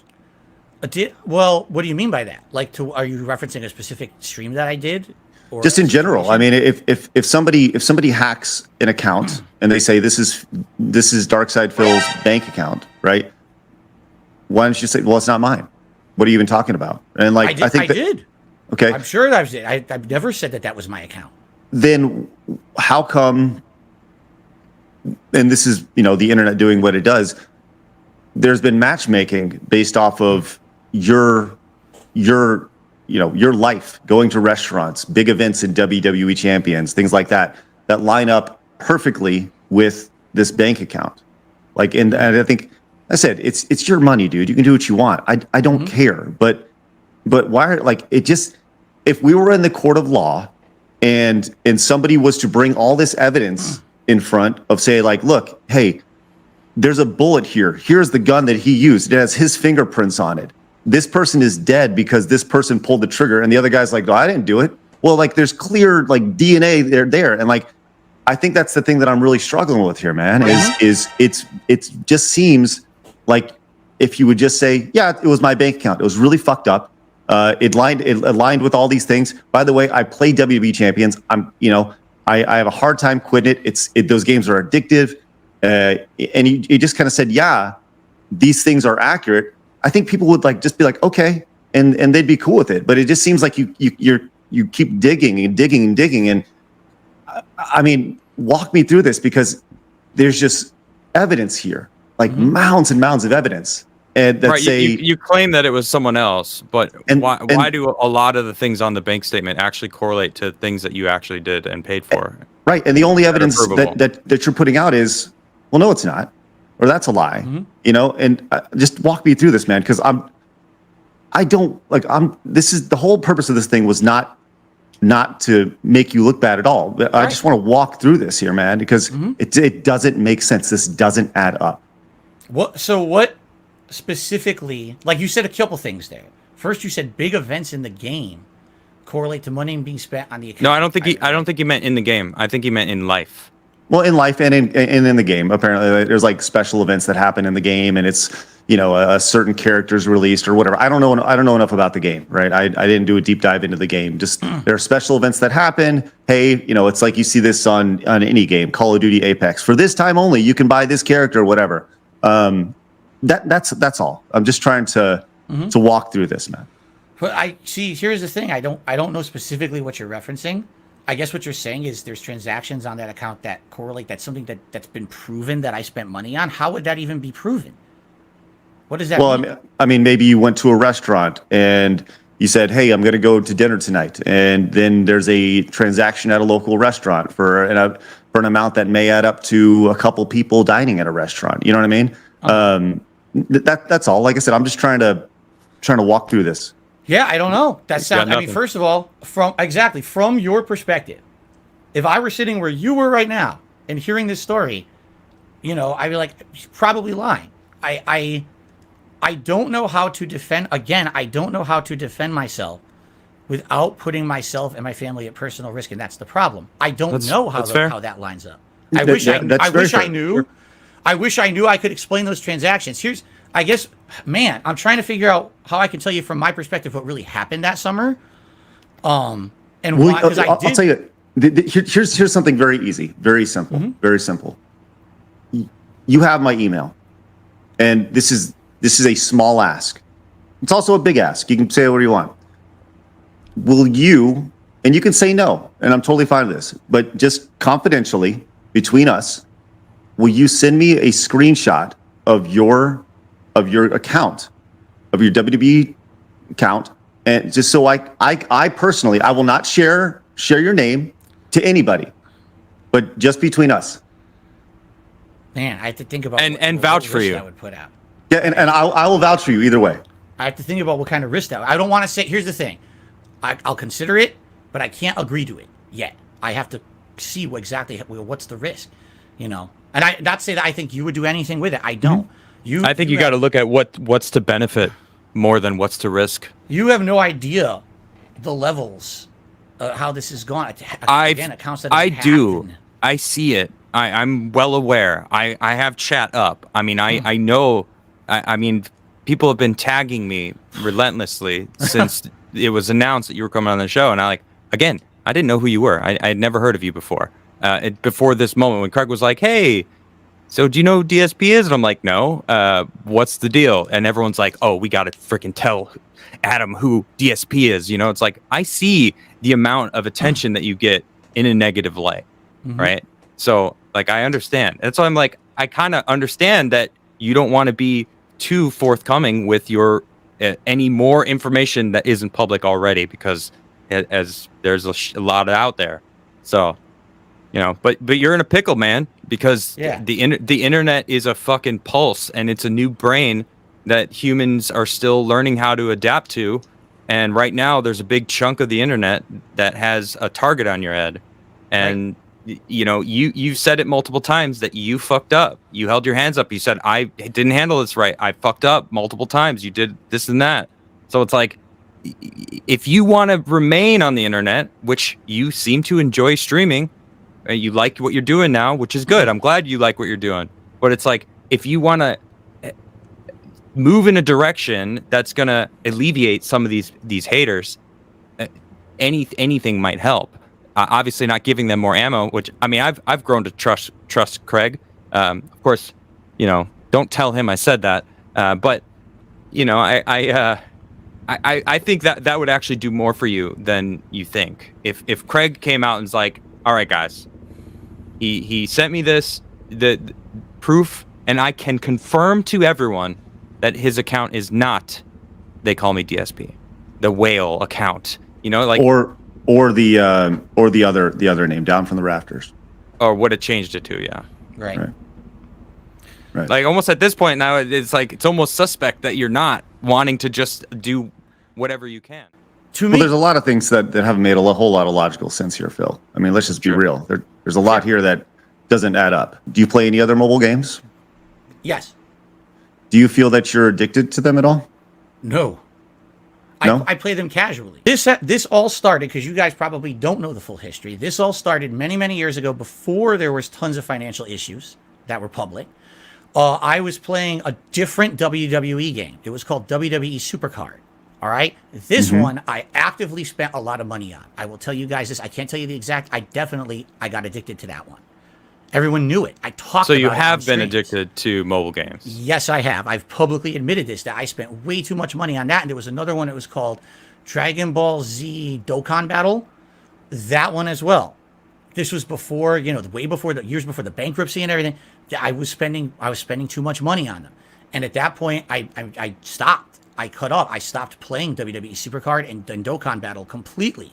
When I saw what I was doing, I stopped myself from doing it. And then, you know, I've casually played other mobile games over the years. With this, no, it's not helping your case at all, though.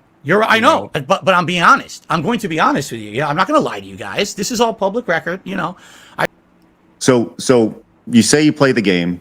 You say you're not addicted, although you have been addicted to mobile games in the past, right? Yes. And I'm just going to lay this all out in front of us. All right.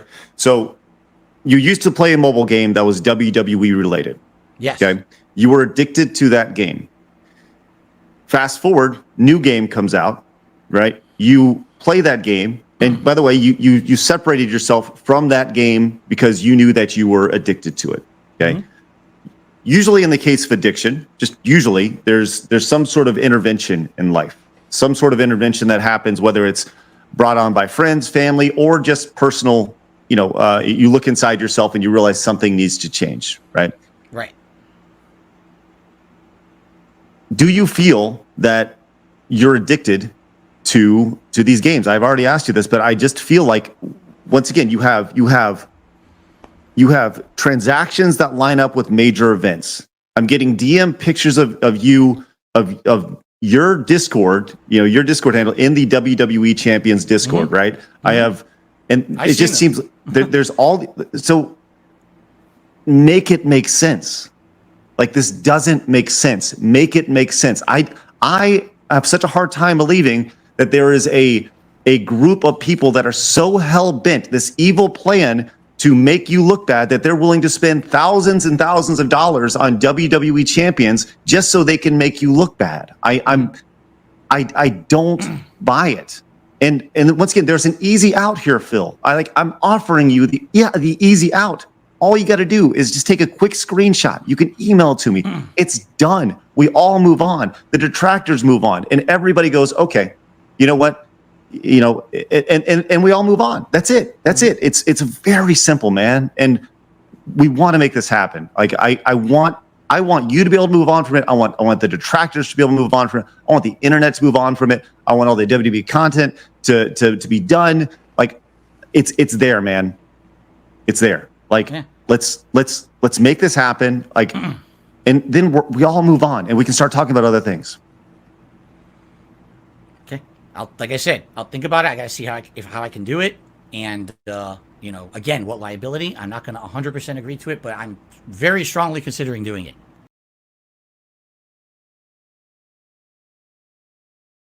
We didn't even get into the identity theft stuff of what's happened to me, and that's why I'm so afraid.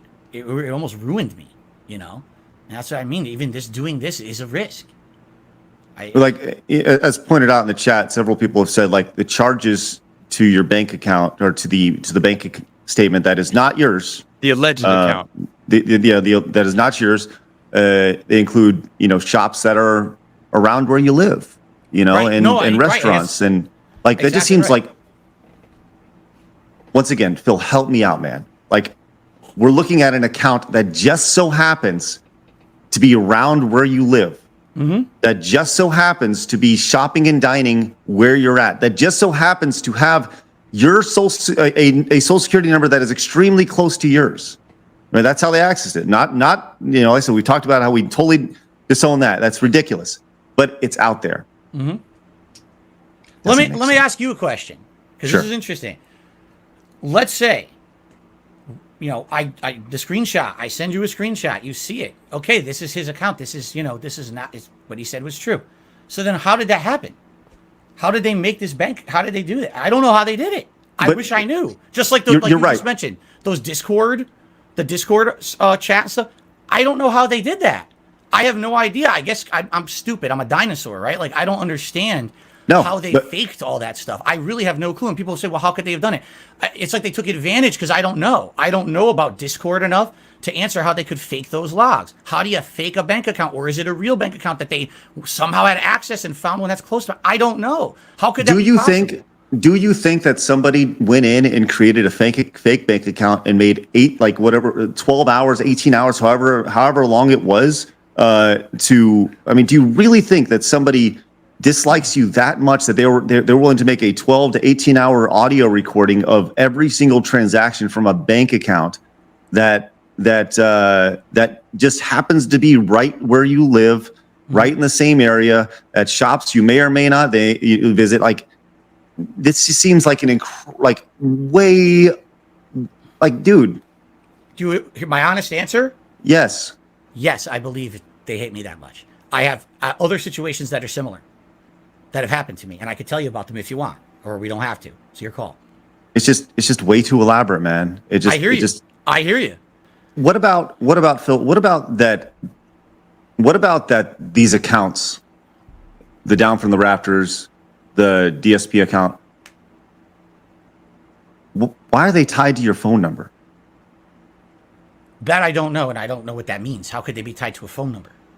Well, when you register an account, you have to put a phone number attached to it, right? Why would that be?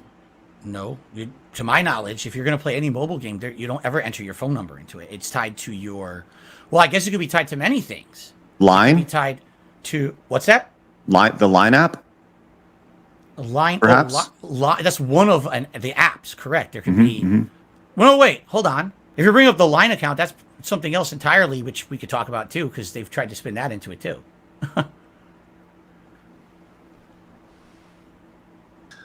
I feel doxing is putting personal information out on the internet for people to find, for people to see, and that normally wouldn't be available to people, right? And you have been doxed. Your personal information has been put out. Like, why do I know that your personal phone number is tied to this account, right? Like, you know, your address, you know, all these things. It's insane. But you have also been accused of not necessarily doxing, but holding the information of that you have over people's heads. And I wanted to kind of show you this clip real quick, and then we can talk about this. So let's. The fact that his fucking Twitter account is the same exact avatar that he's fucking using for this troll account on my website. Oh, by the way, I have your IP, I have your name, and I have your address. So congratulations, you fucked up. You really did be awesome one on Twitter. I have all your fucking personal information. Now, I'm going to say this up front. I'm not going to give it out. This is not a doxing video. I do not condone it. I will never give out someone's personal information or anything like that whatsoever. However, understand something. I got you. Do you think that's okay? It sounds like a threat, right? That's the first time I've Sure actually heard does. this clip since I said it. Pretty sure it was a threat. Yeah. Yeah. That is definitely a threat. That is, I mean, okay. No, it's not. Again, this is kind of goes back to, you tell a dark joke. You Yeah, made it was. one way, it came out a different way. What I was getting at in that clip was, this is someone who had hurt me. I don't know if you want to get into the specifics of what they had done. It's kind of a moot point, right? Really badly. It's actually one of the things that have actually hurt my business overall financially since then. Okay, I've never. So really it justifies it. No, it doesn't justify. That's why you wouldn't have said it otherwise. It got me that angry. They had actually hurt me so bad for no reason. I don't even know who that guy is. All right. And the only reason I knew is because someone had found that information, sent it to me. I didn't find it myself. And I said that on the stream because I was so upset. And essentially what I should have said was, this is a situation. You hurt me so bad. I don't know who you are. And, I think I'm going to go to the authorities with this. That's what I should have said. I shouldn't have said, oh, I got all your information and blah, blah. You're right. 100%. You're right. I never doxed that guy. So it was a threat. So you admit that it was a threat. It was me venting anger. That's a threat, dude. It was me. Correct. It was me venting anger. Thank you. Threatening. Well, I'll say this: to be there forever. If you're not going to monetize it, we will. Later tonight, the Beat Your Demons T-shirt will be available on the store. Oh my god! No, that's terrible, I'm dude. Totally good. I thought it was really funny. All right. Oh my goodness. So there's a few things that I want to circle back with you on, Phil. Phil, you still there? You look like you're frozen. Did we lose him? I hope not. Oh well, if he drops, well, he can come back in. Yeah, he does look frozen and such. But I was just kidding. I couldn't help the puns. They wrote themselves. Phil, make sure you pop back in. I'm sure that he will. I doubt that he quit because he would have been dropped from the thing. It's definitely an internet issue of some sort. Must be frozen. I do not think that he rage quit or anything like that. So Phil, you can just pop back in whenever you're ready, and we'll keep going. But there are a few things that I want to circle back on, mainly on the 5K. Okay, let's see, he dropped, so he'll pop back in. I do want to circle back on the business expense because I feel like Phil kind of skirted that question a little bit. No, we didn't really get, the idea of. I don't know, man. Like I said, it's if we can have a little 1-to-1 here, I feel like there's just so much here that doesn't add up. Man, I mean, I don't believe him. I don't. There's just too many things. I mean, I caught him live, and then he admitted like a minute later that I was right. And it's just like, man, that your whole credibility was already shaky. And right, I don't know. I mean, I'm not saying this now because he's not here. I mean, you guys, I've been very blunt to his face. I'm not gonna if he hears me, it's not like I I mean, I straight up told him I didn't believe him about that joke that he made, and it's just like, dude, that's such bullshit, you know. So, well, all right. Keemstar is joining us. Hello, Keemstar. How are you? Nice to meet you. Good. It's nice to meet you. You guys have absolutely crushed this. I think you've done more than a fair job with Phil here, and especially like how difficult he is. But with him talking about the $50,000 offer and the Lol Call podcast, I just really wanted to get on to say my piece because he's just dishonest.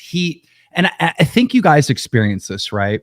He had an opportunity to clear his name so easily, and he just put it off and made excuse, and then goes on to bring up some other situation with hookers and some other lies. And it's like, every content creator has been lied about, right? But in this one issue where he could just prove his innocence so quick and he doesn't take advantage of it, then it's like, and I told him it's just making you more sus. Like that, it's making me trust your story less. That you're not like, you know what? I want to fucking prove this shit. Like I'm sick of these lies. Let's prove it. You know. Well, I'll say this. Look, Keem, we appreciate you hopping on. Phil has rejoined us. Phil said he didn't want to be on the show if you were on it. So I'll tell you, can we invite you back on after we're done with Phil? Sure. Sure. Absolutely. Okay. I appreciate it. Okay. We're going to bring Phil back on. We don't want to make things weird. So appreciate you understanding, man. And you have the link. I'll DM you when we're ready. Okay, buddy? Sounds good. Thank you, Keem. Appreciate it, man. Oof. All right. Phil, welcome back, man. Sorry, we had a second. We wanted to, he had reached out and he wanted to share his side of it. So we appreciate you running with it, man. So let's continue. Everything okay? I don't know. I have absolutely no idea what just happened. My whole internet went down and came back up, and I don't know if it was my ISP or if I've just been DDoSed. I would not put it past them to DDoS me at this point. I've never, to my knowledge, my IP address has never leaked this one. But if it happens again, I guess we kind of know. And then just think about this. I'm streaming 6 days a week full time. I'm stressed some days, you know? And then I got to come on my stream and hear you blew all your money on mobile games. My wife and me are feeling so much stress with this going on. And, you know, we didn't go on a honeymoon when we got married. We haven't been on a trip since 2019. We haven't done anything. Phil, I get it. We understand, which is why, you know, we talked about therapy. We've talked about all these things. We understand, right? We've talked about all these things. But you still haven't answered the question. I'm going to ask you this really directly, okay?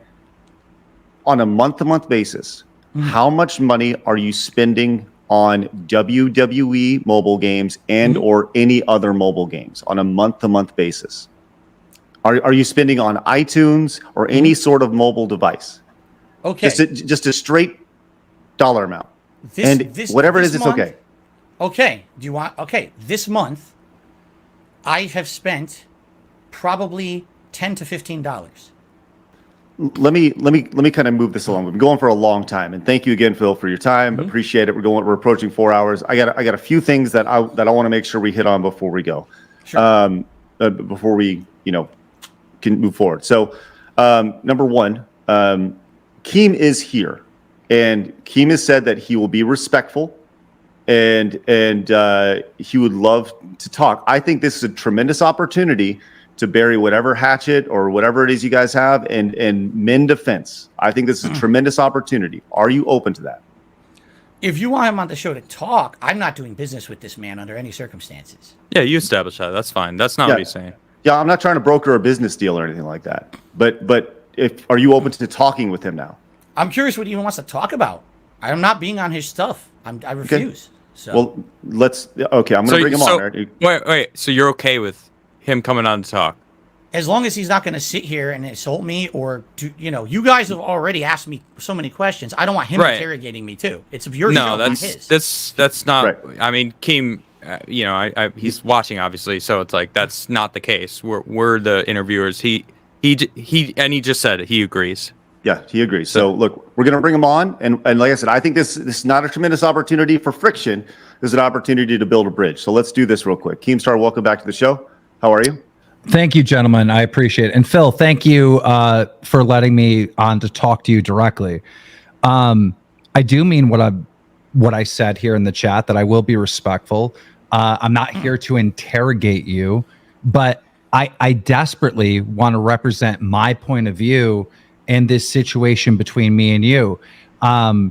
Because what I've heard listening to this podcast or this interview or whatever you want to call it is you describing problems that you have in your life, paying bills, being harassed by, your detractors or whatever.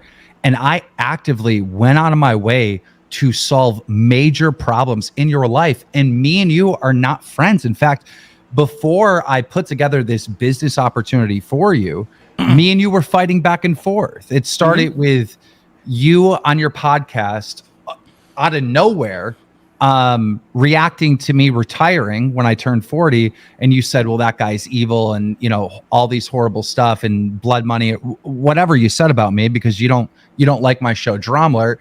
And many of your detractors picked up on right away that the reason why you don't like my show and you don't support me is because we covered the fapping situation in 2016. Oh, that's completely untrue. Dude, you covered it fairly. Go ahead, respond, Phil. You covered it fairly. You didn't even really harp on it. One of your guys contacted me behind the scenes, said, do you have anything else to add? Do you want to be on the show? I was like, no. You covered it fairly. I don't think you were unfair at all. That's not the case. Thank you, because I don't think I was unfair either. No, not at all. Who told you that? That's bullshit. That's the detractors making shit up. I didn't everybody jumped to that conclusion why you had such a hateful response to me retiring was because of that. Because we have no previous history, Phil. Correct. I've never talked to you. The only interactions I've ever had with you is just covering this one story about you. Mm-hmm. And just, this is a great example of why I wanted to bring you on, because there's clearly a miscommunication somewhere along the lines, right? Clearly. So, Phil thought Keemstar did this. Keemstar thought Phil did this.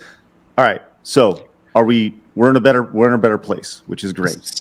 So to move on from that, I see a clip and it's on Phil's stream. He's reacting to my retirement and he's saying I'm this horrible, evil person, and he doesn't support me.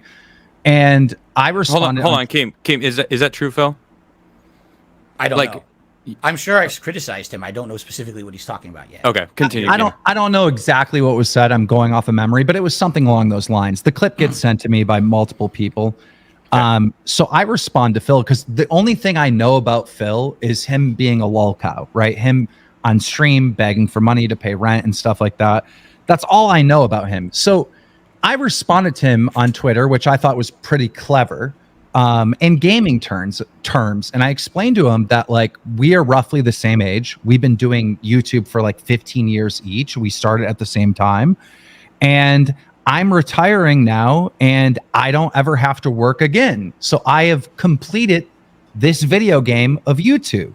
And I said to Phil, you're still on level 1.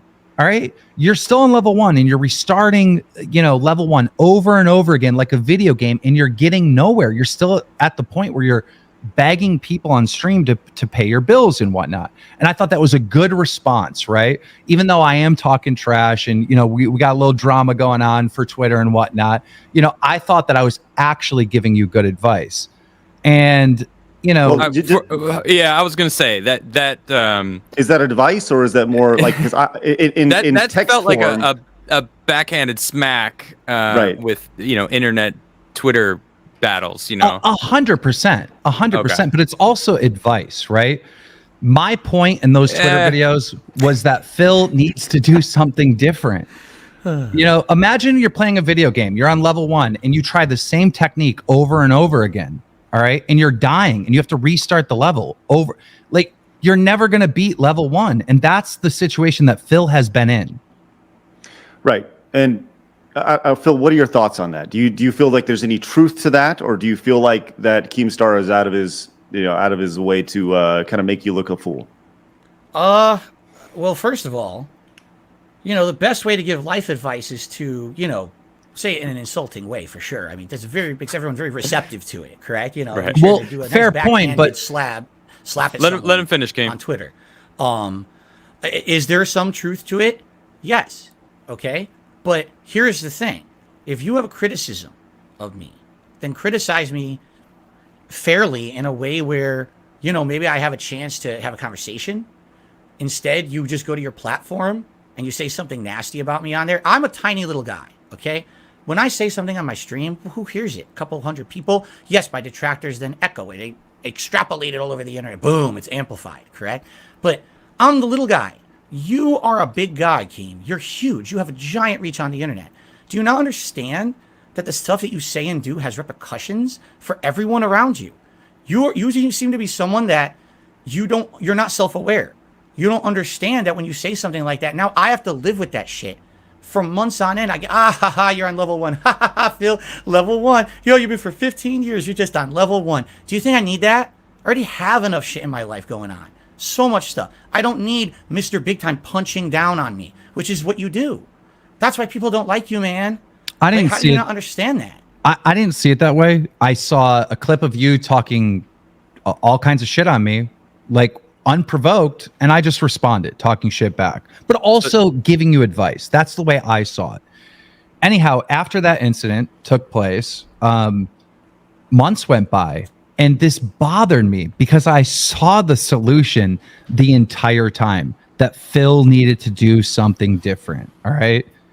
I am a person that recognizes entertainment. I really, really get it. You got to understand, Phil, you have haters, you have detractors. So do I, but I have more. I have more than Wings of Redemption, DSP, and Boogie combined. I have way more haters, but I'm still successful. And I still have new business opportunities, and I'm still making money. I was supposed to retire a year ago, and I'm still doing new stuff and being successful in this platform because I understand this business very, very well. And even though you have that hate, you know, they are viewers. They are your customers. The detractors are your customers. The haters are your customers. And they're more loyal than the people that give you money, that donate on your stream. The people that hate you are way that you're more talking loyal. about. That's like, you can't pay for that shit. I mean, look at how many people are here. 2,500 people are here. It's just, it's you have a legitimate fan base. Those haters, those people that don't like you, are your fans. And I wanted to solve this issue for not just you, but Wings and Boogie. I looked at all of you guys, you're lolcows, right? You have more haters than like supporters, right? But really, they're all fans. They are all fans. They're all obsessed with you and watching your content nonstop. The solution really is to get the three of you to do a podcast, all right? Those haters are going to watch. They're going to absolutely love that these three guys have come together to make content. Now, between the three of you, you guys don't have the business sense to like really figure this out and make this thing actually happen. But I do, all right?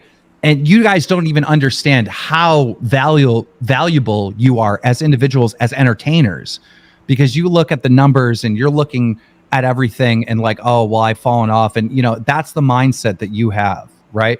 But I have a different mindset for each and one of you, that you guys are amazing entertainers, but just not in the way that you want to be, right? You're lolcows, but there's so much value there. By putting the three of you together, and, you know, each one of you would own 25% of this podcast, all right? We never got to have this conversation, so I do want to have it now, even though I know you're not going to do it, all right? I would also own 25%. I would do the business aspect of it. I've had many success selling podcasts to exclusive deals with Spotify and other companies, multi-million-dollar deals. All right. I wanted to put the three of you together for this show. I would do the business side of the things. And I knew that all three of you would be in a situation where you didn't really trust me, or you're like, I don't know if this is going to work. And you'd have a lot of doubts. So I was just going to take my own money and take $150,000, give you each, just to start off before we even filmed an episode, 50 grand up front to let you know that I was serious and I believe in this concept and this idea. Now, I call Boogie first. I instantly get on the phone with Boogie. All right. He loves the idea. He understands it. He gets it. He reaches out to Wings. Wings is down. And now it's time to talk to DSP. Boogie, the way I understand it, called you, contacted you, and told you what was going on, right? He DM'd me on Twitter, and we had a brief conversation back and forth in DMs. And he told you that I wanted to do a podcast with the three of you, right? Yes, I had no idea that's what you were trying to contact me about because we never talked. But he said that there was this idea for a podcast. Correct. So you did know. So Boogie told you or didn't tell you? Boogie told me that he and Wings had spoken to Keem, and that Keem wanted to do a podcast with all three of us. No money or anything was discussed. He just said, you know, he wants to do a podcast with all three of us. I didn't know that's what Keem was trying to reach out to me. I said maybe that's what it was. I didn't know because I never spoke with him. Phil, hearing this and hearing the business opportunity that was laid, I don't even know if it's still there or not, but what are your thoughts right now, given what Keem has said to you? Thoughts? Like, Yeah. you mean? Yeah, just as he's laid this out, like lay out your feelings based on what Keemstar has laid out for you. I have absolutely no problem doing anything with Boogie or Wings. In fact, you know, I had the conversation with Boogie back and forth a little bit more later in the year. Would he be interested in maybe doing a podcast with me or me being on his show or whatever? You know, whatever it may be. These guys, you know, I did a react about Wings last year about his documentary. You know, that me doing a collab with them, just doing a fun podcast is not out of the question for the future. But your issue is with Keemstar and his business principles. Correct. Okay. So understand. So even if there's an opportunity for you to remove yourself from quote unquote level one and potentially have an opportunity further down the line to potentially sell the podcast to something and put 50 grand in your pocket initially, that's a 100% no-go for you. Oh man. See, I didn't know you put me on the spot. You know what I'm saying? Well, that's what we do. That's an interview. Right? This is a discussion that cannot be just made by me. It has to be made by my wife. You know, we have to talk about it because this was a discussion we had that, you know, sorry, Keem. Can I criticize you fairly if I'm reasonable and don't, you know, not under the belt? Can I be honest about you? Sure. You can say whatever you want about me. Sure. But I just want to represent how I feel about the situation. I'm not done, but go ahead. Okay. Yeah. So, Keem, you are someone who, when you look at your history on the internet, it's very interesting. And I'm impressed with what you've done. You know what I'm saying? Like, I watched a documentary about you last year. You started off trolling people in Halo. I mean, holy shit. And you turned that into an empire of money on YouTube. You know what I'm saying? That's crazy. That's so admirable. And if anything, one of the things you absolutely need to be praised for is your determination. You were shut down time after time. False copyright strikes, real takedown requests, all kinds of shit. People wanted you off the net, right? You're still there. You never gave up. Damn, that's a success story. Phil, it sounds familiar, dude. Yeah. I guess. It literally sounds like you. I don't It's really true. think about it We just heard your story, and it is. Craig's absolutely right. Okay. Now, at the end of the day, all right, when you look at what Keem has done and what I have done, I'll probably be forgotten. I'll just be a fart in the wind, right? I got 100,000 videos on the internet. No one's going to remember Darkside Phil besides the guy who jerked off on stream. And, you know, probably this WWE Champions thing will go away eventually, just like everything else. Who cares? But Keem, you know, has a big body of work. He's known. But when you look at how Keem made his money, okay? Again, I'm going off documentaries and things I've seen. I mean, Keem, you have to openly admit that there were a lot of things that you've done that you probably have no issue with whatsoever. You always feel from your perspective, because there's always two perspectives on everything, right? Holy shit, Phil! I gotta say, this is fucking rich coming from you right now, though. Yeah, you're getting your information from the detractors that Keem has, and that's where you're basing this on. When this whole episode, you have been talking about how much shit your detractors have made other people think about you. Like, do you hear yourself right now? Indeed, I do. That's the nature of the beast. That's how YouTube works, man. That's how all this works, right? Fuck, man. Kind of the, you know, obviously, I think what Keem is saying, he has this business experience, right? He's offering you an opportunity. You turn the other way. But there's a lot of things that you're saying today. You're talking about, you know, Keem making mistakes, saying things, doing business the wrong way. That can also be said about yourself. And the things that you're saying are very. I mean, it's like holding a mirror up to yourself, because I feel like there's actually a lot of similarities between Keemstar making mistakes. You've made mistakes, things that we touched on during this podcast, right? You do understand the similarities between what your argument is for not wanting to work with him and the reason why you have so many detractors. When people were asking, your fans asking online, why didn't you do this podcast with Keem? During this whole time, I forgot to mention this, he was still talking bad about me publicly. Keem, you just said it. Like, just what you just described is probably the main reason I have a problem with you. You are someone who has no self-awareness, and you think that you're the most important thing. You tweeted on your Twitter that I should contact you about a business opportunity. No one does that. They contact the person about the business opportunity directly. We all do it. We all do it. Yeah, it's the internet, Phil. Phil, it's the internet, man. Like yeah. You said you've been doing this for 15 years, but like, do you not understand the way algorithms work, the way anger is addictive, and how people are hooked on crazy shit? Go ahead. I want no part of that drama. I don't want to be on a podcast that is going to be about that. I don't want to be involved with someone. That's not what he was. I don't even know what the podcast was going to be about. He's being egomaniacal. I have to just listen Phil, to what you said. I'm not.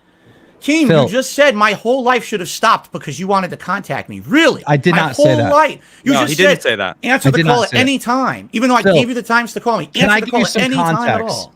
Can I give you some context? From the time I wake up to the time I go to bed, every single day, I talk to at least 20 different content creators. And this is true. This is not an exaggeration. You know, I run an influencer boxing, Happy Punch. We represent fighters that do boxing. I have all my staff. I have YouTubers and content creators that we represent business-wise with brand deals and stuff like that. And then I run Drama, right? So I have to get on the phone with different content creators to validate stories or get people's takes so I can, inject that into the story to make sure that like what I'm reporting and what I'm talking about is accurate and have a full perspective, right? How all this business operates, right, between content creator and content creator is like Twitter DMs. It's like a tweet, DM me. Let's hop on a phone call. When we're talking about contracts and stuff, then you have lawyers, you have managers, they're in emails, emailing each other back and forth. But the content creators, which we are both content creators, we are on the same level. I'm not higher than you. You're not higher than me. We have a mutual respect as content creators. We should be able to be in Twitter DMs and then get on a phone call. And you didn't treat me like that. You treated me like dirt. This is not about me thinking I'm God. This is about how you treated me in those Twitter DMs. Keem, I gave you the times to call. You called at different times, and we never had another interaction ever again. How was I disrespectful to you? So when they ask me, is this opportunity still available? When I say maybe, because like I don't know how I could work with you. You are very, very difficult to work with, to even communicate with firsthand. Because I didn't drop everything to talk to you, I'm difficult to communicate with, even though I have what are you dropping? Publicly listed ways to contact me. Please explain to me what you're dropping. Like what is so important that's happening that you can't get on a phone call with me? My work, my job. I'm here 6 days a week, full-time streaming to make a living. But this job that I'm about to offer you would pay wildly more and solve all these problems that you have going on. First of all, you don't know what it's going to solve. That's a huge assumption. Second of all, I didn't know what the thing was because you never told me. You didn't call at the time you were supposed to. Didn't Boogie give you? We are going in a loop. You're right. It's happened a lot on this episode so far. Right. So look, I think let's leave it here. Thank you guys. Thank you guys so much for having me on. Keemstar, thanks. Appreciate it, man. I'll appreciate you hopping on. Really appreciate it. Definitely. All right. Hey, Phil, you've been throwing curveballs today, which I did not see coming. All right. I did not see them coming at all. But Story of my life, Craig. Story of my life. Hey, yeah. I appreciate you. Still being here. Do you want to keep going? I've got till around 4 p.m. We could keep going. If you have more questions, I'm down for it. Okay. So, Phil, I reached out. We only have like 15 more minutes. And once again, I appreciate everybody hopping in, being a part of the day, being a part of the stream, and all your super chats have been amazing. I want to let you know that we will definitely take a look at them. I don't think we're going to read them on stream, but during our post show over at patreon.com/sidescrollers, we'll bring Blabs and Travis in, and we'll continue on while so Adam can go get some food. But I wanted to play some audio. This is actually, I reached out to several of your detractors, Phil, and I thought it would be fair to allow them to ask questions. So I wanted to play this for you, and we'll just kind of go from there. Okay? Does that sound good? Sure. Fire away. Are you okay with that? I don't know who they are. I don't know what they're saying, obviously. So. Well, this is from It's a Gundam. Are you familiar with that name? I'm familiar with the name, and I'm definitely familiar with the voice. Okay, well, you're gonna know the voice. So here you go. This is a question from him. Hey there, Philly cheesesteak. Guess who it is? Your favorite YouTuber. We're best friends. Remember that time you thought it'd be funny to put a restraining order on me, Filbert? Well, Philly, my question is, what the hell did you spend $500,000 on? You didn't pay off your house. You didn't pay off the condo. You didn't pay off any car you own. You're in debt. Where did the money go? Why did you take business loans? What did you use the business loan money for? You never improved your content. You've been using the same camera for nigh on 5,000 years. If it wasn't for the Dutch brothers sending you a new web camera or LEDs in the background, you'd have no ideas. Where'd the money go? You're like a politician in San Francisco. If I went to the mayor and I said, Mayor of San Francisco, where did all that money go, that $120 million you defunded the police with and put it to black communities? Where did it go? You know, Phil, you screwed up. You never should have been a YouTuber. You should have been a politician in San Francisco. You would have gotten away with it, baby. If it wasn't for those meddling detractors. Is it going to end at some point? All right, it's over now. It's actually not too late. I mean, politicians tend to be older. Mm-hmm. Look, that was a long question. I think my first question after that is, I think we handled that though already. We talked about that shit. Well, but the 500,000. That's the first I've heard of that figure. Where is that? No, I mentioned it earlier. We talked about it. And could be the bankruptcy. I'm not sure. And I asked him, and if it was the bankruptcy, and I think that's it. Yeah. Okay. Have you taken out any business loans? And if so, what were they used for? Business loans? No. Everything that all that debt that got written off was credit cards and stuff. Now I'm trying to think. Oh, I had personal loans, not business loans. I've never taken out any kind of loan officially in the name of the business or anything like that. Mm-hmm. No. Okay. Is there anything else I don't know. It's very rarely do you have an opportunity to kind of interact with. Did he used to be on the Howard Stern show? His voice is so familiar to me. He used to be was he that clown guy? Seriously, he sounds just like him. He sounds just like him. Now, I don't know. He's one of the many detractors who make videos about me. I've literally never watched a video of his, so I really don't have anything to say. Do you think that by not watching his videos, do you think that if you were to spend time watching their videos, you'd be able to react and, you have a reaction channel. Don't you think there's an entire niche market of you reacting to negative content about yourself? Perhaps in the future, yes. Now that I'm doing that, it's only been in operation for a month. It's something that I would consider dabbling in the future. The thing is, there is something with these detractors. The more attention you give them, just the worse it gets. It eggs them on to do more. So my opinion is people are not coming to my channel to see this. They don't care about that. They want to see gameplay. They want to see whatever. I don't want to inundate them with that stuff, so I don't address it. Okay. But I was going to say a new show idea, the detractor reactor. Yeah, maybe that should be something we do. A whole show where I react to I've given you 2 good show names so far. I did react to the original This Is How You Don't Play last year. So just want to talk at 2 sides of the fence of how it's completely unfair how I'm treated. The guy tried to take it off the internet, so I couldn't react to it. Everyone else had done it, but when I went to do it myself, no, you can't do that, Phil. What are you talking about? It's fair use. You got to download it. Got to download it next time. Well, someone gave it to me, so. Can we talk about that though, real quick? Have you ever tried to remove reactive content for your business that people have reacted from? Reactive content. So you're saying someone actually watching my content and reacting to it, or just posted clips of it? The only time that I have tried to ever take anyone down was straight up ripping the raw content and illegally reposting it with absolutely no transformative work whatsoever added to it. The moment that someone's there and they're talking about it, that's transformative. I know, because everyone does it. There's a judge that made a ruling on that. The only way that really legally you should be able to take anything down is if they just right now, if they rip this raw podcast, from side scrolls and put it on their channel, no context, no commentary, that's illegal. Everything else is fine. So no, I've never tried to do that at all to anything that's reactive content or reacting content like that. No. So I understand that, right? And technically, legally, you are correct, right? But this goes back to like, this is the internet, and the internet. I know that people are going to take this episode and like, if I'm sure Gundam and Keem and all sorts of people are going to go and they're going to make content based off of this content.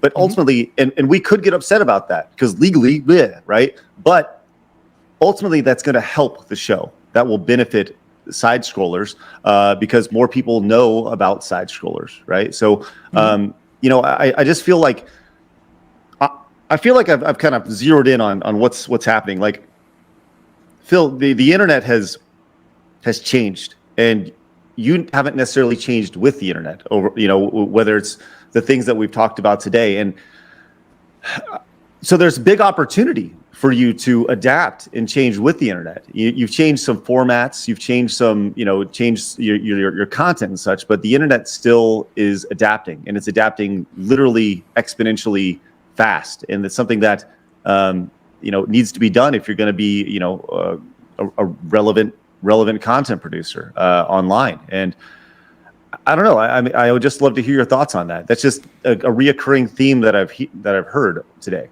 Well, of course, what I'm going to say is, well, today I've changed and I'm much different. He said that a million times already on the show, right? I mean, I really am trying to be different and more receptive to criticism and being open. Like the React stuff I'm doing right now that I just started doing last month. That's something I was so against for so many years.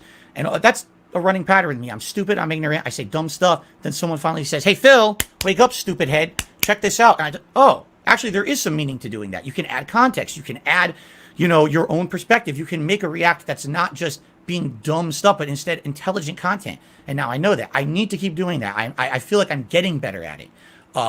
It's a work in progress, just like everything in life and with any person who's trying to grow or evolve. It's a work in progress for me to become more open-minded. I feel I'm a lot better at walking in other people's shoes now. I'm a lot better at listening to other perspectives and suggestions for improvement. You're right. I need to adapt and be open-minded to change in the future. Correct. Phil, I gotta say, it took a lot of balls to come on the show and handle the questions. If anything, that's the one actual positive thing I hear is that Phil never gives up. Phil is the unbreakable rock that the waves crash against, and he's still gonna be here at the end. You know what I'm saying? Like, I put up with all of it, and I'm not going anywhere, man. I'm gonna keep making content. I'm not gonna give up on it. I love it. It's my passion. It really is my passion. Best job I've ever had, and I'm happy to be here with you guys and be honest with you as much as I could. Thank you. You guys were great hosts. I know it sounds like we're ending now. There was a great opportunity at least to get my perspective out there. Thank you. Well, and we appreciate you coming on. We still got a few more minutes because I want Adam to be able to get food. But is there anything that you feel that you need to touch on before we leave, before we part today? Is there There's so much. I mean, we could go on for hours and hours. The things people have said about me grooming my ex-girlfriend. Is that what you want to focus on, though? He asked you specifically, is there anything that you want to bring up? Okay, well, let's do this. Phil, would you be open to coming back on again? Sure, absolutely. Okay, cool. We could do like a part 2 and just kind of hit on more of those things, right? Because I want to be conscious of everybody's time. All right, well, let's do this. We'll schedule a part 2 for some time down the line, right? And get you on for a part 2. But in the meantime, what is the one thing that you wish you could address right now that we haven't addressed today? Oh my gosh. Well, the first thing you just said was that grooming shit. Like, what's up with that? Because I don't like it. It's blatantly false. It's my ex I met. She contacted me. I never contacted her. She contacted me via YouTube DMs when they were a thing. That's how long ago this was, over a decade ago. She was an adult, a legal adult. We spoke for months before we ever started dating. People say I met her when she was like 16 and I groomed her for years. I never even spoke to her until after she was 18. It's a complete and bold-faced lie, okay? Another thing. I'm sorry that I have to bring this up, but I talked with my wife about it. I want to get this out in the open. People say that I'm some kind of a horrible woman abuser, and basically I groom these women and I bring them into to my personal life. My wife and I met online, casually talking for a few months before we ever started dating or anything like that. Okay. Basically, she was in a really bad place in her life, an abusive relationship. she got out of that relationship. And once she did, then we started talking a little bit more romantically, and then things pursued. People made stuff up and said that I basically stole her from her ex and that he's a victim. It's funny because when you look on the internet, they will find all this public information about me and my personal life. They'll find my bankruptcy. They'll find all these statements. Did you ever find the restraining order that she had against her ex because he was hitting her? Right? But, you know, make him look like a good guy on the internet, right? Which is what they've done. My detractors have actually done this. They've gone into her personal life with her family. She has nothing to do with me or my content. Stop. If you're going to mess with me, that's one thing. Leave my family, leave my everyone out of it. Make fun of me. Put the brunt on me. It's one of my biggest regrets as a content creator. I never meant for anyone to get hurt doing this. Never. I feel awful that my wife every day is feeling awful about things going on. Like, why are they saying these things about her? She has nothing to do with any of this. Leave her out of it, all right? Just all this stuff. I mean, I'm sure there's a million other things. There'll be a part 2. We'll get to it then. But those are two things that have always been horrible to women. If anything, you will never, ever, 1,000,000%, you will never find someone on the internet saying that Phil was in a sex scandal, Phil was abusive to women in the past. I have never done that in my life. 1,000,000%. But they want to say it, and it really irks me the wrong way. So. I understand. All right. Well, look, I think this is a great place to stop. Like I said, let's definitely. I'll email you. I won't DM you. I promise. I'll email you, and we'll set up a part 2. Phil, I hope I wasn't too brutal with you, man. I'm just an honest, straight shooter. So you guys, I have zero issue with how that went. Zero. All right, I knew cool. that was how it was going to go. I did. Well, appreciate it. I'm going to bring Travis in here. Trav, how are you, buddy? How'd the chat go? Hey, How'd the chat do today? Oh, he's. Oh no! Travis it was it was fucked up. Oh god! It was Your mic is really loud too, Trav. Oh, sorry. Do we have any bannings today? Oh my god! Did we? Does that sound better? Phil, have a good one, man. Thanks, Adam. Don't take anything. Try to see the good things and what happened today, because like even with Keem, like it really does feel like he was trying to help you, and like I know that Craig also really wants to help you, and I'm brutally honest, but I was also trying to help you, so I hope you see that. Absolutely. Right. Trav, great job in chat, and Blabs, great job on the media. You guys freaking great show today. Seriously. Have a good night. Good job, guys. Hi, Phil. Trav, I don't Later. I'll envy see you. you tomorrow, I don't guys. envy you, Trav. I go through it every day on my own streams. I know exactly what you're going through right now. It's like hell on earth. Lots of respect for holding it down, man. I know. And Blabs, it's good to meet you. Good to meet both Hi, of you nice guys. to meet you.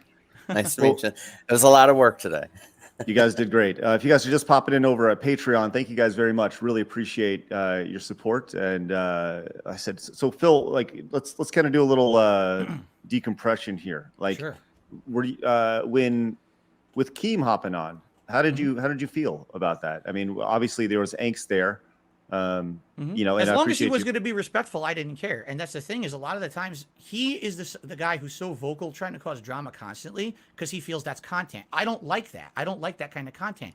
So when he doesn't understand that by doing the way that he tried to contact me, it immediately turns me off. Like, you have to read the room. Phil's already someone who's harassed by so many people on the internet. Why would you then try to, you know what I mean? Like, if he just went a normal way, like you had contacted me very nicely through an email, let's have a couple conversations back and forth, maybe the door would have been open. Maybe I would have considered it. But when the first interaction I have with that guy is something like that, where he's going to yell on his Twitter like I'm a jerk. He threatened me on Twitter, which I didn't bring up. He threatened me and said, if he doesn't contact me right now, this $50,000 is off the table. I'm like, how is that a professional way to approach someone?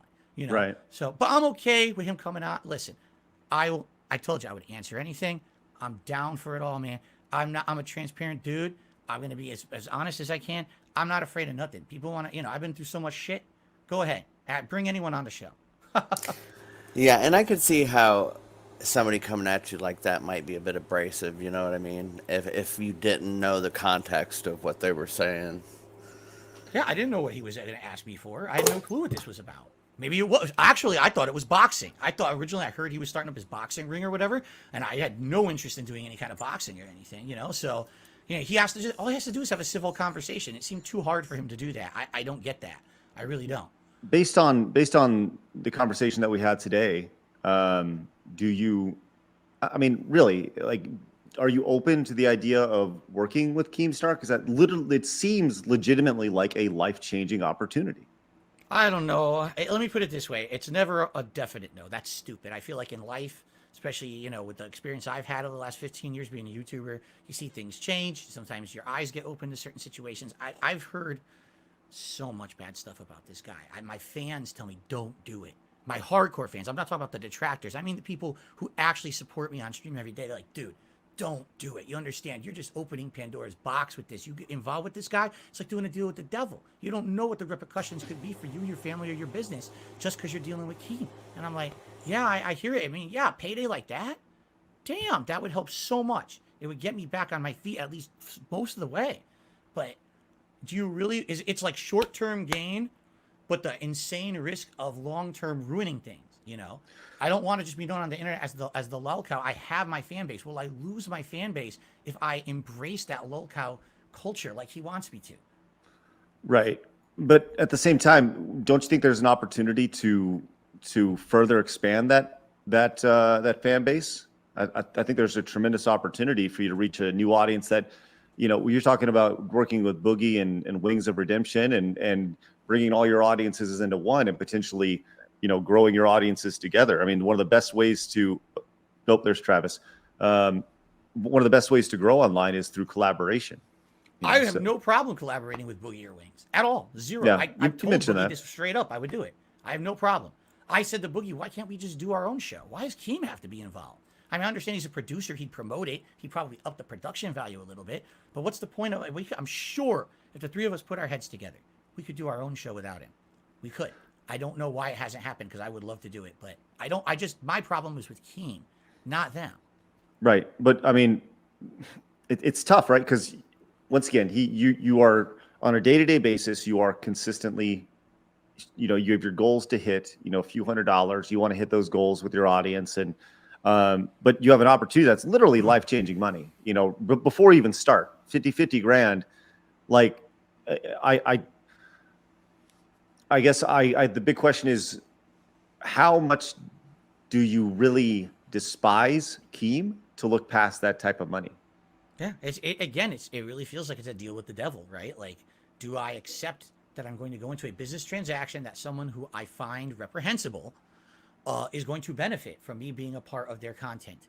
And I don't know. You know, it was a very tough decision. It wasn't an easy thing. I had the whole conversation with my wife about it and everything, how it would help us so much. And at the end of the day, it was like, all right, I said to my wife, I said, at least if he calls me, I'll have the conversation with him. I'm not going to say I'm going to do anything.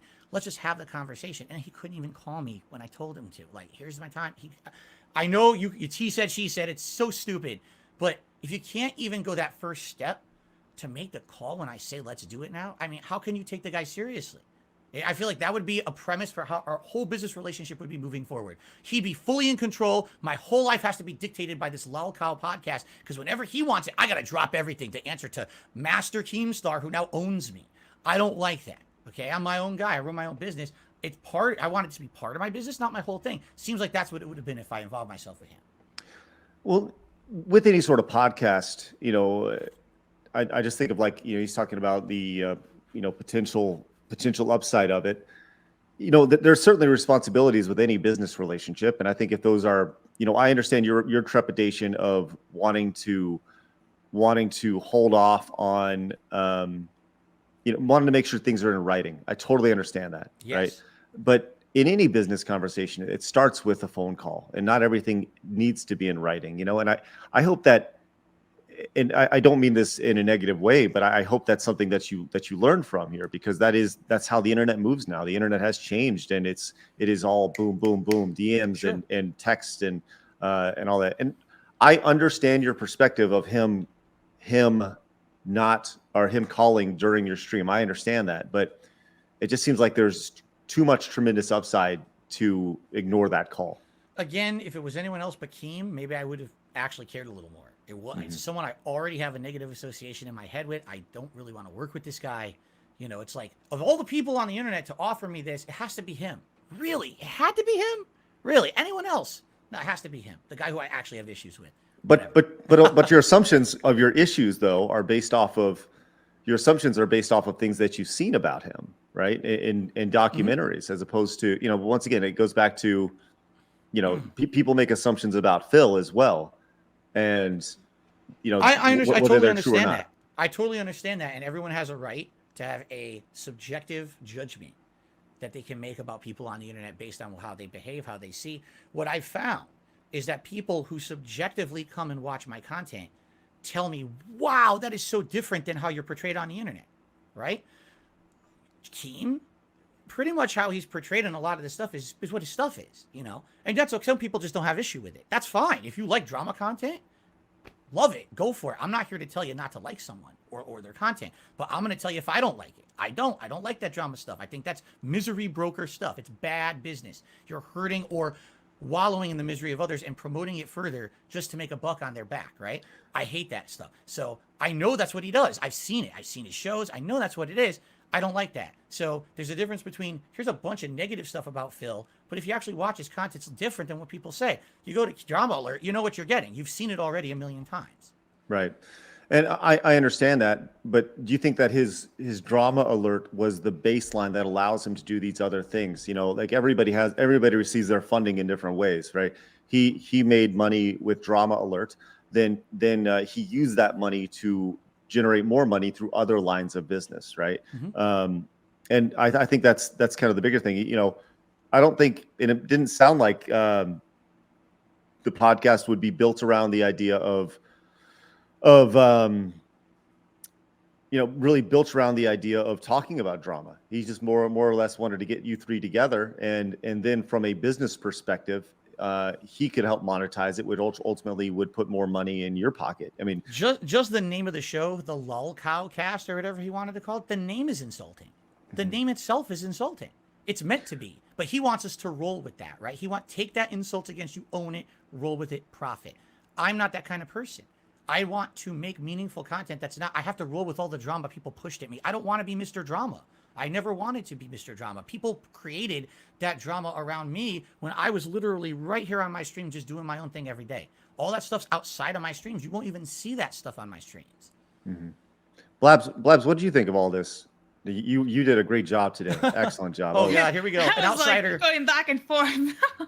Blabs was doing social media today, and she killed it. A scrambled brain, I would bet, after that. Huh? Like, holy crap. That was wild, I'll say. And, props to you guys for going for 5 hours straight. I didn't even expect to go that long. I thought we were going to go for, 2 hours. So this is cool. Let's do it again. I suspected, and that's why, I knew with all the stuff that's said about me, one episode would not be enough, and I'm, again, Craig, Adam, so professional, and I appreciate that, and that's why I want to come back, because I really trust you guys. I do. Well, I appreciate that, man, and like I said, I think specifically with interviews, I mean, I think it's something that you have to do your research, you have to try to handle it from all sides, and I appreciate you saying the nice things, man. It's this was a lose-lose situation for potentially for everybody, right? But I do feel like I do think that the person who could potentially stand to gain the most is ultimately you, and I really do believe that, just from being honest and such. So, but anyways, I think that that's really important. So, yeah, I mean, I don't really know. I don't really know where to go, man. I'm excited to go. Adam was talking about not eating. I haven't had any food all day either. But I've been powered through Gatorade and lemonade. Have you? I don't know. Let's Can I do something really silly that I wanted to do the whole show? Of course. I'll do this for the patrons, the guys who support your show, which is please. The day that Darkside Phil appeared on your show, Side Scrollers, was probably one of the most momentous things that you'll always remember. But for me, it was Thursday. Oh, there we go. Oh, that's a bison cap. Yes, it is. Oh, okay. All right. That's exactly what it is. You've seen this in pictures, right? And people say, it's a Nazi cap. Okay. No, it's an M. Bison replica hat that I wear when I played Street Fighter and other stuff. So what do they say? He's a Nazi, right? It's like, come on, man. Once again, Phil, come on, dude. It looks way come on, dude. You got you know I had to do it. I had to bring it on the show. Then that's fine. But I've seen pictures of you in that, and it's it's one of those things. But so seeing it now Jeez, it's tough, man. Like, dude, drop the hat. I'm telling you right now, drop the hat. Drop it. Just get rid of the hat. You don't need I don't wear it often anyway. I really don't. It's very rare when I bring it on because you can tell the trolls want it. That's what they want. They want that stupid hat, you know. So. Travis. Let's see. Travis is in real quick. Blabs, did you have anything else? Do you wanted to? We got an extra 15 minutes, which is great. But I mean, Blabs, Travis, what did you guys have? I'm still processing, to be honest. Come It back might to take me. a few weeks. By the time the next show happens, it'll finally process. That's right. Yeah, it was a busy day. Let's say that. Yeah. I hope you guys did well. I really hope that there was support for the show because you guys put out a great product. I've watched every episode, and I was hoping that at the very least, with all the drama you guys have been over for 2 weeks now because of me, that at least something positive came out of it. So. Well, we appreciate it, man. It was a really eventful day for sure. I very much look forward to the next time we get together and talk. I think that it'll be just as anticipated. I will, I think that there are detractors who would love to ask you questions similar to Gundam, and there's a lot of people have questions that are very, very nitty gritty, like super, like there's this DSP and then there's these things. And then there's like these little tiny, like little things that 3 people care about. Right.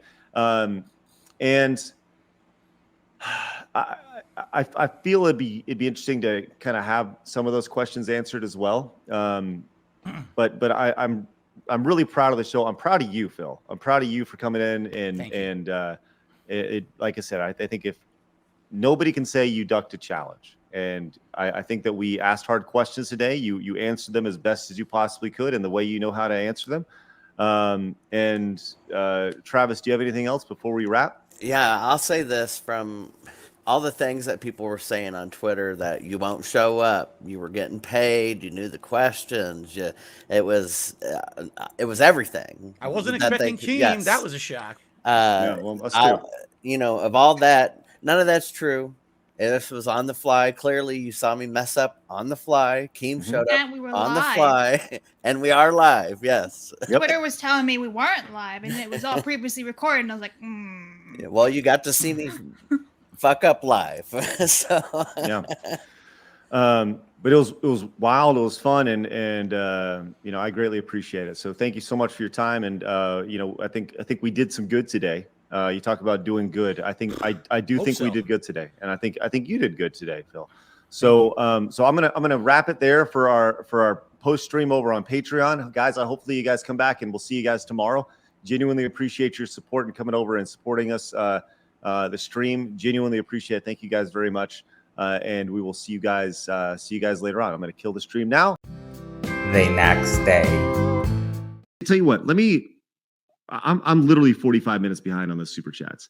I want to give you, Adam, an opportunity, and we will read all these super chats, all direct donations. We'll read all those before we wrap up today.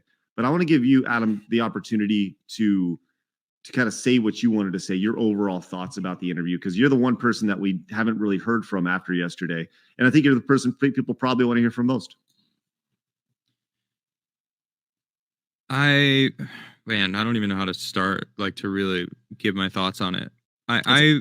I'm almost, that's fine. I got it. Real quick, while you do this, I'm gonna scroll the super chats on the bottom so they get acknowledged while you're talking, and just know that we see them and we're reading them and we acknowledge them and we thank you. So the floor is yours, though, Adam. So okay, so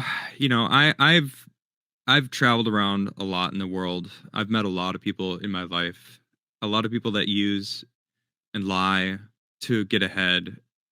And it feels like that's kind of the world we live in right now. People don't want to work hard for easy living. People want the easy path to easy living. And life is a challenge. You have to work to be successful. The most successful people work their ass off to become successful. And I feel like most of these internet personalities, they try to get the easy path. And a lot of the people that are successful in this world work their ass off. Say what you will about Tim Pool, that dude works his fucking ass off and deserves the success that he's made, right? I mean, it doesn't matter what happened between him and I. That's irrelevant. He works his ass off. is very knowledgeable about what he does, and he earned his success. And props to him, right? Someone like DSP, he just wants that success without any of the hard work, or he thinks that he's working hard. I work 6 days a week he tried to lay out this whole thing that he works all day and 12 hours. He only gets an hour with his wife. Like, bro, that's a fucking problem. You should spend more time with your wife. You should spend more time doing other things and then making yourself right. I turned into a fucking therapist yesterday, and like, I'm not a therapist. I'm just a logical based person that I'm a straight shooter. I call it as I see it. I said it yesterday. My friends call me an honest asshole because I'm always honest with them, but they appreciate that with me because I'm going to be honest. Like, if you're doing some shit that I think is stupid, I'm going to call you out on it. I'm going to tell you, like, you're being a fucking idiot. Be smart with your money. Stop. You're spending $1 on a freaking mobile game. $1 is too much. If you can't afford to fucking eat or pay your rent or pay fucking electricity bills, what the fuck are you wasting money? Like, you shouldn't spend a cent. So it's like, even that he even admitted that he's spending any amount of money on that shit was too much. It's like, come on, dude, be smart about your money. It was so clear throughout yesterday that he's a fucking idiot when it comes to spending money. Yeah, I said it, Phil. I'm just being brutally honest asshole. All right. You get what you get when you're talking to me. All right. You came and clearly, fuck, that was a bad pun too. Jeez.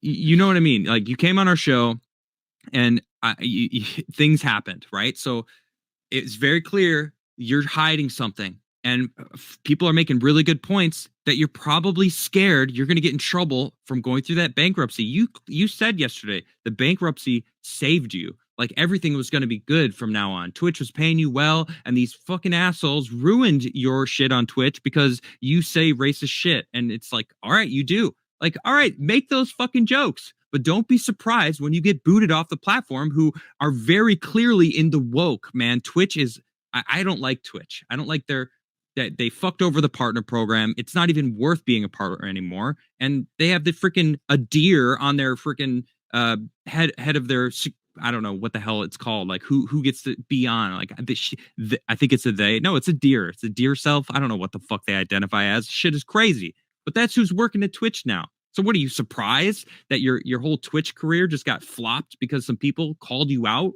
for making some racist jokes? Fine, make some racist jokes. Do it. Be you. Don't fucking try to act like you've changed. Own who you are. Don't be a fucking bitch. Fucking be the person you want to be and fucking own it. Find a platform that's going to allow you to be that person. All right. I gave you 2 great ideas for a show, right? This is how you don't game. Use it to your advantage. Own who you are. All right. Put that fucking box of tissues behind you because you did wank on screen. All right. Fucking own it. You're never going to catch me fucking pulling my dick out live because I'm not a fucking idiot. All right. You made the mistake. You were an idiot. Own it. All right. I'm sick of people that are just like, I'm a victim. I'm a victim. Yes, being a victim happens, but you're choosing to remain a victim and using it to milk your subscribers, the people that support you. You know what? I have no respect for people who take advantage of the people who support them. I love my chat. My chat is the reason why I'm successful and I'm able to sit in my house and talk about my opinions online. It's not that hard of a job. It's fun. I fucking love it. I get to play video games and people watch me and pay me play video games. You get to do the same. You lucky fucking asshole. How dare you fucking bitch about it? Own it. All right? I'm sick of it. Stop being a fucking victim and own your shit. All right, I'm done. I'm done. No, man. That felt good. That felt good. I had to good. Get it out. Get it out. I love it. I love it. Like, I think that at the end of the day, look, there are common themes on this show, right? Common sense and responsibility, right? Those have been a common theme from the start, and everything you said rings true with those. Like, we are so freaking lucky to be able to do this. Hell yeah, dude. I'm so fucking lucky. I love my life. I love doing what I do. I got to buy my fucking house. I love my house. And it's all thanks to you guys. Like, the people who support me online all around the globe. I got people all in different countries that are like, man, you're fucking great. Thank you for doing what you do. Shout out from Panama, shout out from Ireland, shout out from fucking wherever. And it's like, this is fucking awesome. Like, I got people all around the globe trying to support me. And it's like, I will never look at them like a dollar sign. I've met people that do that. And I have zero respect for it. There's many people in this circle that do that. And it's like, man, as soon as you do that, the audience knows. They can feel it. They could sense it when you don't give a shit about them anymore. And then you start guilting them. Like, dude, you can't guilt your audience. They're going to support you if you're worth supporting. Okay? And you cease being worthy of their support when you see them as dollar signs instead of people that live fucking lives. That's life. As I said, life is tough. All right. They're choosing to give their money to you to support you. Like, that's amazing. They don't have to do that. They have their own fucking problems. But for them to actually share some of their hard work, time is money. All right. So they're sharing their life with you. And when you cease to make that connection, that it's a person sharing their life, their money, their time with you, you're not worthy anymore. There's so many people that see, you're right. There's a lot of people in this game that see their audience as dollar signs. And that's something that look, you got to pay your bills. I get it. Right. But at a certain point, you know, when you are out there and you're, man, maybe too deep, but I had a business partner who told me to who wanted me to apologize to an audience member because quote, they pay our bills. And it's like, man, F right off, dude. Like, I'm your business partner, and because they donate $5, like, you want me to bend the knee, you know, like, because you see them their $5 that they donate more valuable than our relationship. Like, that's messed up. So I 100% agree with you. 100% agree with you. I'll tell you a brief story because you'll get a good laugh out of this, okay? Stuttering Craig tried to contact me in June. Are you ready for this? Now, keep in mind, I want nothing to do with him or the side scrollers ever again. I already made this abundantly clear. I'm done with drama. I want nothing to do with any of this. I'm done with it, right? I want nothing to do with any of them. I just want to do my own content for my viewers. He contacts me. He says, I want to do, my viewers told me I should do a challenge set. You and I should play Street Fighter 6 together. And what'll happen is you'll play it on your channel and I'll play it on mine. And we'll have our own viewers support us during the set. Now, I don't play Street Fighter 6, but if you want to do this, I will practice and then we'll do this big hype set against each other. I'm not kidding you. He actually sent this request to me. And I'm sitting here and I'm reading it and I'm like, this has got to be the dumbest motherfucker I've ever experienced in my life. Have I not said time after time, I want nothing to do with them at all. I'm done with them. I moved on from drama. I want nothing at all. And I'm reading it, I'm like, just seriously think about this, all right? I'm not a Street Fighter player, first of all. But I have a background in Street Fighter, right? As I told you guys, I was going to dedicate a lot of time to get good at Street Fighter. Craig doesn't even fucking play Street Fighter. Why is he challenging me to a Street Fighter set? What? What the shit? What are you talking about, right? It's like, why? Who would want to see this, right? My viewers don't want to see this. Why the hell would anyone on my side care about me beating up Craig in Street Fighter 6? Because you know that's what it's going to be. Me beating the shit out of Craig in Street Fighter 6 because he doesn't play Street Fighter. Yeah! Yeah! Right? So, you know what I'm saying? Like, how exactly would this benefit me? You want to know what would happen? My viewers would be like, why are you doing this? Why are you wasting our time? You're beating up a scrub who doesn't know how to play the game. 100% scrub. No skill whatsoever. You're wasting everyone's time. There's literally zero benefit. No one wants to see it. No one's going to come out to support me to beat up this guy in Street Fighter. It's a complete one-sided, lopsided thing. Why does Craig want to do it? Because once again, he's trying to capitalize and bank on drama. So he thinks if we did this, right? Even if he loses, all my detractors will go to his stream and shower him with super chats and support again. because it dried up again, right? It dried up. So now how do I milk it again? How do I milk it again, right? So it's absolutely ridiculous. I was just like, what is he talking about? First of all, I outright said to everyone, I want nothing to do with side scrollers. I want nothing to do with anyone. I'm done with drama, right? I said, I am completely of the mentality now. There's absolutely no one out there on the internet that has any kind of honest interest in giving me a fair shake. All they want to do is create drama for personal benefit. That's all it is. They realize that the more drama they stir up, my detractors will literally go throw them money because my detractors are brain dead idiots and will support anyone who says something negative about me, even if it's meaningful or even meant that it's serious or not. Like, literally, I know for a fact there's people who've gone out there and talked shit about me just to have people come throw the money that day. But the people are so dumb, they don't realize that. They're that dumb. I mean, that's the level of intelligence of my detractors. They'll throw money at anyone because they're fucking morons. Give me monies! Okay? So it's just crazy. Like, what are you talking about? On what planet would you email me and contact me and say, you're challenging me to a set of Street Fighter, right?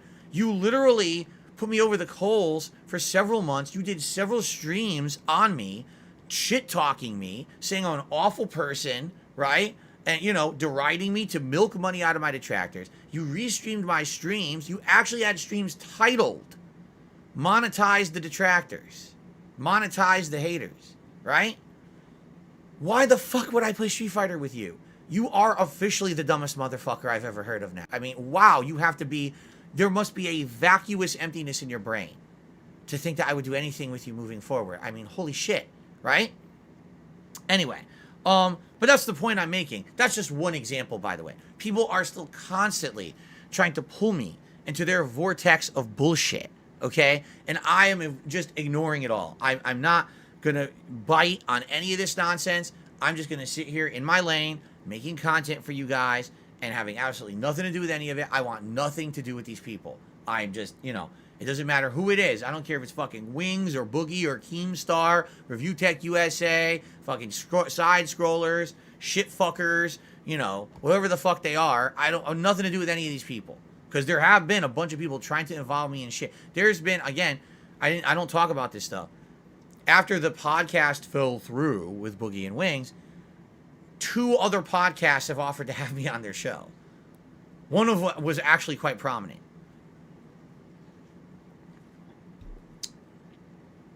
And I said, no, I'm not doing anything. I'm done with it, you know. I'm not playing that game anymore. You know what I'm saying? So there you go. I'm done with it. So yeah, I maintain my lane. I don't want anyone out there trying to say, oh, Phil did something dramatic. You see what I'm saying? Like 2 years ago on Twitch, people were trying to say shit, but now, you know, I'm far removed from that shit. I'm just sitting here playing Street Fighter. I'm enjoying RPGs. I'm reacting to clips. I'm doing very, very blasé, commonplace stuff. No fucking drama. I'm staying out of it permanently. I'm not doing any of that shit ever again. I apologize again. You know, earlier this year, stupid shit, bad decisions for sure. I'm not going back to that. We're staying here and having good times together forever, man. I'm done with that. I'm really done with their bullshit. Like, I want nothing to do with any of them.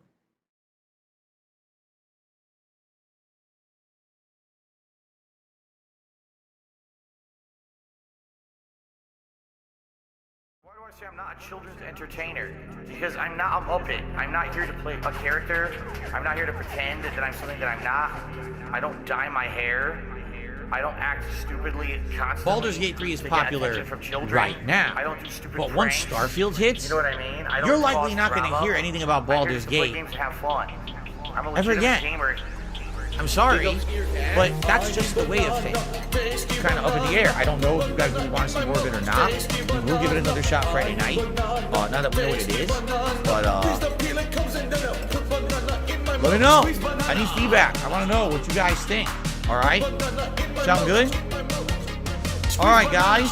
So thank you for a great streaming week. I hope that you had a good week with me. It's trash gameplay. Punch, punch, punch, punch, punch. Oh, look, it still works. Punch, punch, punch, punch, punch. Oh, finally. Yay. And a happy 41st birthday to Phil from Renton, wishing you a chill, positive day of pro wrestling, video games, iced coffee, and authentic Italian cuisine. Love the whole family. This is one podcast.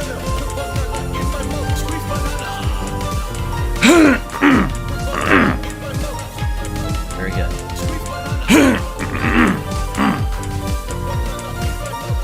Oh, man.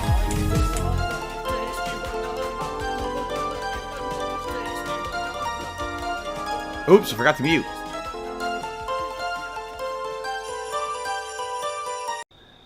Do you know there's like a guy in our group right now who's like streaming this whole thing? He's sort of like semi-famous. Oh, yeah, I think that's Darkside Phil. He was the guy that got caught for masturbating in front of children.